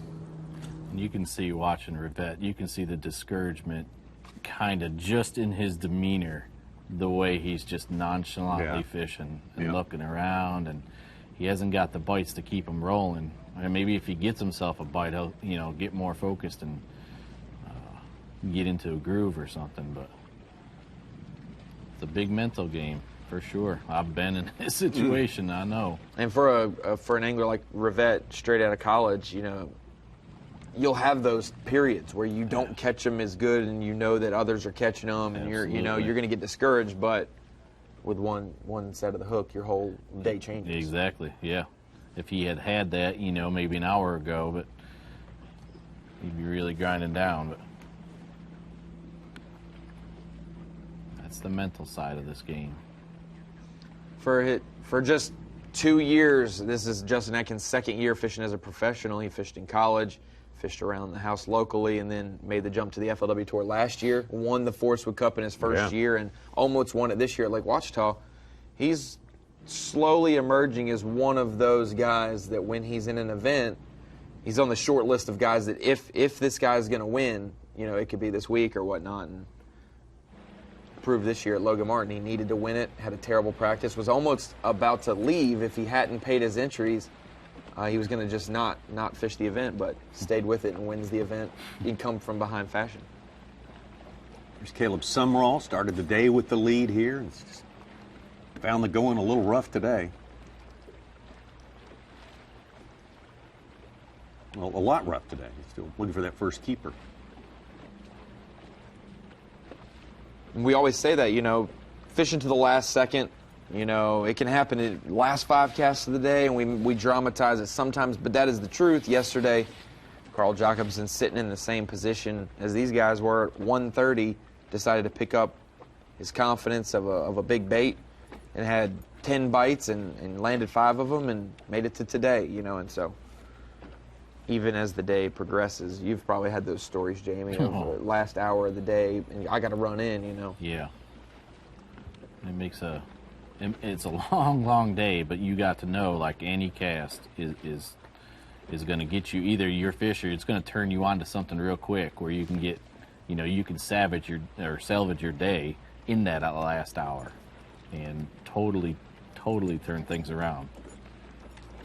I can't remember last year or, last season, my 17 season when I did so well, all of my top finishes, I had horrible practices. There wasn't one where I was confident going into it that I said I can go and just right here I can go catch them. What turned it around for you then? It's the mental side of it, staying in, just like getting in that grind mode. Some of them came easier during the tournament. Some of them did not. They came throughout the day, and I would learn as that day went on, as the tournament progressed.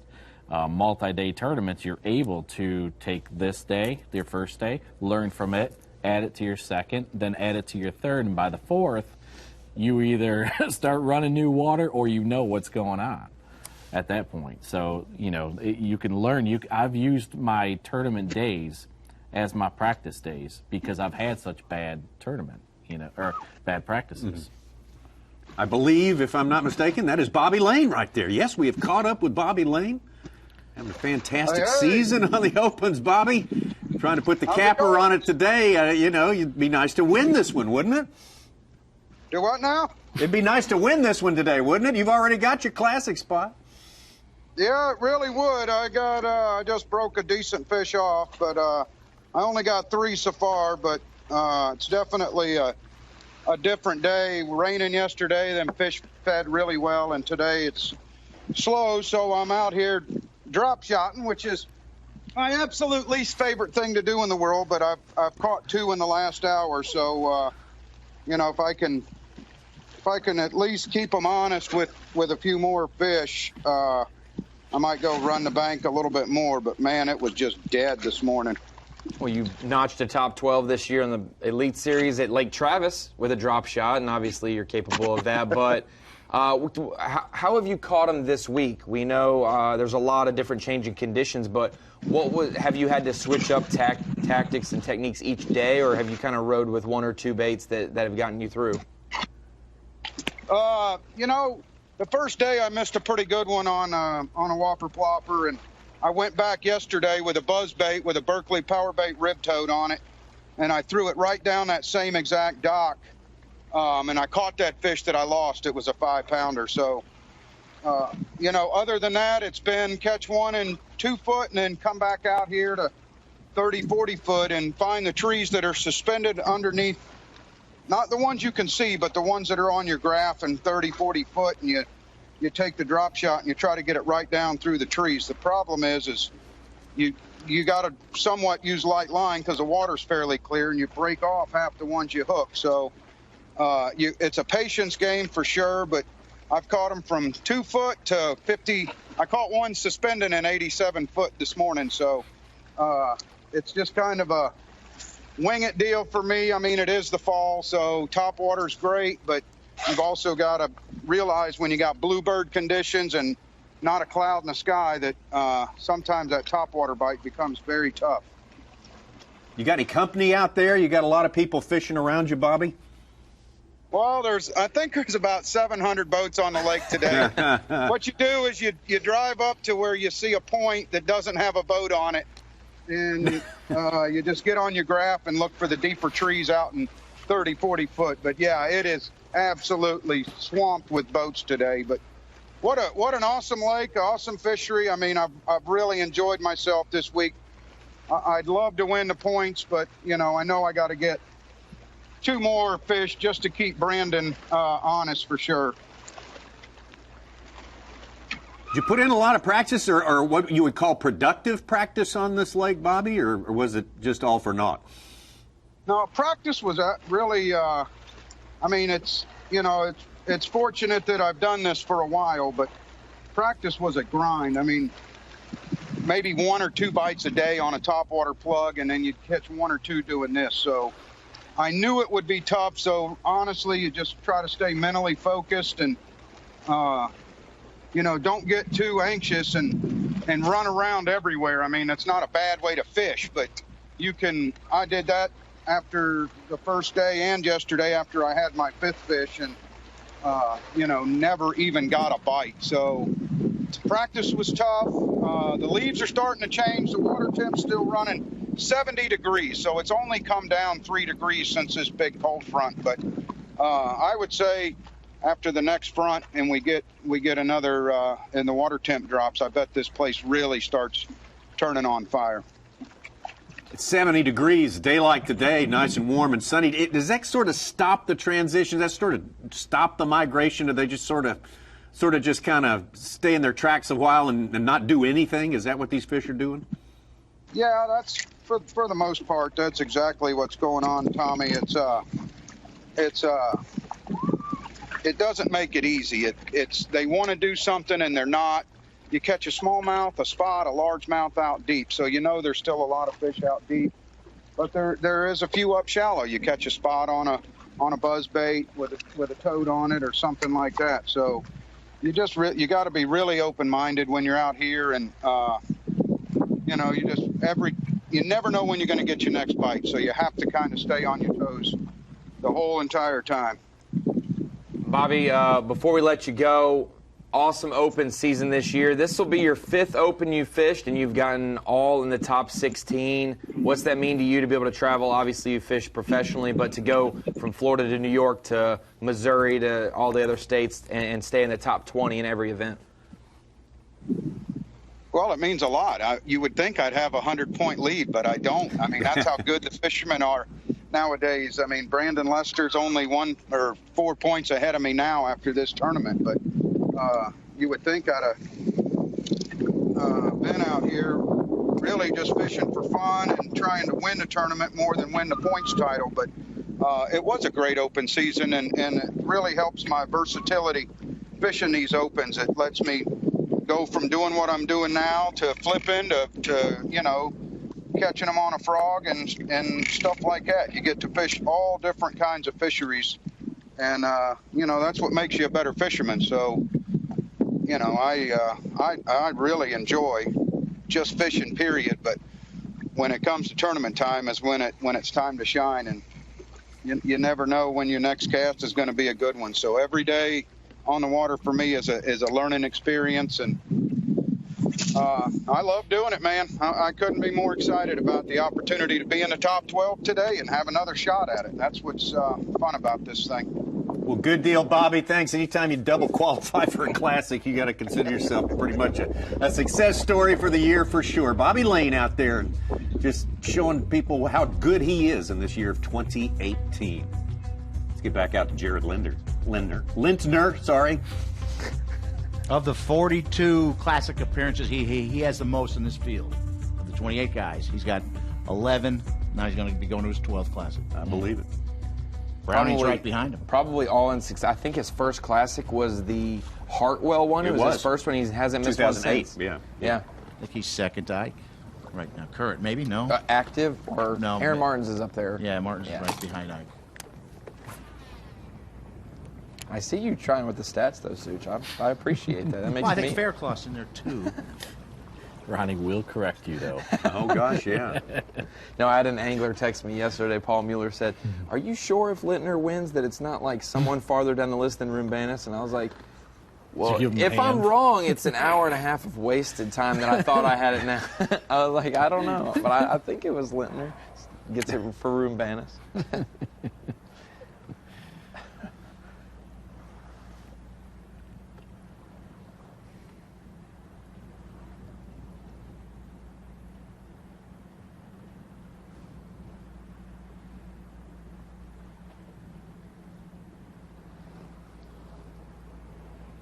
Banis is 56, and you look at Mike McClellan, who had a great last tournament of getting 53rd, and Marty Robinson as well, to stay in there and be in the mix for our classic bracket.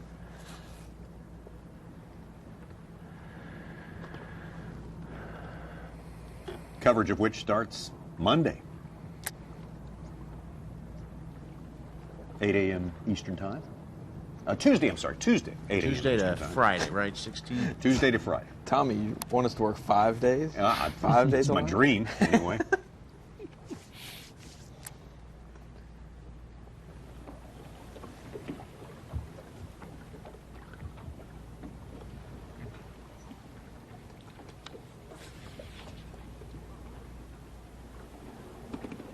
Your style, Jamie, would you want a tougher tournament, maybe a low weight, one where it's low teens per day will get you a win, or do you like those 18 to 20, you're going to have to bring it every day, high weight event? I like it tough. A grind really separates them guys. You don't get them a lot of those lucky bites thrown in there. You know, there's less of those, I should say. And when you can really put your head down and grind and make your techniques work and shine over the rest of the guys, those are the ones that I really like, for sure. The slugfest, it's an open door. I mean, you know, they come down to just a whole bunch of bites, and whoever lands a couple, you know, better fish. Not to say that ain't the way for a grind either. That is the way for a grind, but you're getting so many bites. Everybody's getting so many bites in the slugfest.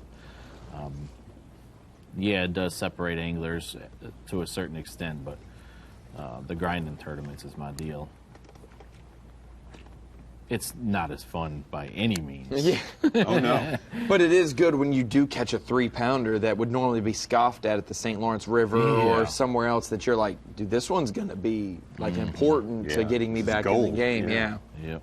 Like you said, with an open door with the heavyweight events where you don't know what the cap is. If everyone's catching 20 to 25, you could catch 30. Yeah. But with the grinders, if you catch 20, you're like, this is like a 35-pound bag. Correct. On a big time weight. Mm-hmm.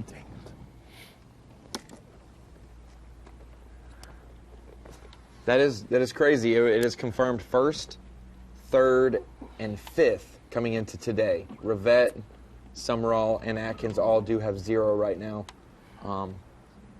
3 guys that were pretty confident, you know, in keeping stuff honest.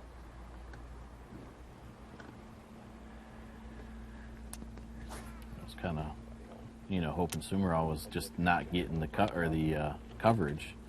For the cell coverage, and Cedars the rest of the day, his bass track was going to light up when he came in. I don't know what you can do. He's struggling pretty bad. He is. I think he just said he's going to go fish Cedars the rest of the day and try to get 5 and do what he's been doing, you know.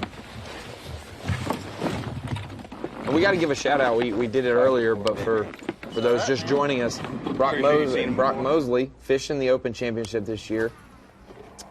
Competing against Caleb Summerall, also fished on the Elite Series against him, offered up his boat today. Summerall's had issues and borrowed boats throughout the week, and going into today, he's like, hey, if you need a boat, mine's available. And they did it the right way with the tournament director, and Summerall's able to try to go out and win this thing in a borrowed boat from a competitor. So that shows you guys are out to get each other, but as soon as the clock hits 3:15, you guys are there for each other. There is good camaraderie. I mean, everybody pretty much gets along. They're going to give you something if they can.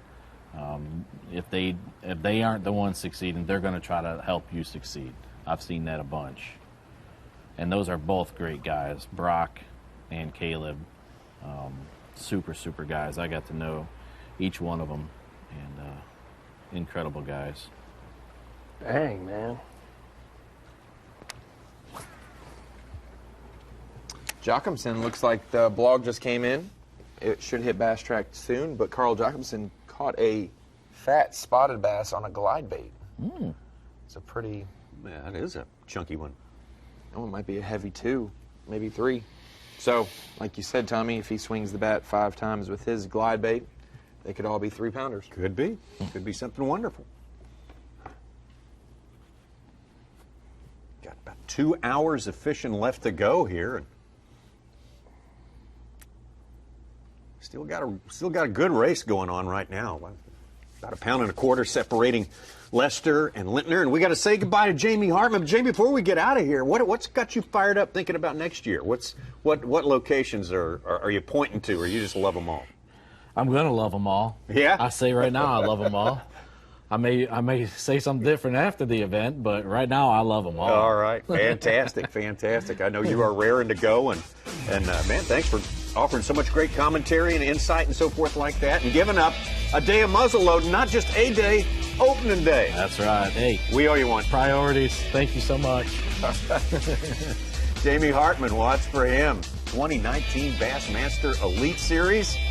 Think of him back in 2017 and think of the possibilities. Think of the possibilities here on Table Rock today. What could transpire in the last 2 hours of fishing? We're getting closer and closer to making all those final decisions, figuring out who's going to make it to the Classic, who's going to win this one. It's all yet to be decided. We've got it on the way when we come back. The 2018 Bass Pro Shops Bassmaster Opens Championship is being brought to you live by Mossy Oak Fishing.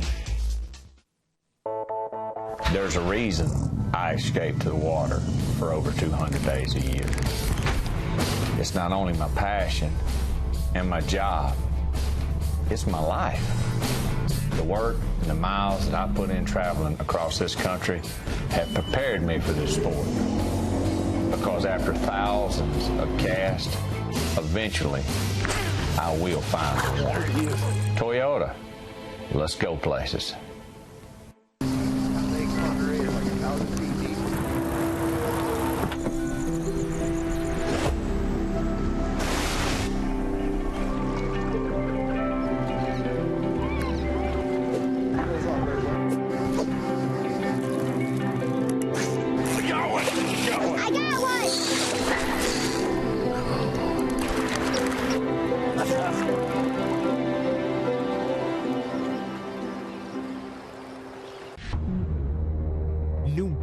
Fireline Ultra 8. It's rounder, smoother, and 4 times more abrasion resistant than original Fireline. That means you catch more fish. Ultra 8 features 8 braided strands heated to molecularly bind individual fibers. It lays well on the spool and is prior to going through your guide. Expect 10% longer casts and superb knot strength. New Fireline Ultra 8, and you thought Fireline couldn't get any better.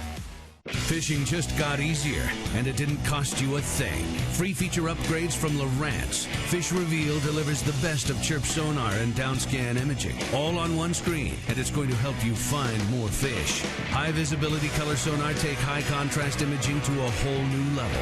It delivers the absolute best views of structure. Fish like to hide there, but their hiding days are over.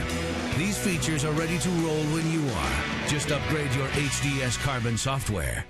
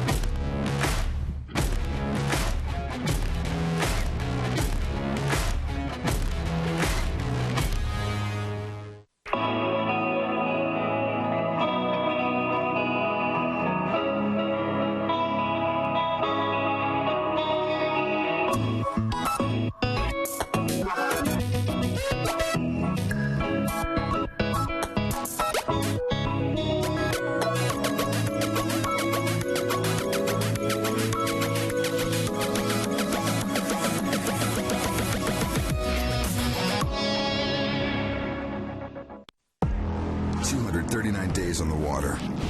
With an average tournament day of 8 hours, that's 1,912 hours of fishing. Averaging 60 miles per hour, you covered 12,300 miles. That's 102,420 minutes with a rod in your hand. Averaging 4 casts per minute, that's just shy of 410,000 chances at a bite. But numbers are the foundation. The results are up to you. Bassmaster Angler of the Year!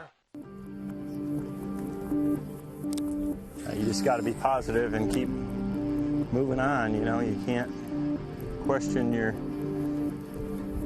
sanity. I can't give up what I've done all week. Heck, I've caught them when it's slick, calm, sunny, cloudy, cold. It's every dang day until today, and I'm just one big one short of having a solid day. It's not supposed to be this hard.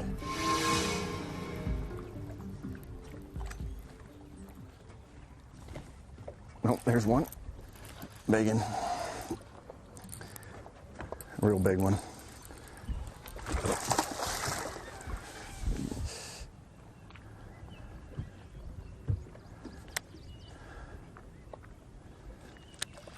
Oh, I got another one in him, I think.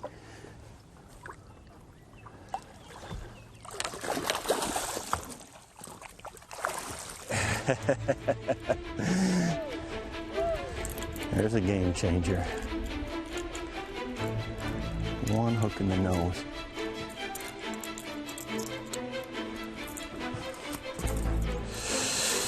There's a good one. How about that for an upgrade?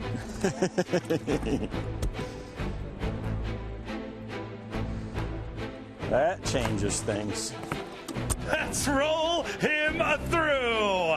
From Kalamazoo, Michigan, Kevin Van Dam. Boom shakalaka, giant bass.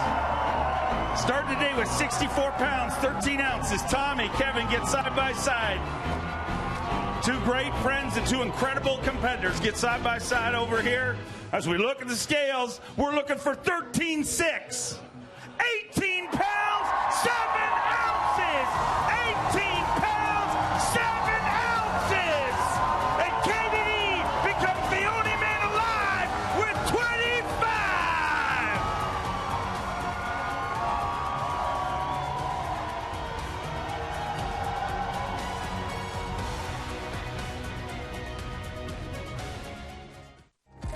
That's a tank.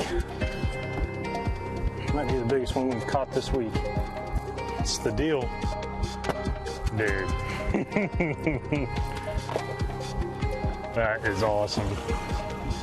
It's insane. It's insane. You know, I remember being 12 years old, getting my first Bassmaster magazine, reading about an angler of the year, you know, and thinking, man, that's what I want to do one day. And to find out this week that 23 people have only ever won it it's crazy, man. I don't know what to think. I still don't put myself up at that caliber of a fisherman, but it's also hard not to when you got a trophy like that coming. So I don't know.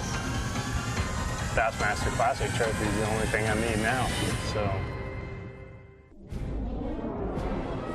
11-14, and it's official. Justin Lucas, your 2018 Toyota Bassmaster Angler of the Year.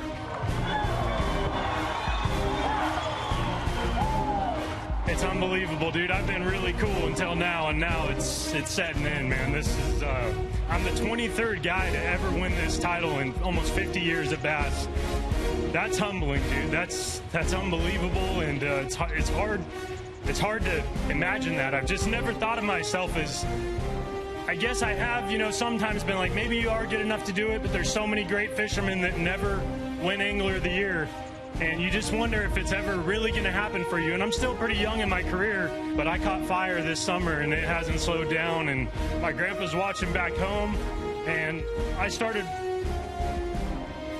fishing tournaments with him when I was 12 years old, and he took me every weekend, and he's still alive today. He's 80 years old, and this one is for him more than anyone else.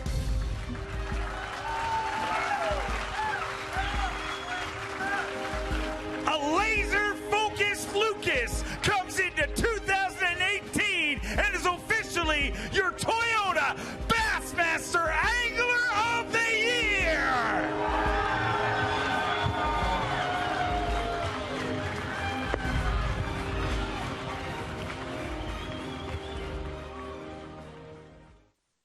You're watching the 2018 Bass Pro Shops Bassmaster Opens Championship, being brought to you live by Mossy Oak Fishing. That's what it looks like on Top of the Rock. That's what they call that place, Top of the Rock there. Shores of Table Rock Lake, one of the many beautiful scenes and super interesting developments you'll find on this place. It's legendary in the sport of bass fishing. Table Rock Lake is, well, these White River chain of lakes is kind of what we look to as maybe the birthplace of competitive bass fishing. The Bassmasters, for sure. It all kind of got started right around here. Glad you're with us. Couple more hours left to fish here. Stetson Blaylock, we begged him to stick with us in the afternoon, and finally we did enough where he relented and said he would stay with us. So Stetson, who offered some great stuff this morning, going to be joining us for the next hour. And giving up what is a beautiful Saturday out there. We appreciate it, Stetson. No problem. It's fun being here. You know, it looks like these guys are having a tough time this afternoon, but in every event, there's always that one key bite, and I guarantee it's going to happen. So. And in every event except maybe one or two, I can tell you this because we watch every one of them, the time of day from 11 in the afternoon, 12 till about 1:30 or 2 is just tough. It's just tough. And how do you deal with that as a professional? You know, it's all mental. It's tough on everybody. And what I say about that one key fish is you're going to get those opportunities, just a couple. So you got to be prepared, be ready, and when you get those bites, get them in the boat. How surprising is it to see our leader, Stetson, Caleb Summerall, coming into this day still without a bite? You know, it is surprising. It's when you have a game plan that carries you 2 days, you expect to be able to catch a few fish. But again, Table Rock is one of those lakes that changes by the minute, and he has changed. He's done some things. I thought throwing the spoon in the docks would yield some bites for him, and it didn't. So I'm shocked that he hadn't been able to figure something out. But that's what happens this time of year when you have conditions change like they have that drastically. It can happen to anybody. You made that point this morning. It's not just hour to hour. It's minute to minute. This playing field is shifting all the time. Absolutely. He's made a move on the map, at least, back to Little Cow Creek. We were talking about that bend in the lake. Those three creeks have been key for him and Tyler Rivette, and they're both in the top 5 coming into today. And throwing that spinnerbait, is there a specific maybe blade combination or color that you would throw? Well, for me, I want to show you something. I misspoke. Caleb Summerall does have one in the boat. We need to show this to you right quick. See how that went down. So maybe it's. That was a.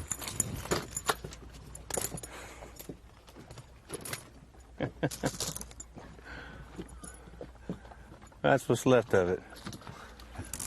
Broke his spinnerbait.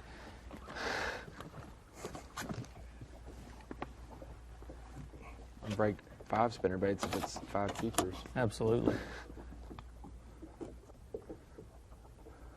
If I was guessing, that was probably a bait that he's caught a lot of fish on, and it's just one of his confidence baits, and he's been sticking with it, and it bit the dust right there on that one.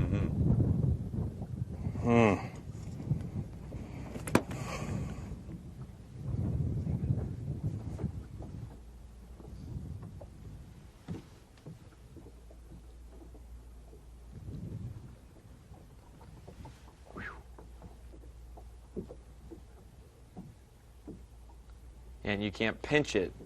No, you can't. In Bassmaster, you have to fan That's it. close. Yeah. That one touched the front of the line, whether it goes all the way through the line. Hit that 15-inch line. And often, you know this, you probably measure one, it's tense, it just got caught, its heart rate's beating just like yours is, and you put it on there and it's not necessarily as relaxed. You put it in here for a couple minutes and all of a sudden it's 15 and a quarter and you're... Yeah, it's amazing how much they'll stretch out, not stretch out, but how much they'll relax and add a little bit of length to themselves. Thank you. Have another look at this line burner right here. There's a fat spotted bass, and it's just 15's tough. Look at it come out. What you probably can't see there is there's probably another tree underwater. That fish came out of another tree. It probably didn't follow that bait, being as that they can see so well when it's clear and sunny like that. It probably came straight up out of a tree and blasted it right there at the boat. Just sort of intersected with it right there. Nice pop out. Yeah. Some are all on the board now, so that's good. And for folks at home who might not think that was a keeper because it was so close to touching and whatnot, you guys are allowed to measure it. And if you think it's a keeper, take it. And as long as you measure it again and throw it back before weigh-in or whatnot, there's no penalty with that. It's just you got to just do what you got to do to measure it and make sure it's... Well, none of us are going to put a fish in the live well that's intentionally a short fish. There are occasions where you'll have one that you get it to touch one time, you flip it over, it'll touch again, you flip it back over, it won't. I mean, what do you do in that situation? In my opinion, where he's at with no fish in the box, he has to do that. He has to put that fish in there, check it in 15, 20 minutes, and it looked super close, like it could have touched the front of the line, and if he lays it down and it does again, I mean, that's a good fish.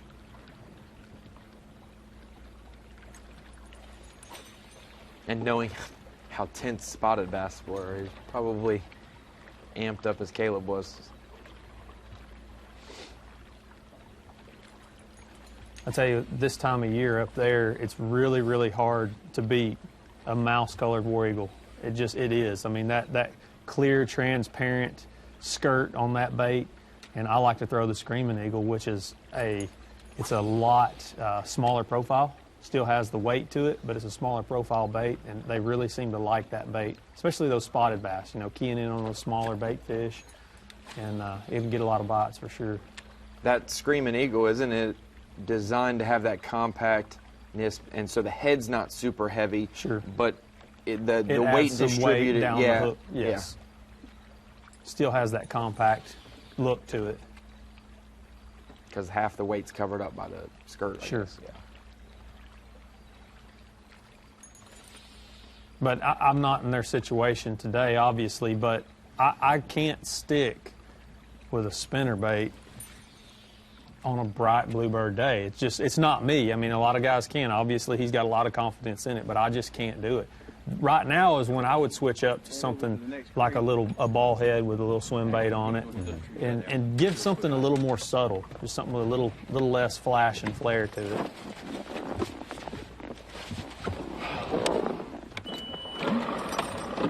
What a day, man. Tough. It has been. The wind's just starting. It's 1:15. I just caught my first one. I didn't have anything to fall back on with bluebird skies and no wind. I wish I knew how to go catch smallmouth. But I don't have any confidence in doing anything. And spooning the docks thing, I did have a good bite doing that earlier. Then I hit 6, 7 more docks, started losing confidence pretty quick that was a thing going on. Just keep chunking your blade at them. Hopefully we'll get it.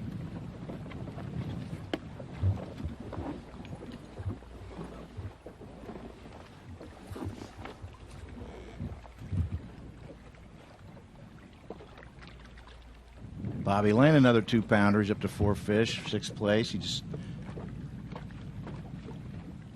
caught a 2-pounder. Hey, there's Carl Jochimson again. We got some bonus coverage going with Carl. We saw him this morning, talked to him a little bit, had his glide bait going out there, his big bait. Sticking with that, Carl? I am. I've been fishing it all day. Caught a nice 3-pound spot right after I talked to you guys, and I was like, okay, that's all I needed to see. I'm gluing it to my hand. And I've only had one other bite since, but that wind has been a little bit down. But it's just in the last hour it's picked up, and I've hit probably 20, 30 areas, just going from docks to points to bluff banks, and I just haven't had a lot of luck. And I just decided to do one run along this seawall in front of this marina. The wind's blowing perfectly against it, and I caught another nice 3-pound spot.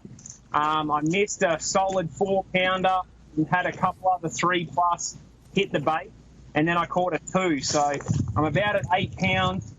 I think, any stage I can catch a 6-pounder, and if I can catch a 6 and a 4, and I think it can happen very quickly, I could make a run at this. I don't know. How long did you say you've been on that little spot right there? This is just my second run along it. Okay. I wish you guys called on the first run. It was crazy. They've spooked now, but every single cast I had them racing out from underneath here and just toasting it, and only 2 of them got hooked. A solid 4+ was all over it and just didn't get the hooks. And I just tried to run a little swim bait along there and then a little jerk shad and stuff to see if I could get them to come back out. But they get real spooky once you've kind of disturbed them like that. But maybe I can, go and hit some different, see if I can find more of these with the wind blowing on them and give this a break and then hit it a bit later. Carl, for folks who are watching that don't have experience with a big swim bait like a glide bait or something like that, obviously it can be discouraging to lose fish, and you're going to lose fish no matter how good you are as an angler, but are there things that you do to try to ensure a better hookup ratio, or how do you fish that thing to get as many fish in the boat as possible? Yeah, just having the right hooks on it, the right line. You know, just trying not to set the hook, letting them eat it. Sometimes you got to keep your eyes off the bait. It's very easy to just set when you see them come out and try and eat it. You know, I've got upgraded trebles on there, fluorocarbon straight through, and then a specifically designed rod and reel just for throwing this bait. And all of that is really key. And then, you know, you're just going to have to take a couple losses. But yesterday I lost a 6, and it was totally my fault. You have to swing every fish. You just crank as hard as you can on that fish. You don't give them any line, and you boat flip them. The longer they're out there, the more chance they have of jumping. And that 6 ate me at the boat. It had one hook in it, and I hesitated for 1 second and didn't think about boat flipping it. And I should have. I know better. And it did another jump, and it threw the bait. And it was totally my fault. If I swung it, that one hook, it would have held on, and I would have got it in the boat. So just when you get that bite, just crank down on them and boat flip them straight in. I know, Carl, you said you got him kind of riled up along that breakwater right there. How long do you think you have to rest it to maybe come back and get a result from there?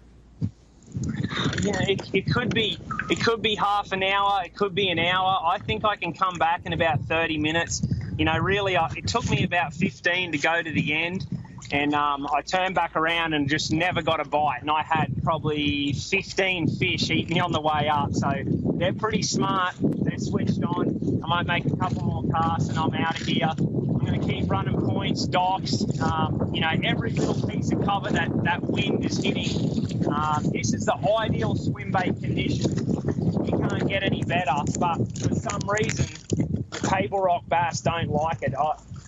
If I could do it again, you want that rain and you want those cloudy, nasty conditions, because yesterday I had so many more bites. But I still think I can get it done, because when you're throwing this, at any stage I can catch a 6, an 8, 2 5s, anything, and that's going to be the difference between maybe me being able to win this thing. So this rod and reel won't leave my hands for the next 2 hours. We may just watch you for a couple more casts here, see if some magic happens here. Yeah, we can. I'll just go along it once more, because when I watched them come out and eat it, they were very quick to dart back far. But this big bait, I honestly think if I went along here with anything else, it would have just been dead. But they're sitting up under there, the wind's blowing, and when this big thing just, like, I'm actually twitching it and I'm getting it to glide underneath that dock. So it sits about 6 inches under the water, and I'm twitching it quick one way, then letting it glide the other, and that's allowing the bait to actually go underneath this. And they just haven't seen that before, and they did, on that first run when I was doing it, they did not like it, and it was crazy. A couple more hooks stuck, I would have been getting close to 15 pounds in that one big bite away. So I might run around. I know there's plenty more marinas just like this, but the key is this wind. The wind is hitting straight up against this, and that's the key. That's why they're biting. Next time you get it retrieved, Carl, could you hold up, show it to us real quick for everyone who hasn't had a look at it yet? Yep.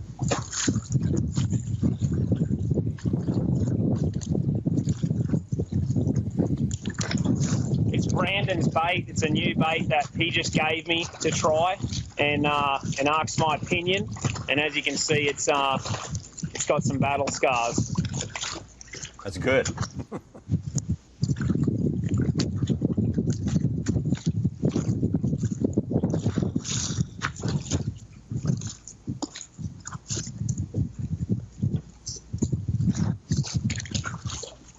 Sometimes they just like it slow roll. Sometimes they want to twitch, but what you want to do is just slow wind it so it's just S-ing, and then give it a sudden, really fast twitch, and that's usually when they'll eat it, after that little fast reaction twitch. And if they're following it, tracking it, that little erratic action is what'll give them some encouragement to actually fight it.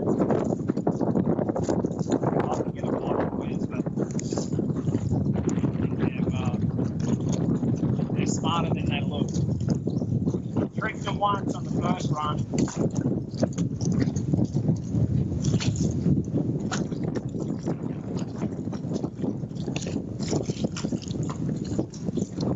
What's the mistakes that people make with big jointed baits like that, Carl?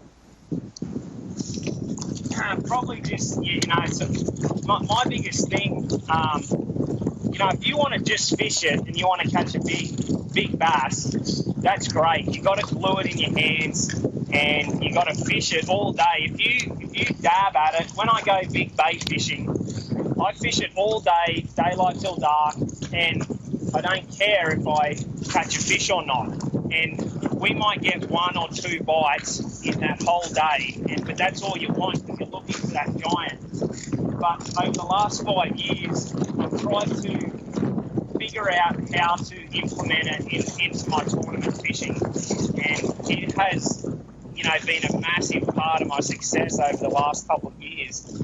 And what it is, where I use it, is instead of, you know, getting some bites on it in practice and thinking, you know, I'm just going to swing for the fence, if there's any sort of clarity in the water where I can see the bait, I have a jointed swim bait tied on at every single event, and I have it on my deck. And if my main deal is flipping smallmouth or, you know, fishing a jig like what I did at Gunfield, well, instead of continuing, you know, to try and beat those fish up, once I think at any event, I think I've got a decent bag on a jig and I've got a couple hours left, I'm going to pick the glide up and try and catch that game changer, that fish that no one else can catch. Because glide bait will catch a bass that's super smart and just simply can't be caught on regular casting. So if you want to catch just a really big fish, you've got to pick it up and you've got to throw it for a long, long time. You can't just kind of dab at it. And in a tournament situation, you know, just find your regular technique, but have it in your arsenal, try and get successful with it, get some confidence with it, and then use it to try and catch that game changer once you've got a decent limit already.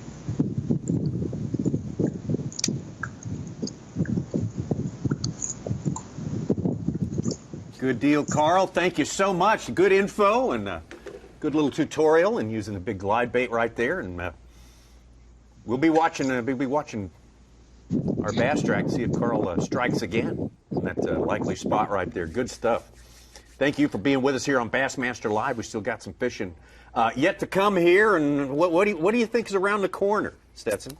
You know, I really think Carl's going to get an opportunity at a big fish. You know, it seems like he's had some trouble landing those bigger fish, but I think, again, he mentioned they don't like it on Table Rock like they do some other places. And I really think that I think he's going to have another opportunity at a big one. If he can get that fish in the boat, it could be a huge deal for him moving up that leaderboard. All right. All the ways that you can qualify for the World Championship of Bass Fishing, the Bassmaster Classic. This is one of the big ones here. 7 spots in the Classic being handed out this week, being made official this week. Some of them have been made on the basis of putting plenty of hay in the barn, so to speak, throughout the entire season. But the number 2 way to get to the Classic Bracket Championship, coming up next week, Tuesday through Friday. Got all 4 days of that for you. 4 days of competition coming to you on that one. And full field expected of 16 there. We'll take it down to 12, and then it's bracketed for 3 full days. So please make some time for that. Write it down. Write yourself a note. We got more coming here. The Table Rock Bass Pro Shops Bassmaster Open Championship on the way. The 2018 Bass Pro Shops Bassmaster Opens Championship is being brought to you live by Mossy Oak Fishing. There's a reason I escape to the water for over 200 days a year. It's not only my passion and my job, it's my life. The work and the miles that I put in traveling across this country have prepared me for this sport. Because after thousands of casts, eventually I will find the water. Toyota, let's go places.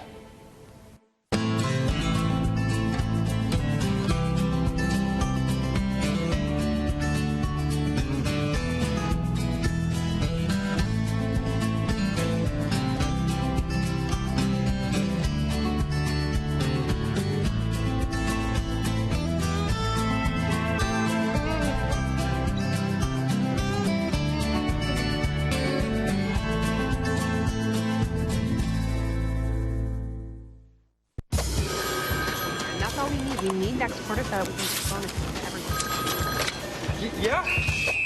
Stop working right now! Look outside. Is this spreadsheet weather? No, it's not. This is fishing weather. So stop clicking, get out there, and catch a bass.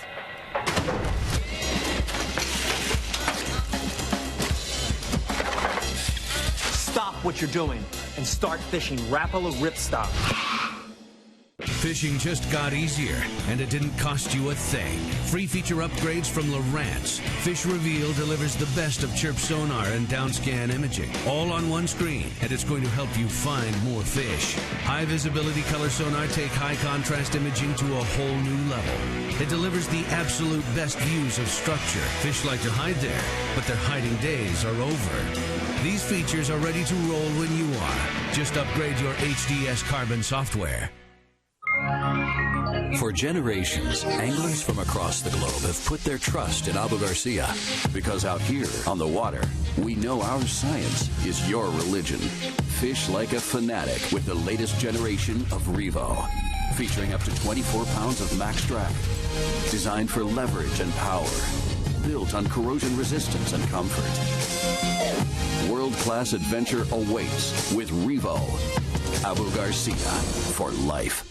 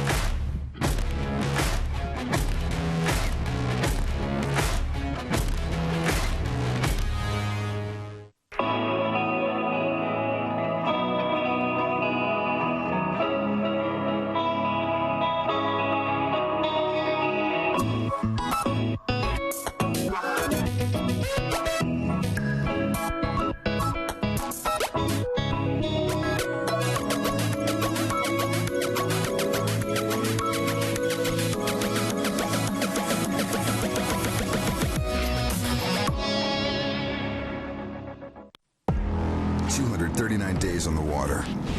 With an average tournament day of 8 hours, that's 1,912 hours of fishing. Averaging 60 miles per hour, you covered 12,300 miles. That's 102,420 minutes with a rod in your hand. Averaging 4 casts per minute, that's just shy of 410,000 chances at a bite. But numbers are the foundation. The results are up to you. Bassmaster Angler of the Year! You're watching the 2018 Bass Pro Shops Bassmaster Opens Championship, being brought to you live by Mossy Oak Fishing. Getting closer and closer to weigh-in time here at the Opens Championship. Comes up at 5:30 Eastern Time. They're going to quit fishing around 3:15 today. Check in at 3:15. Most of them will quit fishing around 3 o'clock. But 4:30 Central, 5:30 local Eastern Time. They're going to head up to Villa Rock there at the Bass Pro Shops Outdoor World. Have your way in there. You'll find out who our winner is and solidify all those qualifications for the Bassmaster Classic. Jared Lintner's in the lead right now, according to Bass Track. And I know somebody's going to be watching that weigh-in. I think it's Fred Rubanis who will be watching that weigh-in. Among others. Sure. Well, you're our winner, Tommy. You were just up there last month getting inducted in the Bass Fishing Hall of Fame. Congratulations again. I know. That's right. Lucked out. Absolutely. I think we'll hear from the Little Rock Studios. I think we'll hear when Fred comes down I-40, him screaming still. Oh, yeah. Russellville, yeah. And if Lintner wins, Fred gets to go to try his hand more shot at the bracket. Now, that's all. Lintner would like to win because if Lintner doesn't win, he goes out to try his hand at the bracket competition. So it's two different reasons that folks, including Lintner, are rooting for Lintner.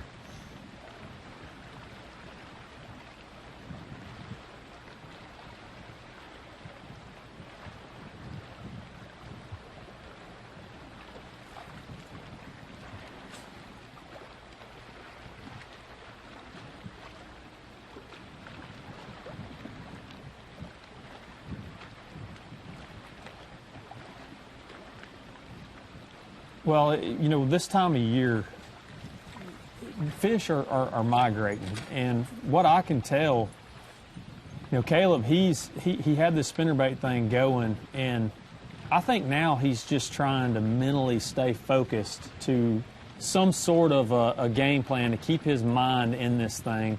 It looks like the wind's blowing a little bit harder than it has been the rest of the day. So to me, the spinnerbait bite should pick up. But again, it's a lot of mental challenge to keep that confidence, because a lot of times you might be throwing the right bait down the right bank, and if you're not confident in it, you're not going to get those bites. And I think he knows he's struggling, and for me, this point in the day is when those voices in your head start telling you it's over. And that's something that he can't let happen. He's just got to keep his focus honed in and sharp, and when each of those bites come, he's got to get them in the boat. That's the biggest thing when fishing's tough, is land your opportunities. It probably helps to be fishing with something that you've caught them on 2 days already. So absolutely. You think. That's, to me, that's my biggest downfall is not knowing when to put something down. And he's got a lot of confidence in that bait. He obviously has done well leading the tournament coming into today. I don't blame him a bit for not putting it down. And he's switched up several times throughout the day, but he keeps going back to that spinnerbait and going back to those cedar trees, and those big spotted bass live around cedar trees in Table Rock, I can tell you. So if he could just get a few bites, it could really change his day around. And we don't know, since we don't get to stand on the front deck with him and see from his view. We can now when we have camera on him, but he could have had 4 or 5 fish follow it throughout the day, or dart out at it, which aren't bites in the boat, but they give you confidence that, hey, if I can run it past a couple, they will eventually commit to it. Yeah, I think your conditions are a big player in that. He caught those fish the last 2 days, and now today you still have wind, but you have bright, sunny skies, and you just really don't understand how clear that water can be and how clear it can seem to those fish. They can see that bait a long ways. Oh, my gosh. Us sitting here, we can see it. Man, absolutely. If he gets a grab, we're going to see it absolutely. For sure. Yeah. And I think that just changes the way those fish will position around those trees, and how they'll, they may move from those trees to the bank. He might ought to try throwing that spinnerbait at the bank. That's just little things that you kind of, and he may be trying them, because we're not obviously watching him the entire time, but he may be trying in and out. But to me, if you're not getting bit by those fish, and if he is seeing those fish come out, you've got to try something different in that same presentation, along, throwing at the trees. He's got to try a different bait, or maybe pitch something in there. But it's easy to say that sitting here in the studio watching it on TV. You really don't know what he's gone through today and what he's seen on his end. I know we caught him early, basically the first 2 days, I think, and just not having that to build on has got to be sort of a setback. And it's always huge to put a fish in the box early, even if it's just one bite. That sets your confidence and sets everything in motion for your day. And for him not to get those bites and then go out there and kind of change up and lose that big fish on the spoon. I mean, I really thought that was going to change the way his day was going and the way he was fishing, and kind of get him keyed in on the right thing. But earlier, Mark Rose said the same thing. They're not biting that spoon today. He's trying it. He only had 2 or 3 fish in the box. So it's just tough. And I think that's what separates the winner from everybody else, is making the right adjustment at the right times and being able to stick with it and get those results.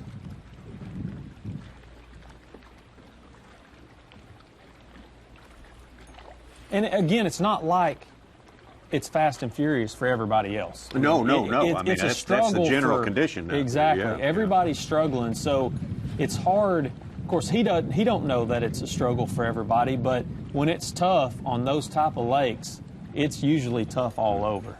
And yesterday I got to witness it firsthand. Covering Tyler Rivette, he has 3 fish. He just caught them in 30 minutes prior to that flurry. Summerall pulls in another part of that creek and says, "You got him?" And he yells, "I got 3." And he says, "I got nothing." And he said it kind of beat down. And in the next 100-yard stretch, Summerall caught 2 keepers to start his day off. So he had a friend to almost say, "Hey, are you catching them?" "No, I'm not." Or, "Yeah, I am." So Summerall's like, "I need to catch him." He doesn't have that today. Yeah. Rivette stayed down lake, fishing the bridges. We haven't seen Rivette fish in these trees since early this morning, so he hasn't had a friend to say, "Hey, are you catching them? And if Rivette would have said, no, I have 0-2, then he would have known I need to bail or it's tough. He would have that indication probably. And it has been tough. Oh. Did he just break it? I think he just broke his line on one. Break off? It is nobody's fault but my own.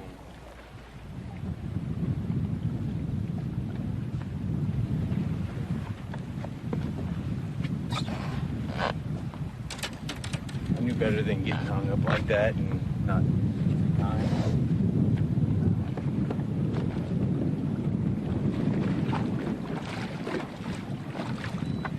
Said he got hung up, I guess, a cast or two previous to that one and didn't retie. And that can be detrimental to your day for sure. And not getting a lot of bites. When you're out there and you cast and cast and cast and all of a sudden one bite, sometimes you get a little overexcited. And, you know, he leaned on that one. He leaned on that one pretty hard. And even if it had a good, fresh knot, you never know what's going to happen.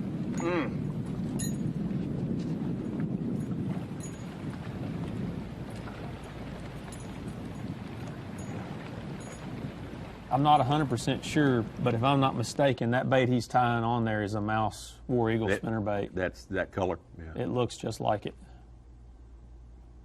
There's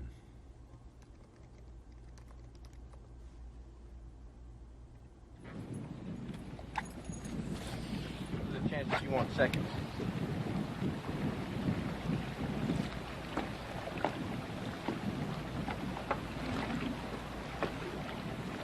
He's got the wind now, though. I mean, he's got the wind. Much more. Plenty. Break up on the surface than there was this morning. So good to get tugged on, though.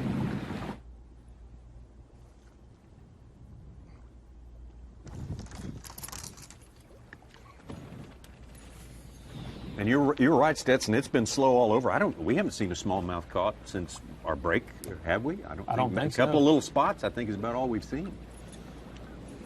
For someone like Derek Hudnall, who had 4 early and was on the top of the Bass Track board and was feeling great, and now he's still on 4, and he was one targeting smallmouth. He's probably feeling not smart right now, like he needs to do something different, even though he was on him. You know what I'm saying? That's how just a few hours of nothing. He's in a perfect position, though. He's got 4 fish. He's right there close to the leaders. All he really needs to do is get 1 or 2 good bites, and that could push him into the winner's circle. And for a guy like him that's been trying to make it for several years, it would be huge for his career and moving forward. Mm-hmm.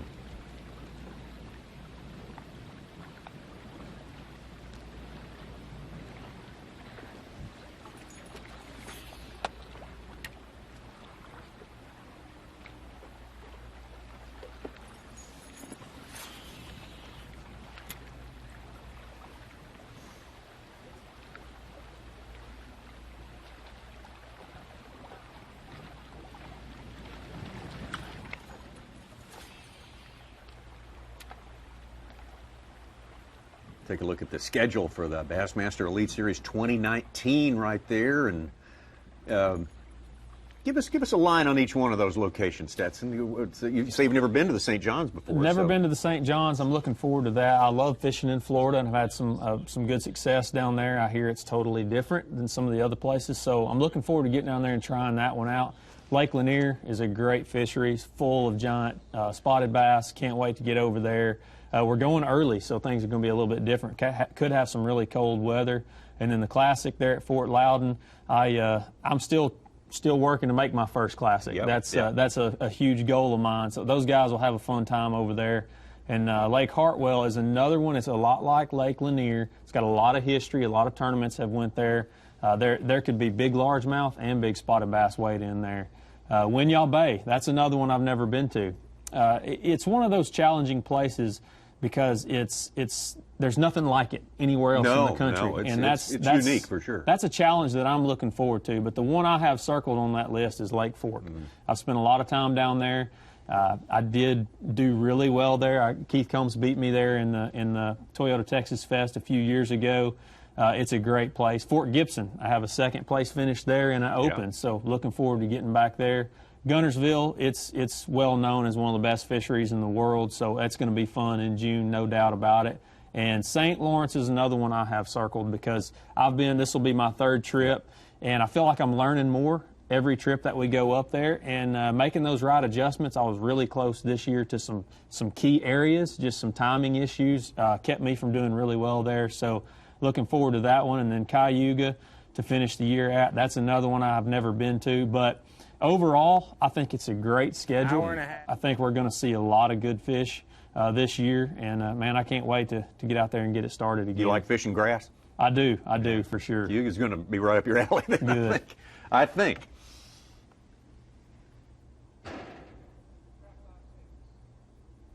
The largemouth deal just wasn't working, so basically I'm just dancing with the one that brought me. I tried the largemouth thing, and just like I have the past 2 days, and I just hadn't been able to catch up with them this week. I don't know. I've caught some here and there, but maybe I can catch a. I mean, I know there's big smallmouth on these places. I just hadn't caught any of them. You know, I mean, this lake's got 3.5, 4 pound smallmouth. I know it does. Some even bigger than that, I'm sure. And big spots too. I mean, I've caught some 2.5, 2 3/4 spots. So we'll see what happens. And you never know. I mean, you might catch the biggest largemouth I've caught all week came off of a bluff wall on this little minnow yesterday. So you never know what might happen.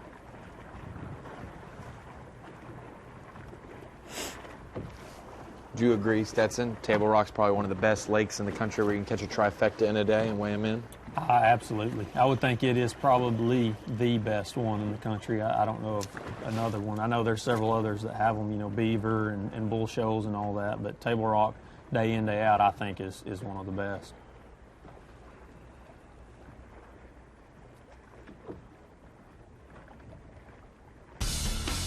Brandon Lester, it's been a while since he filled out his limit.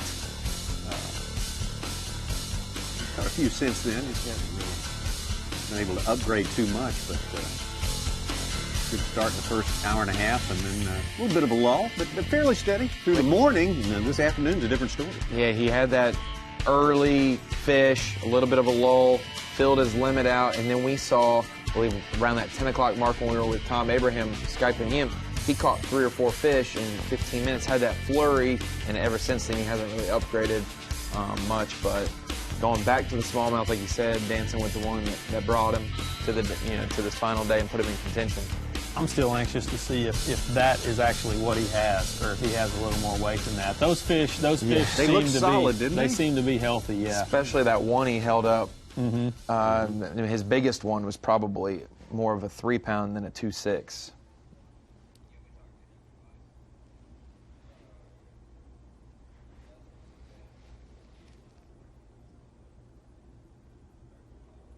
But you're seeing some of these guys, they abandon their patterns and go try new things, and now with less than 2 hours left to fish, you're seeing them go back to what they were doing, and a lot of times that'll pay off, especially with a little breeze blowing now. You know, I think you're going to see, I still think you're going to see a couple key fish caught late in the day.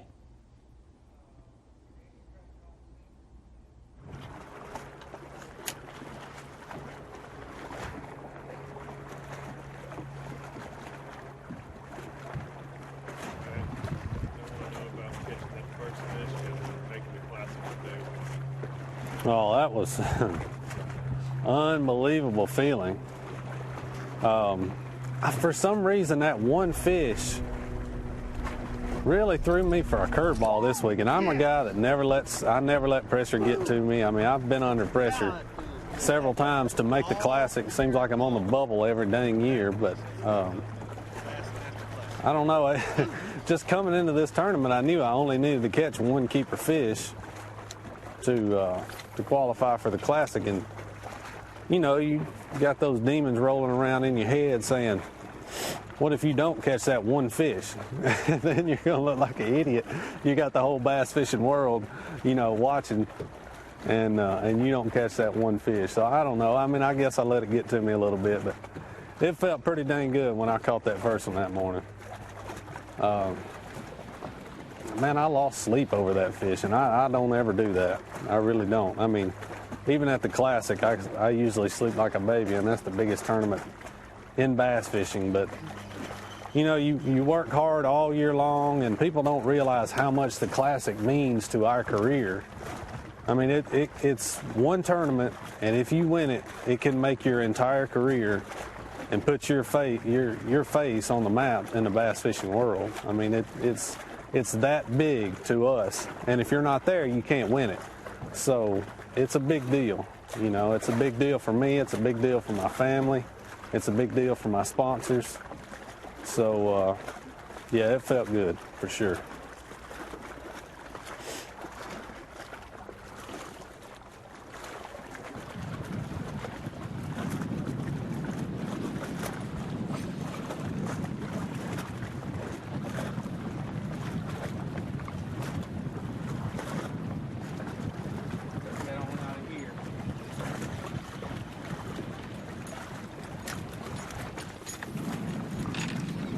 And this is the way it normally goes.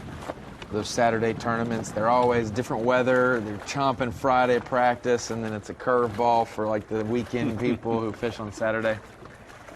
It's just now the anglers were really getting a groove of Table Rock and their 3-day event. Now the final day is the one that throws in the curveball. Well, like they said, it'd be tough getting a limit every day. There's only 5 guys, the top 4, Summerall, Lintner, Atkins, Lester, and Hudnall, who had limits both days so far. Day 1, there's only 10 limits, and in day 2, there's 18 limits. It's all right. They're broke, but it don't matter. Oh, they were the ones sticking up. Yeah, it's fine. Of those 5 that had limits, only 2 of them would have had a limit all 3 days right now. Lester and Lintner. Bird shit on me. Haven't mentioned Luke Palmer. He just caught his, I think his 3rd or 4th fish. He was the one who had the farthest to go, sitting in 12th coming into today. 6.5, 6 pounds, 9 ounces back. He actually is a unique guy. He has done really well at the local series. He fishes right there. Oklahoma is his home state. Fished the Opens, and in 2016, we ended the year at the Atchafalaya. That was the year it flooded really bad early in the year, and that was when we were supposed to start the Opens with the Atchafalaya. It was the last one of the Centrals, and he was like 6th or 7th in points and missed out on it. Stayed tough and ended up making it this year through the Opens points. But that's what, for folks who don't know the Opens anglers, might be like, I don't know a Luke Palmer or a Derek Hudnall. They don't realize, you know, even people who might not know a Stetson Blaylock, that there are years of being close or working to it or knowing, like, I could have given up here. You probably have those stories of maybe 2nd place finishes, or, you know, you learned a lot about yourself in the tough times, and that helped you get to where you are now.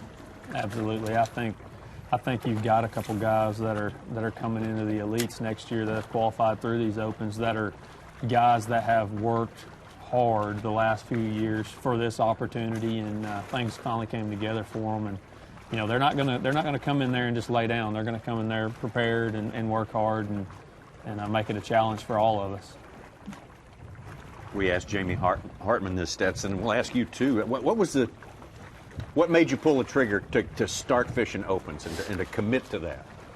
Well, for me, it's like a lot of people. It's a lifelong dream to make the Classic. I mean, to me, that is the biggest tournament that there is, and it's something that I've always wanted to do. And you know, the only way to get there is by fishing the Elite Series and you know, making it through the elites. For me, I wanted to do it the way that you know, fishing all season long, and you know, fishing those Opens for me was a challenge. It was almost harder than fishing the Tour. When I fished FLW Tour for all those years, trying to qualify over, it was a struggle to balance all that, but it was harder to fish the Opens and to do well in the Opens. There's always that one tournament that you just can't figure out what's going on, and you can't do that. You've got to have solid tournaments every event to make it through. You can't have a disaster in the mix somewhere. You can't. And, you know, just being able to do that my 4th season and to qualify for the elites and get to stand on that stage and like I said, I'm still fishing for my first classic, and I've been so close. I finished 59th and just making that AOY championship to be able to work your way up. Yeah. That's just one event. You've got to get there, and it's all mental for me. I know it is. It's just getting over that mental hurdle and getting back to my roots and just catching bass and putting them in the box.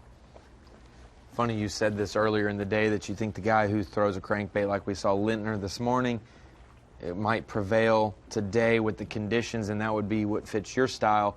Brandon Lester, while you were just giving that story, he said, man, with the wind kicking up like it is, I feel like I need to pick up a crankbait, and that would be something. So if he ends up making that key decision with an hour and 15 minutes left, he's one of the closest anglers to takeoff. He can fish a lot longer than most of these guys, and that might be to his benefit.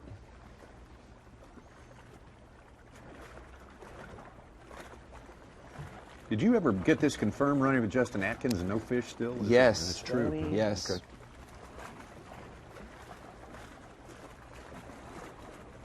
That shows you how tough it really is out there when you've got three guys like that. I think 2 or 3 guys that still haven't put a fish in the box, and a couple sitting on 1 fish and 3 fish. I mean, these are some of the best fishermen in the country, and it's a struggle and it's a grind out there just to get bites. Yeah. And you know, even Brandon throwing the little ball head with the little shad on it.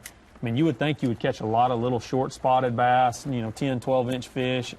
They're just not biting real good right now. There's nothing biting right now. Well, and this goes for people who maybe think that Elite Series anglers sandbag or lie about how tough practice was. If you have a practice period of 2 of your 3 days that are like this, Bluebird Skies post front, maybe it was they were chomping probably the weekend before when you guys arrived. And then Monday, Tuesday, it's post front. You might go into the final day of practice or the first day of the tournament not clueless, but going off very few bites or a couple things that you saw that you're going to just run with. Sure. Some of my best tournaments, and you'll hear this a lot, are off terrible practices, but it's not really that you had a bad practice. It's the way things change daily. And the weather changes, just the conditions in general.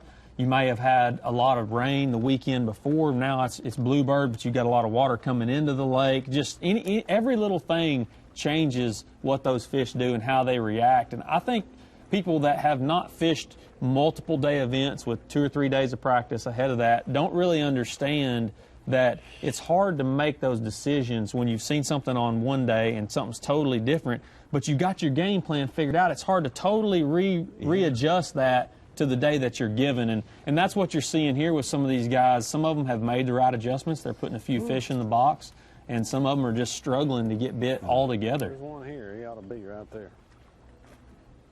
Wow.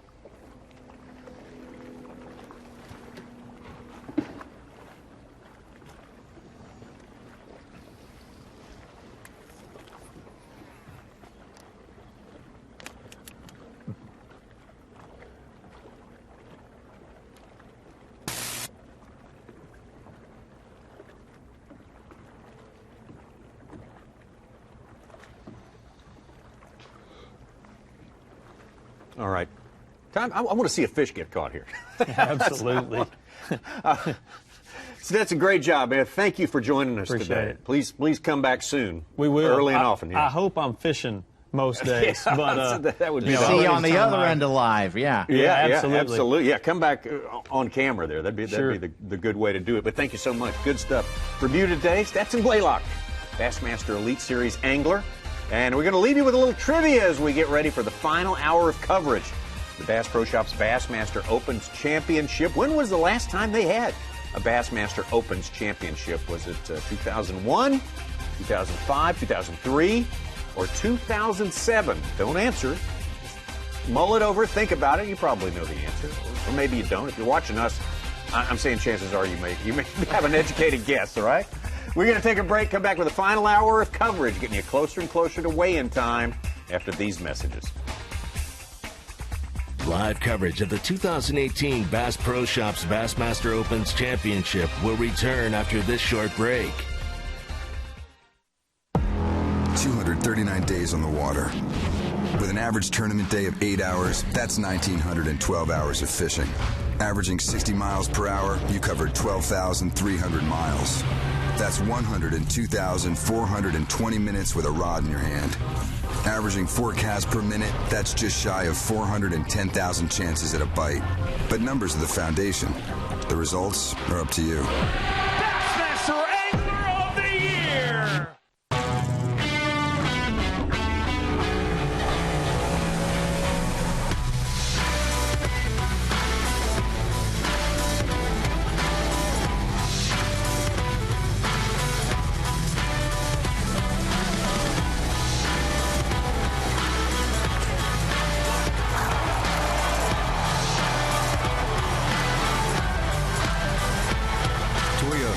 Let's go places. How's your weekend? Mine was unbelievable. Really? It's gotta be Skeet. It barely fit on 2 pages and it was so big. Hey, Skeet, I think you left this on the copier, man. Whatever. See more office antics at teamgtfishing.com. If you love bass fishing, then show your support by joining B.A.S.S today. Since 1968, B.A.S.S has been serving bass fishing enthusiasts with information and tournament coverage that make you a better angler. When you sign up today, you'll join over 500,000 outdoorsmen who love bass fishing. With your membership, you'll receive every issue of Bassmaster magazine, plus $50 in free gear, including a membership tackle bag, B.A.S.S cap, plus more. Log on to Bassmaster.com to join Bass today.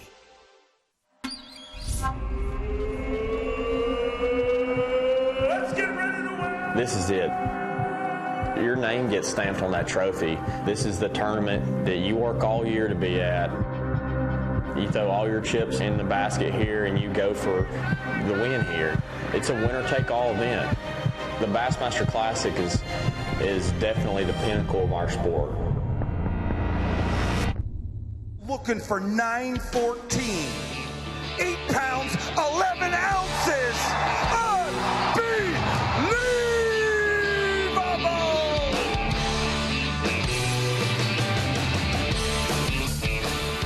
There we go, baby. Yes!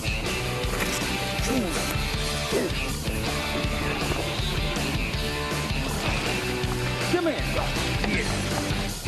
Just come here. Yeah. Yeah. Bigot. Yeah. There we go. Ah!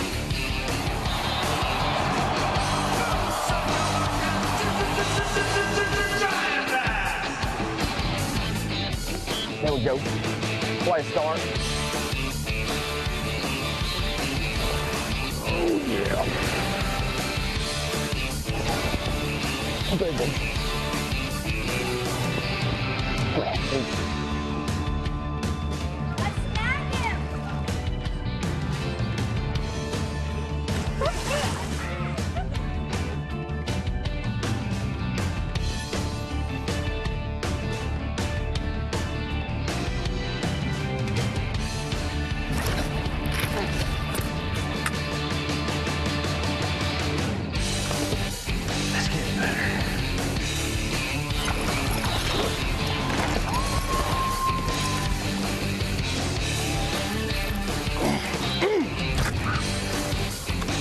What I tell you, need to be fished off.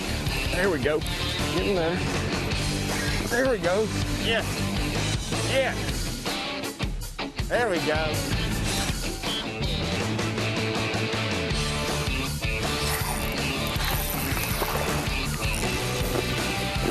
There we go. Come here. There we go. Yes.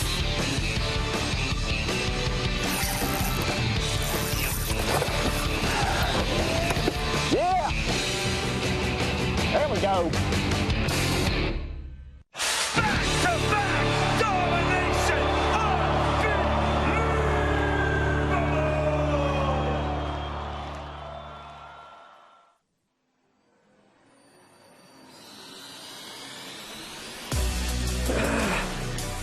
It's still here.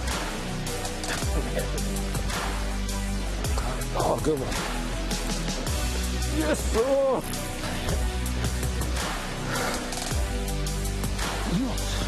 That is a big. Yes! Takahiro Omori his glory.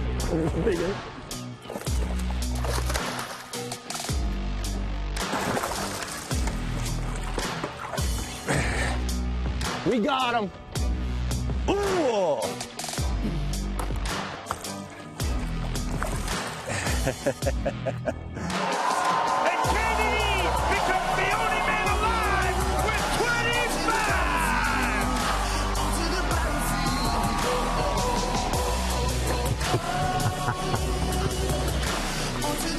That's how you start day 4. Yeah. On in here, go! Boom, shakalaka, giant bass.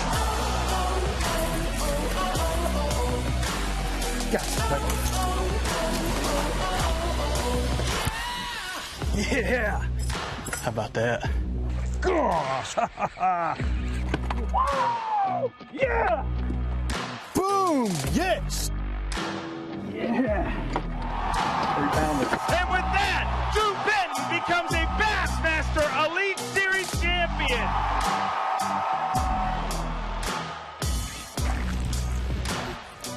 Get in here. Yes.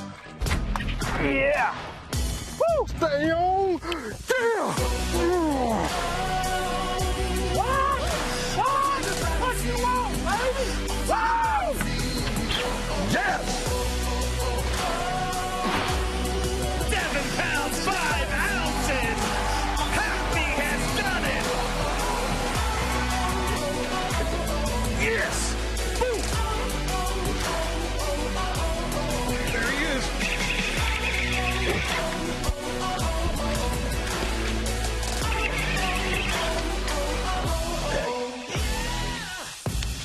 And Ace Monroe becomes a 5-time Bassmaster winner. Yeah. Look at that big. Got you. Jeez. Dang. I took it. Got you, baby. Got you, baby. Dude. 69.9, and it's payday for MDJ. That's a beast. Dang. Look how big that fish is. God, what a smallmouth.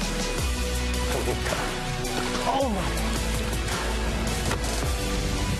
Holy crap. God. Got her, baby! I'll show her to you. Look at that thing, dude. I'm shaking. The St. Lawrence River belongs to Josh Bertrand. There he is, dude. Yeah! Woo!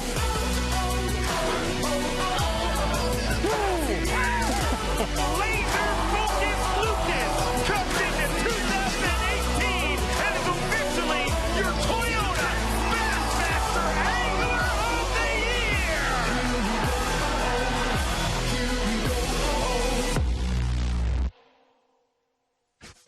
You're watching the 2018 Bass Pro Shops Bassmaster Opens Championship, being brought to you live by Mossy Oak Fishing. Thank you, Mossy Oak Fishing, for allowing us to bring you Bassmaster live today from the Bass Pro Shops Bassmaster Opens. We had some trivia to close out our last hour. Now we're into the final hour of fishing, and we're ready for some answers. When was the last Bassmaster Opens Championship? Ronnie Moore, I put it to you. I'm in Davey Height's seat, and he's always right. He's always right. You bet. I'm going to say C, 2005, that was because my guess, too. Before the Elite Series was formed in 06, I would assume, but it might be 2000. It might be something different. But mine's C. You guys 05. nailed it. Oh, who won it? You see? Who won it? Who won that? Oh my God! Give us a hint. Stacey King. Mike McClellan. No. Oh, okay. See? Someone else You right up there. Yeah, right around From the Alabama River. Alabama River. Okay. Okay. In December 2005. There's 3 guys in this event this week who fished that Opens Championship in 2005. Really? Todd Outen was 46th, Browning was 63rd, and Lintner was 84th. Wow. There's Brandon Lester. I'm going to say it again. It's time for a fish catch. It's been too long. I agree. Like you say, it's Ozarks in the winter, so you know. Yes, it's. We had one moments ago from one Carl Jacobson. He's got a 3-pounder. He's up to third place with 11 on the day. And 4 fish, one nice big fish, and he's maybe near the top. I think Lintner has a little bit more than the 9 we got him listed for. He might have 10, 11. 4-pounder. Yeah, 4. He's right there. He's right there anyway. He's right He there. needs it to get in the classic. He's got to win. Got to win. That's right. Oh, Brandon Lester hooked up. Tommy, finally. Asking you shall receive. All right. We got a rumor of a fish catch, and we maybe have an actual fish catch here. This one.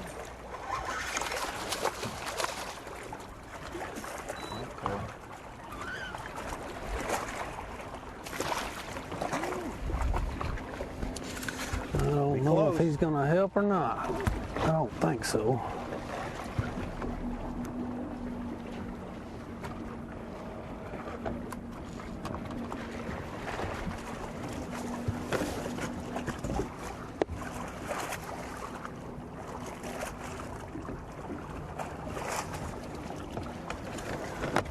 Let's check him and see.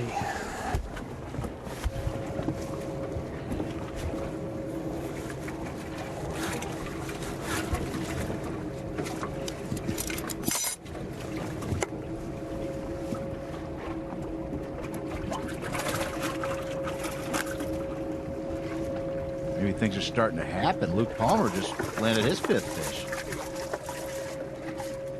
Good for him. He was kind of lingering down there at the bottom for a while. And his Marshall, if you look on Bass Track, he's got a bunch of fish caught, but only 5 keepers now. Marshall might have been putting in non-keepers, like, you know, just fish in general, which gives us a good indication that, hey, you catch 13 fish, 5 are going to be keepers. That's how tough this 15-inch limit can be on a tough day like this. But if he has caught 13 fish in general, he might have caught the most fish out of anybody. Just sheer fish. Numbers wise. Because we haven't seen many non-keepers. We've seen 2 maybe get thrown back without measuring them. Caleb Summerall, leader starting today. Has not been easy for him. Only 1 fish so far. Needs to mount a mighty charge in the final hour here.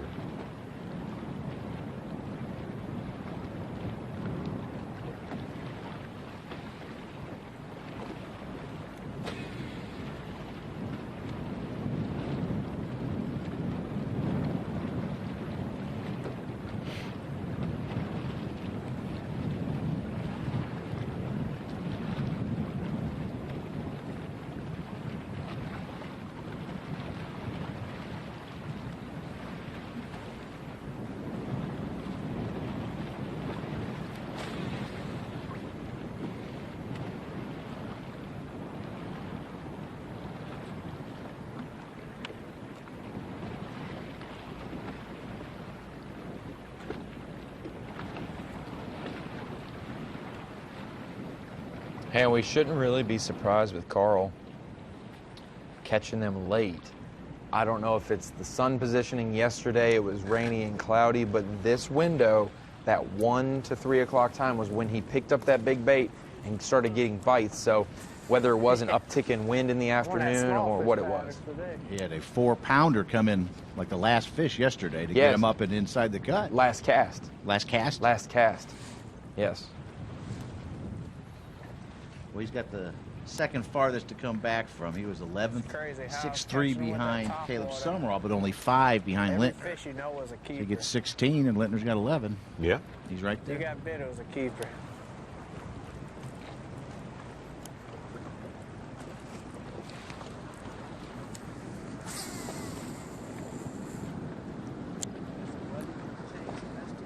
Yeah.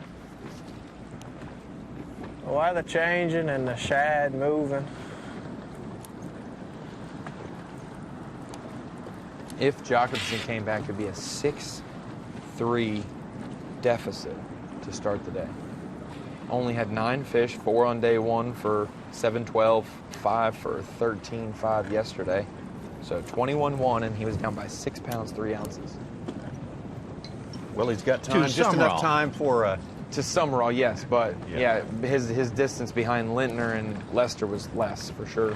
Well, if he comes up short, he's going to lament that 4 fish first day, only 7:12. Oh, he's going to have multiple. He said this event, he said it on the thing, on his Skype with us, this event's a missed opportunity deal, whether it was losing them yesterday and because of error of not boat flipping them or just not getting any bites on day one.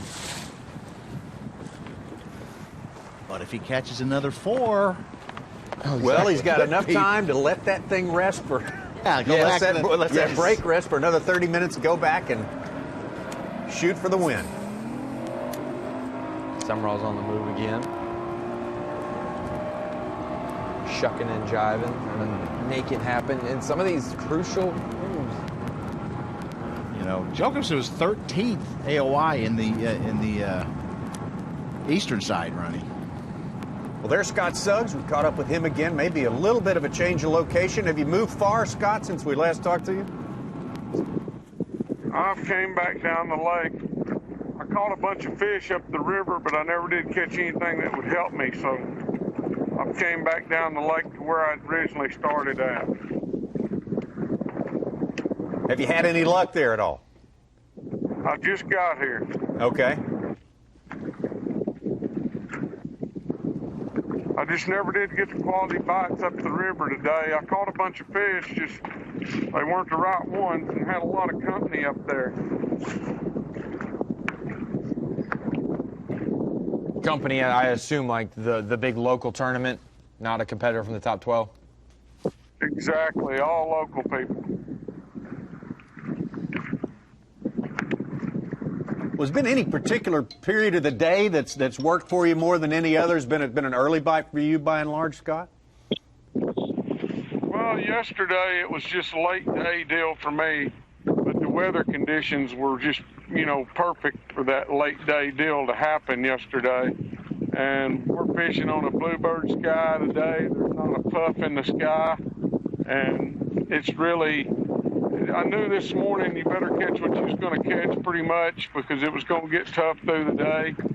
I'm not going to say some of these guys hadn't, don't catch a few out in this wind running a spinnerbait and stuff like that, but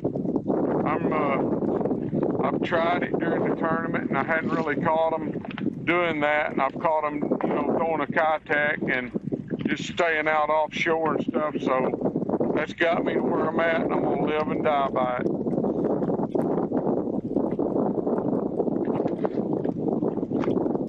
Sounds like the wind's picked up a little bit where you are. We got a little bit more breeze blowing on the lake now? We've got the most wind we've had all week right now. And I knew it was supposed to pick up today about this time of the day. And, it was a fun ride back down that river, I can promise you that. Yeah, I bet. Scott, a lot of people often will think, maybe the lower end of Table Rock, you fish on those cloudy, rainy days with some wind, and then if it's sunny, bluebirds, you often run up into that dirtier water, maybe in the James or up lake. Today, why do you think most of your success came down here when it's been, tough with the conditions? It's always tough here. These fish up here, they like a nasty day. I mean, yesterday was a nasty day, and the weights were all up yesterday, and it's just the same way, that's just the way these lakes fish up here. This old clear water, these fish just like it nasty. Well, Scott, we'll let you fish on. Well, I guess we'll see you at weigh-in time. Good luck to you for the remainder of your day, and thanks for spending a moment with us. Thank you. I appreciate it. You bet. Scott Suggs holding in there in 6th place right now. It's always interesting, Tommy, to get the vibe or the feeling from someone who knows a fishery very well and compare it to how the rest of the guys who might not know the lake as well have made decisions, if they're off base or if everybody is kind of figured out where they should go.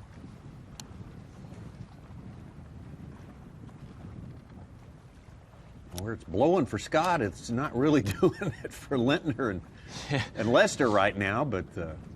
And that's with the winding turns of Table Rock. You know, you get a direction from the east. It's only going to blow up one bend, and then it's sheltered the other bend, and then the next 5 mile stretch has wind, and just like Lake Travis, just yes, the exactly. same deal as they had there. So duplicating it is easier said than done at times. I don't think it was a good one though, just because it didn't.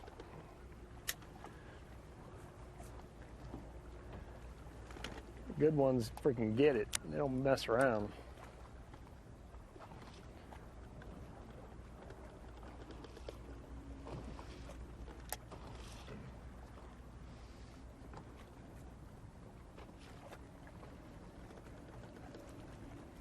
Jared Lintner has been a long time since he has put one in the live well.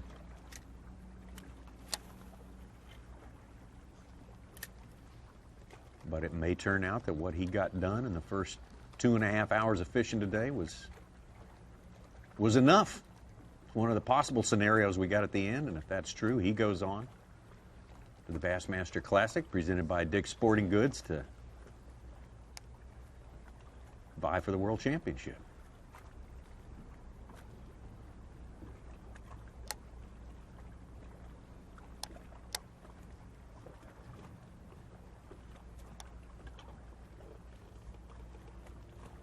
Brandon Lester listed as a pound 3 back, and both of these guys, we have some reason to believe that maybe they got more weight than their bait, or it missed me yesterday. Their estimates are showing.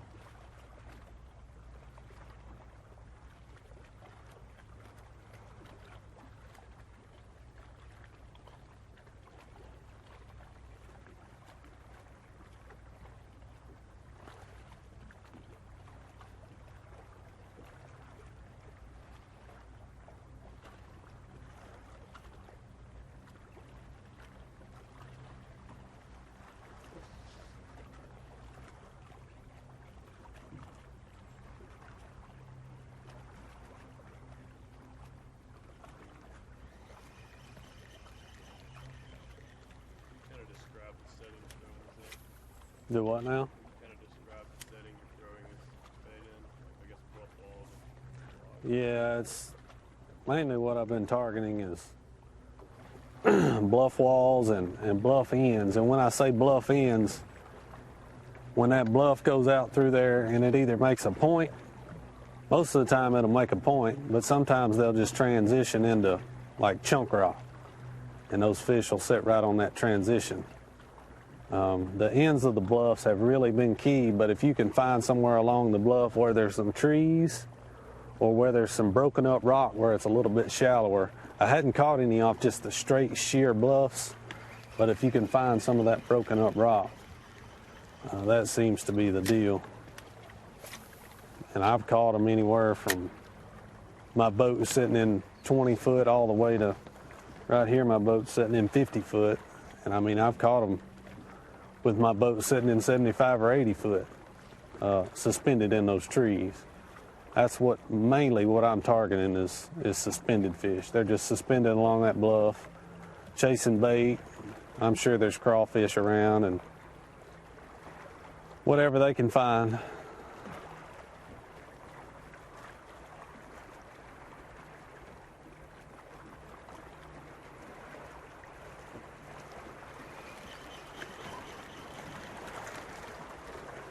Feels like the College Classic bracket as well over in Kansas. Remember Milford Lake? Smallmouth prevailed there, and bluff type rocky walls. Lots of that. Yeah, it does. It is very reminiscent of that. And maybe not quite as mountainous around. Yeah, exactly. around Milford Lake, but if it had the wind that Table Rock has today, Milford would be not the place to fish. No. Nothing to stop the wind. Yet it was touted as the best fishing lake in Kansas, right? Yeah. Yep. And we had a heck of a tournament there. That's bracketed competition, and that's what we got coming up around the corner next week, Tuesday through Friday, right here, Bassmaster Live. Head-to-head stuff. So it's still the same format, even though we're gonna have more anglers going head-to-head. It's still best 5 fish per day. Catch, weigh, release on the boat. Best 5 fish for your morning, and I guess the next day. The only 2 days you'll carry weight is Wednesday to Thursday. Yep, the semifinal days, and then that final day is obviously 3 different 2-person matches.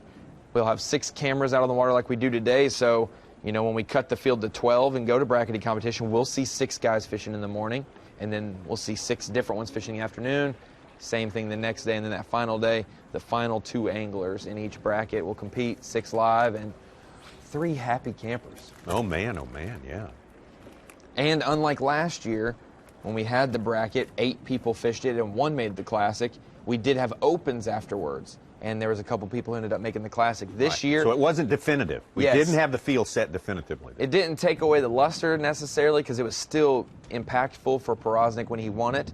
But Kennedy and Iaconelli making it in the classic because of opens took away some of that impact. This year, with the Opens Championship being finished up here, and that's the professional level of competition they're allowed to fish, is the elites and the opens.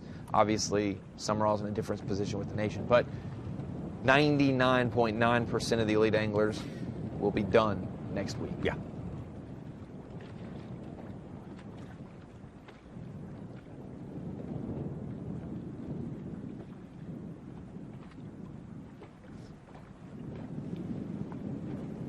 We had 1 bracket final versus last year versus 3 this time around, and that's partial compensation for having had one of our regular season events washed out, right? Yes, that would, the Chesapeake Bay.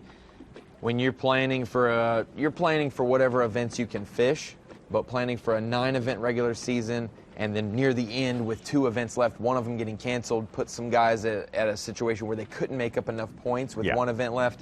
So we extended the bracket down 16 spots, and that has been bumped down since.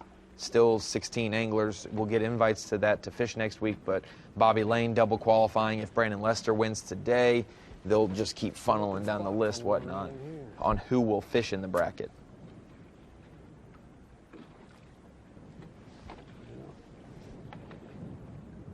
Now, will you know your standing in your match? Every 30 minutes. At the Every 15 30 after minutes. the hour and 45, your marshal will tell you the counting them out. Can you tell the marshal, no, I don't want to know? Yeah, you could probably do okay. it. Just say, no, I don't need to hear that. All right. Remember last year, Dave Lefebvre, some of those last-second catches. Oh, yeah. Sets the hook. He's got 10 seconds left and makes a flip under a dock and gets a bite, sets the hook, and he's got to boat flip it, so he just cranks it in and swings it in with 2 seconds left. Yeah, that's right. Some of those Gotta be over at the the end gunnel of the before round. the time's out. Yeah. Exactly. Carter should be fun. It'll be like a little wrap-up of Chateaugue, a little, encore of how the AOI Championship was with some topwater, spotted bass. Should be make for some good fishing fall time as Carter's approaching is the known Carolinas as and the Georgia. best spotted bass lake in Georgia. Which is something because Chateaugue's half in there, Lanier's in there. Come on. Don't talk us up too much, Susan. Don't let us down. Or get our hopes up needlessly. That's cool. That's cool. At least we got our hopes up there. It's probably going to be really good, though. I know the bracketing competition, way more often than not, turns out to be pretty cool. And I think it's going to be a week well spent out there to wrap up Bassmaster. Jared Lintner's professional part for this year. Jared Lintner's got 30 minutes left to make sure he's not fishing next week. Let's see if he gets it done. All right, we'll see when we get back. The 2018 Bass Pro Shops Bassmaster Opens Championship is brought to you by Skeeter Boats,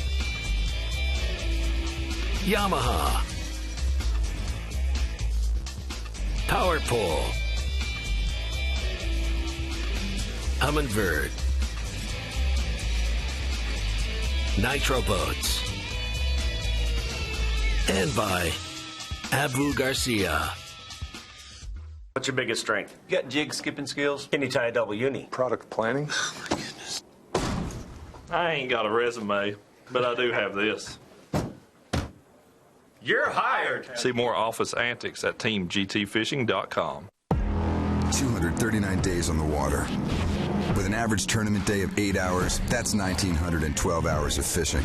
Averaging 60 miles per hour, you covered 12,300 miles. That's 102,420 minutes with a rod in your hand. Averaging 4 casts per minute, that's just shy of 410,000 chances at a bite. But numbers are the foundation. The results are up to you. Bassmaster Angler of the Year!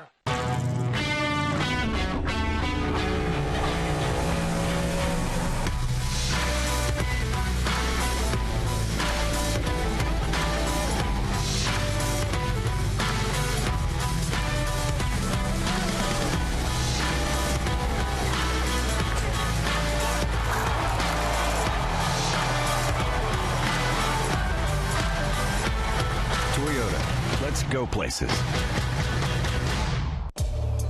If you love bass fishing, then show your support by joining B.A.S.S today. Since 1968, B.A.S.S has been serving bass fishing enthusiasts with information and tournament coverage that make you a better angler. When you sign up today, you'll join over 500,000 outdoorsmen who love bass fishing. With your membership, you'll receive every issue of Bassmaster magazine, plus $50 in free gear, including a membership tackle bag, B.A.S.S cap, plus more. Log on to Bassmaster.com to join Bass today.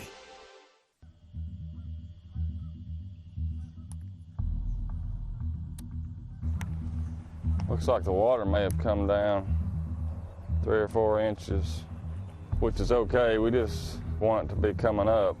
Yeah, the water actually has dropped 22 degrees. You know, it was almost 80 in here the last day of practice, and then it's dropped. It's 58 now. But you know, that's probably helped the bank beaters, because if it would have stayed up there, this would have been, I'm not saying it would have been one offshore, but a big part of the fish would have been caught out away from the bank.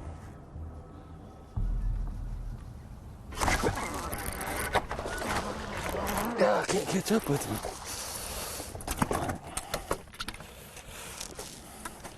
Couldn't get my hand on the reel.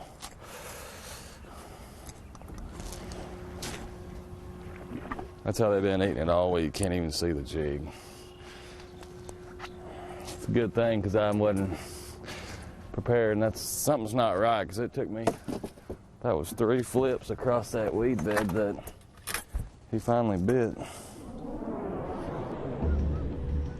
Well, with this water getting muddy like it is, they've all been on the outside, but with it getting muddy like this, you got to fish a lot slower, try to cover everything.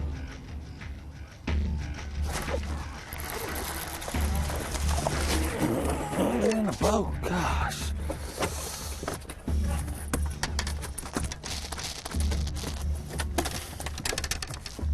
I'm not doing a very good job of landing them. Number 2.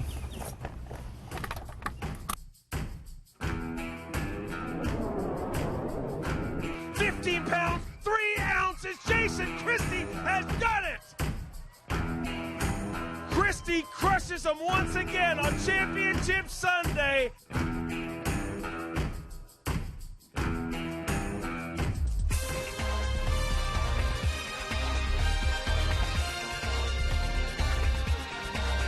Bassmaster Opens Championship, being brought to you live by Mossy Oak Fishing.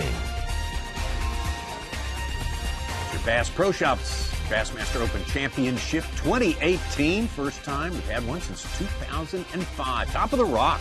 This incredible par 3 golf course adjacent to the lake there, home of a PGA Champions Tour event, I believe, once every year. Here's your past winners on famous Table Rock Lake, going all the way back to 1971. John Powell, we got a Gary Klein in there, Lee Bailey, Wayne Crumpton, Jim Dopp, Jay Yellis, Greg Hackney, Todd Fairclough, Kevin Short, Jason Scanlon, Mike McClellan, James Watson. Mike McClellan, again, Bassmaster Elite Series win right there. I think that, no, he had an Elite Series. Yeah, he had an Elite and an Open here. Yeah. Look at that, the theme there, McClellan, Watson, McClellan, Scanlon, Short, Hackney even, all Ozark-type anglers. People think of Hackney as a Louisiana guy, but he grew up in Arkansas, definitely familiar with those types of fisheries. So if you're not from that region, it's kind of hard to break through in a full field event, more than maybe just 28 people. I'd put Hackney on the fence. I mean, he's Yeah. from Star City, so that's Oh, not for exactly sure. Kimberly. Not Ozarks, right? but you know, he's probably fished them more Close enough to frequently. go up there and fish them, yeah. Oza Delta. Yeah, guy. yes, or exactly. Deltarks. More of the Yeah. swampland of Yeah. Arkansas. Hey, I'm trying to. I know. Trying to be relevant here. Show I the understand. people, you know, I'm trying to tell them something that's not true, and you're just exposing. I'm not. No, you don't think I'm on board with that? Come on. Bobby Lane got a limit. Moved up to 5th place, making things a little tighter for that AOI title.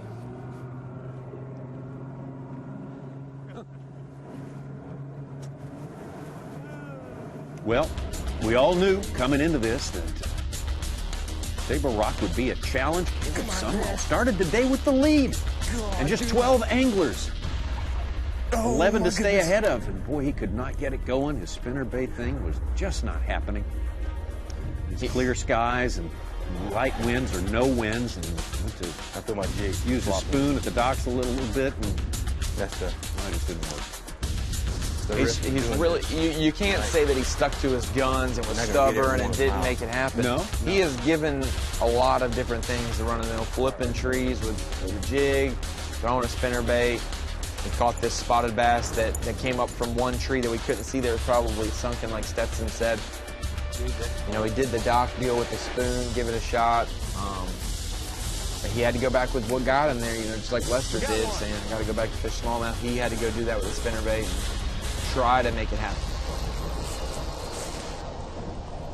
Tyler Rivette on track for most of this tournament, but boy, today was anything but, and still, as it stands right now, Tyler Rivette yet to put a keeper in the boat. He's in the same situation as Summerall. He's caught some fish today. He's definitely given it everything he's got. Fish near Long Creek this morning, made a little bit of an adjustment, decided to fish close to takeoff, some of those creeks and pockets. Nothing was going for him, a lot of people, and then he's fished those bridges, but just shorts. Brandon Lester. See how early that was? Sky just barely rosy pink behind him there, and that was a good start to the day. He had a little bit of a lull, but by and large, man, got a lot of steady and solid. It's a tight lining technique. That's what worked for him, right? He's definitely been the strongest numbers, with size, confident in what his approach is. He was talking about people were bragging about catching 40 or 50 yesterday, and he's like, well, I only caught like 20. Well, today, on a day where people aren't catching more than 5, he's the one catching 20, and Lester's put it together. We think that maybe he's got a little bit more than his Bass Track says of 10 pounds. He's got a couple that might be in that 2.5 to 3 range with some 2-pounders mixed in. So maybe 11 something might be more of his number, but definitely right there with Lintner in the standings. Yeah, could make it a very, very tight situation with Jared Lintner when we get to the weigh-in time. Could be a matter of ounces that decides this one. And bear in mind, we got a Carl Jochimson with 4 fish and 11 pounds. Biggest limit of the day, had one of the longest days to come. But hey, he catches a 4 or 5. Biggest He's weight right so there. far, and he has room to grow still. You know, he's not going to cull. He's got to catch one more to fill it. So everything goes right to his total. So he's the unknown guy. He's the X factor. Carl Jochimson, the guy trying to hang on to the lead. Royal Grande, California, Jared Lintner. Good start early today, and as he has most days, it's been predominantly, if not completely, smallmouth. He started early with that crankbait. Low light conditions when the sun started coming up. Other baits weren't firing. Top water wasn't going on. Spinnerbait wasn't happening, but as we saw with other anglers. But he had the crankbait rolling, that rock crawler. Was able to catch some fish doing that. He actually got hung up here. Fish ate it off the tree for him. Thank you, fish. And he landed this one. Lintner's one of those other guys with Lester. Probably has more than 9 pounds. That one that he swung in early was a good one. His 5th keeper was a good one. So he's got 2 or 3 solid that fish one right and there. 2 normal keepers. So he might be around that 11 pounds as well. So 11 or so. He's one that if he wins it, he's going to the Classic and outright bid, clinches his spot. Won't have to go to the Classic bracket next week. Whereas Lester, if he wins it, he's already qualified via points. He would double qualify, helping John Cox out, not helping Jared Lindner. Yeah, absolutely.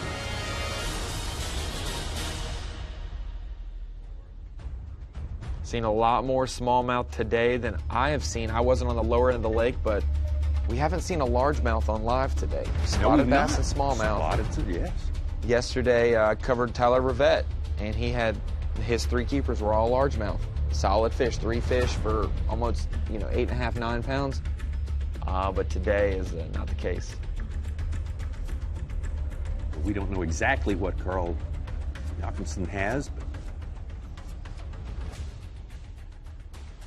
one good thing is I showed you the blog photos and Stetson Blaylock when he was here, and we were both like, yeah, it's like a 3-pounder, and then he comes on Skype and confirms. That makes us feel a little more less lost. Yeah, Maybe that's not in the know, but less lost. Yeah, not totally in the know. You don't ever want to be totally in the know. I feel like Bassmaster Live, Bass Track, have all been great for the Opens. 2 things that we haven't ever done with the Opens. Yeah. Introduced them this week a little bit. Never been able to follow them like this before. I think that's a good fun thing. to do whenever you're not in a tournament.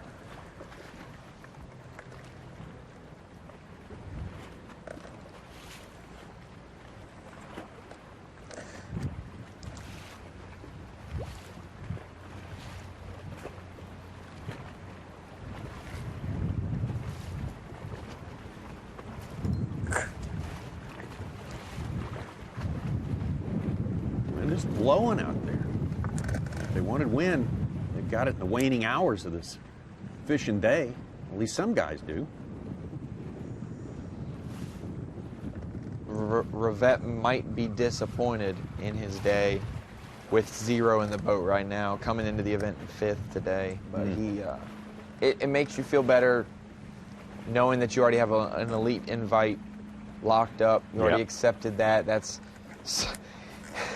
We might have heard a little bit more from Rivette if he hadn't made the Elite Series yet and was fighting for it today. Yeah. That situation, it might be a little more scramble and giddy up in his step, but.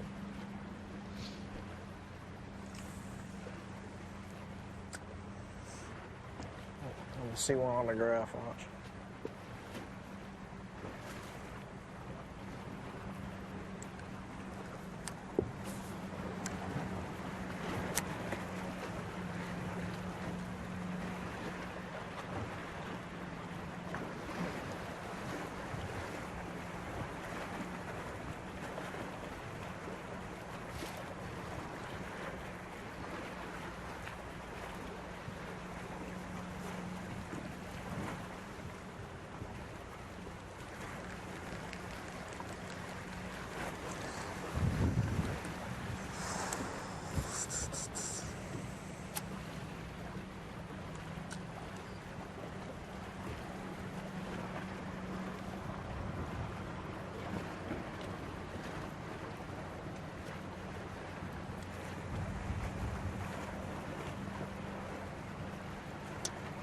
Looks like Lester did finally pick up that crankbait like he said he would. Well, he did, didn't he? Yeah. This could, we've said it all day, one more good bite is going to decide this thing. And whether it's Carl Jacobson on the glide bait, on a windy rock bank, or it's Lester deciding to pick up a crankbait for the first time today, or Jared Lindner doing his deal and sticking his guns to catch one more. Or hanging on with what he's got. Yeah.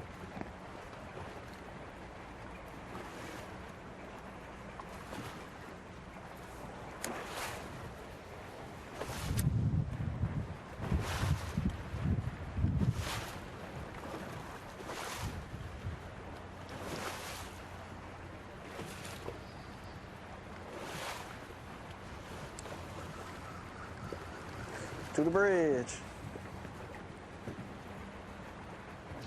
All right, Tyler going to give the third time's the charm routine on the bridge there. Let's see if that works out. I want him to catch a couple. We got to go up there to Springfield without some fish in the live well.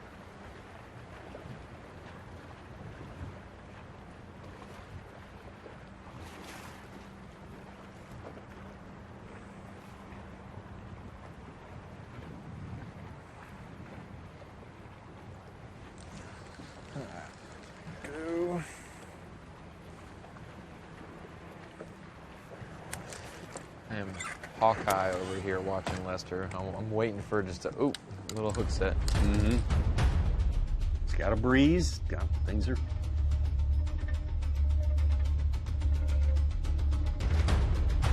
Conditions you got to think are giving them maybe a little bit more favorable for a final fish catch or two. Could happen at any moment. Probably is happening at some moment.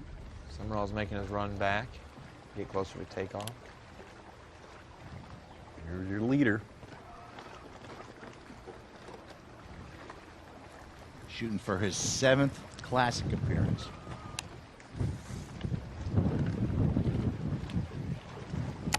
Four and a half hours since he caught his last keeper.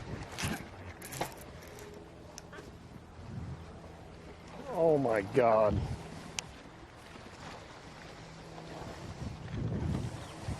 Four hours and 31 minutes.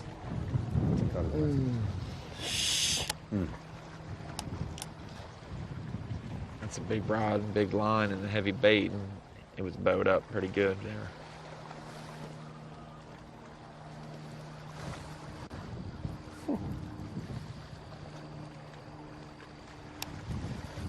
Wow.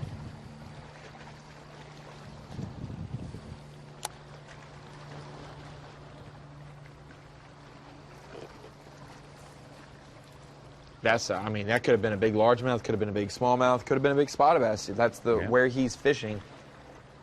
You can't specifically say it's going to be one or the other. Right. Which makes these banks with the timber right by the bank some of the highest percentage places on the lake.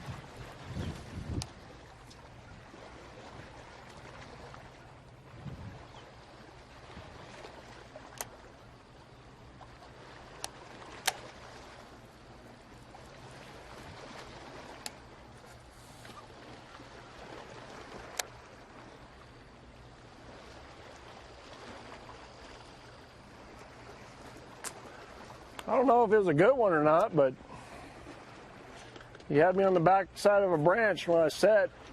I didn't get a clean.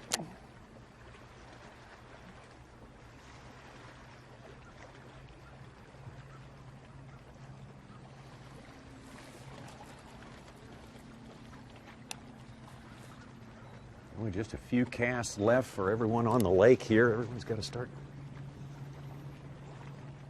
making their way down to the takeout. Long Creek Marina.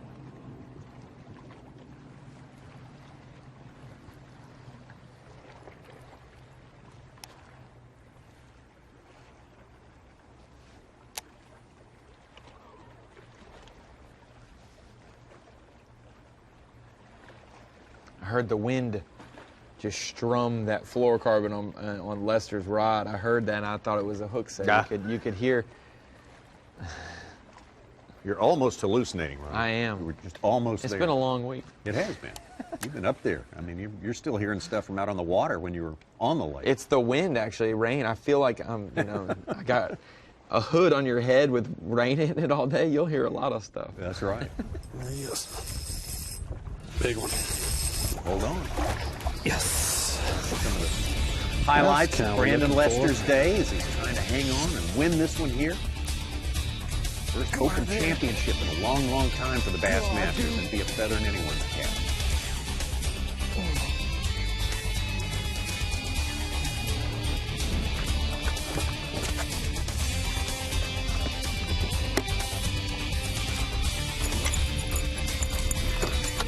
We got one. Weigh-ins coming up 5:30 p.m. Eastern Time. These guys are going to load her up and head on up to Springfield for that, 4:30 local time, and we will have our champion and all our 7 spots in the Classic filled. We'll see you next week.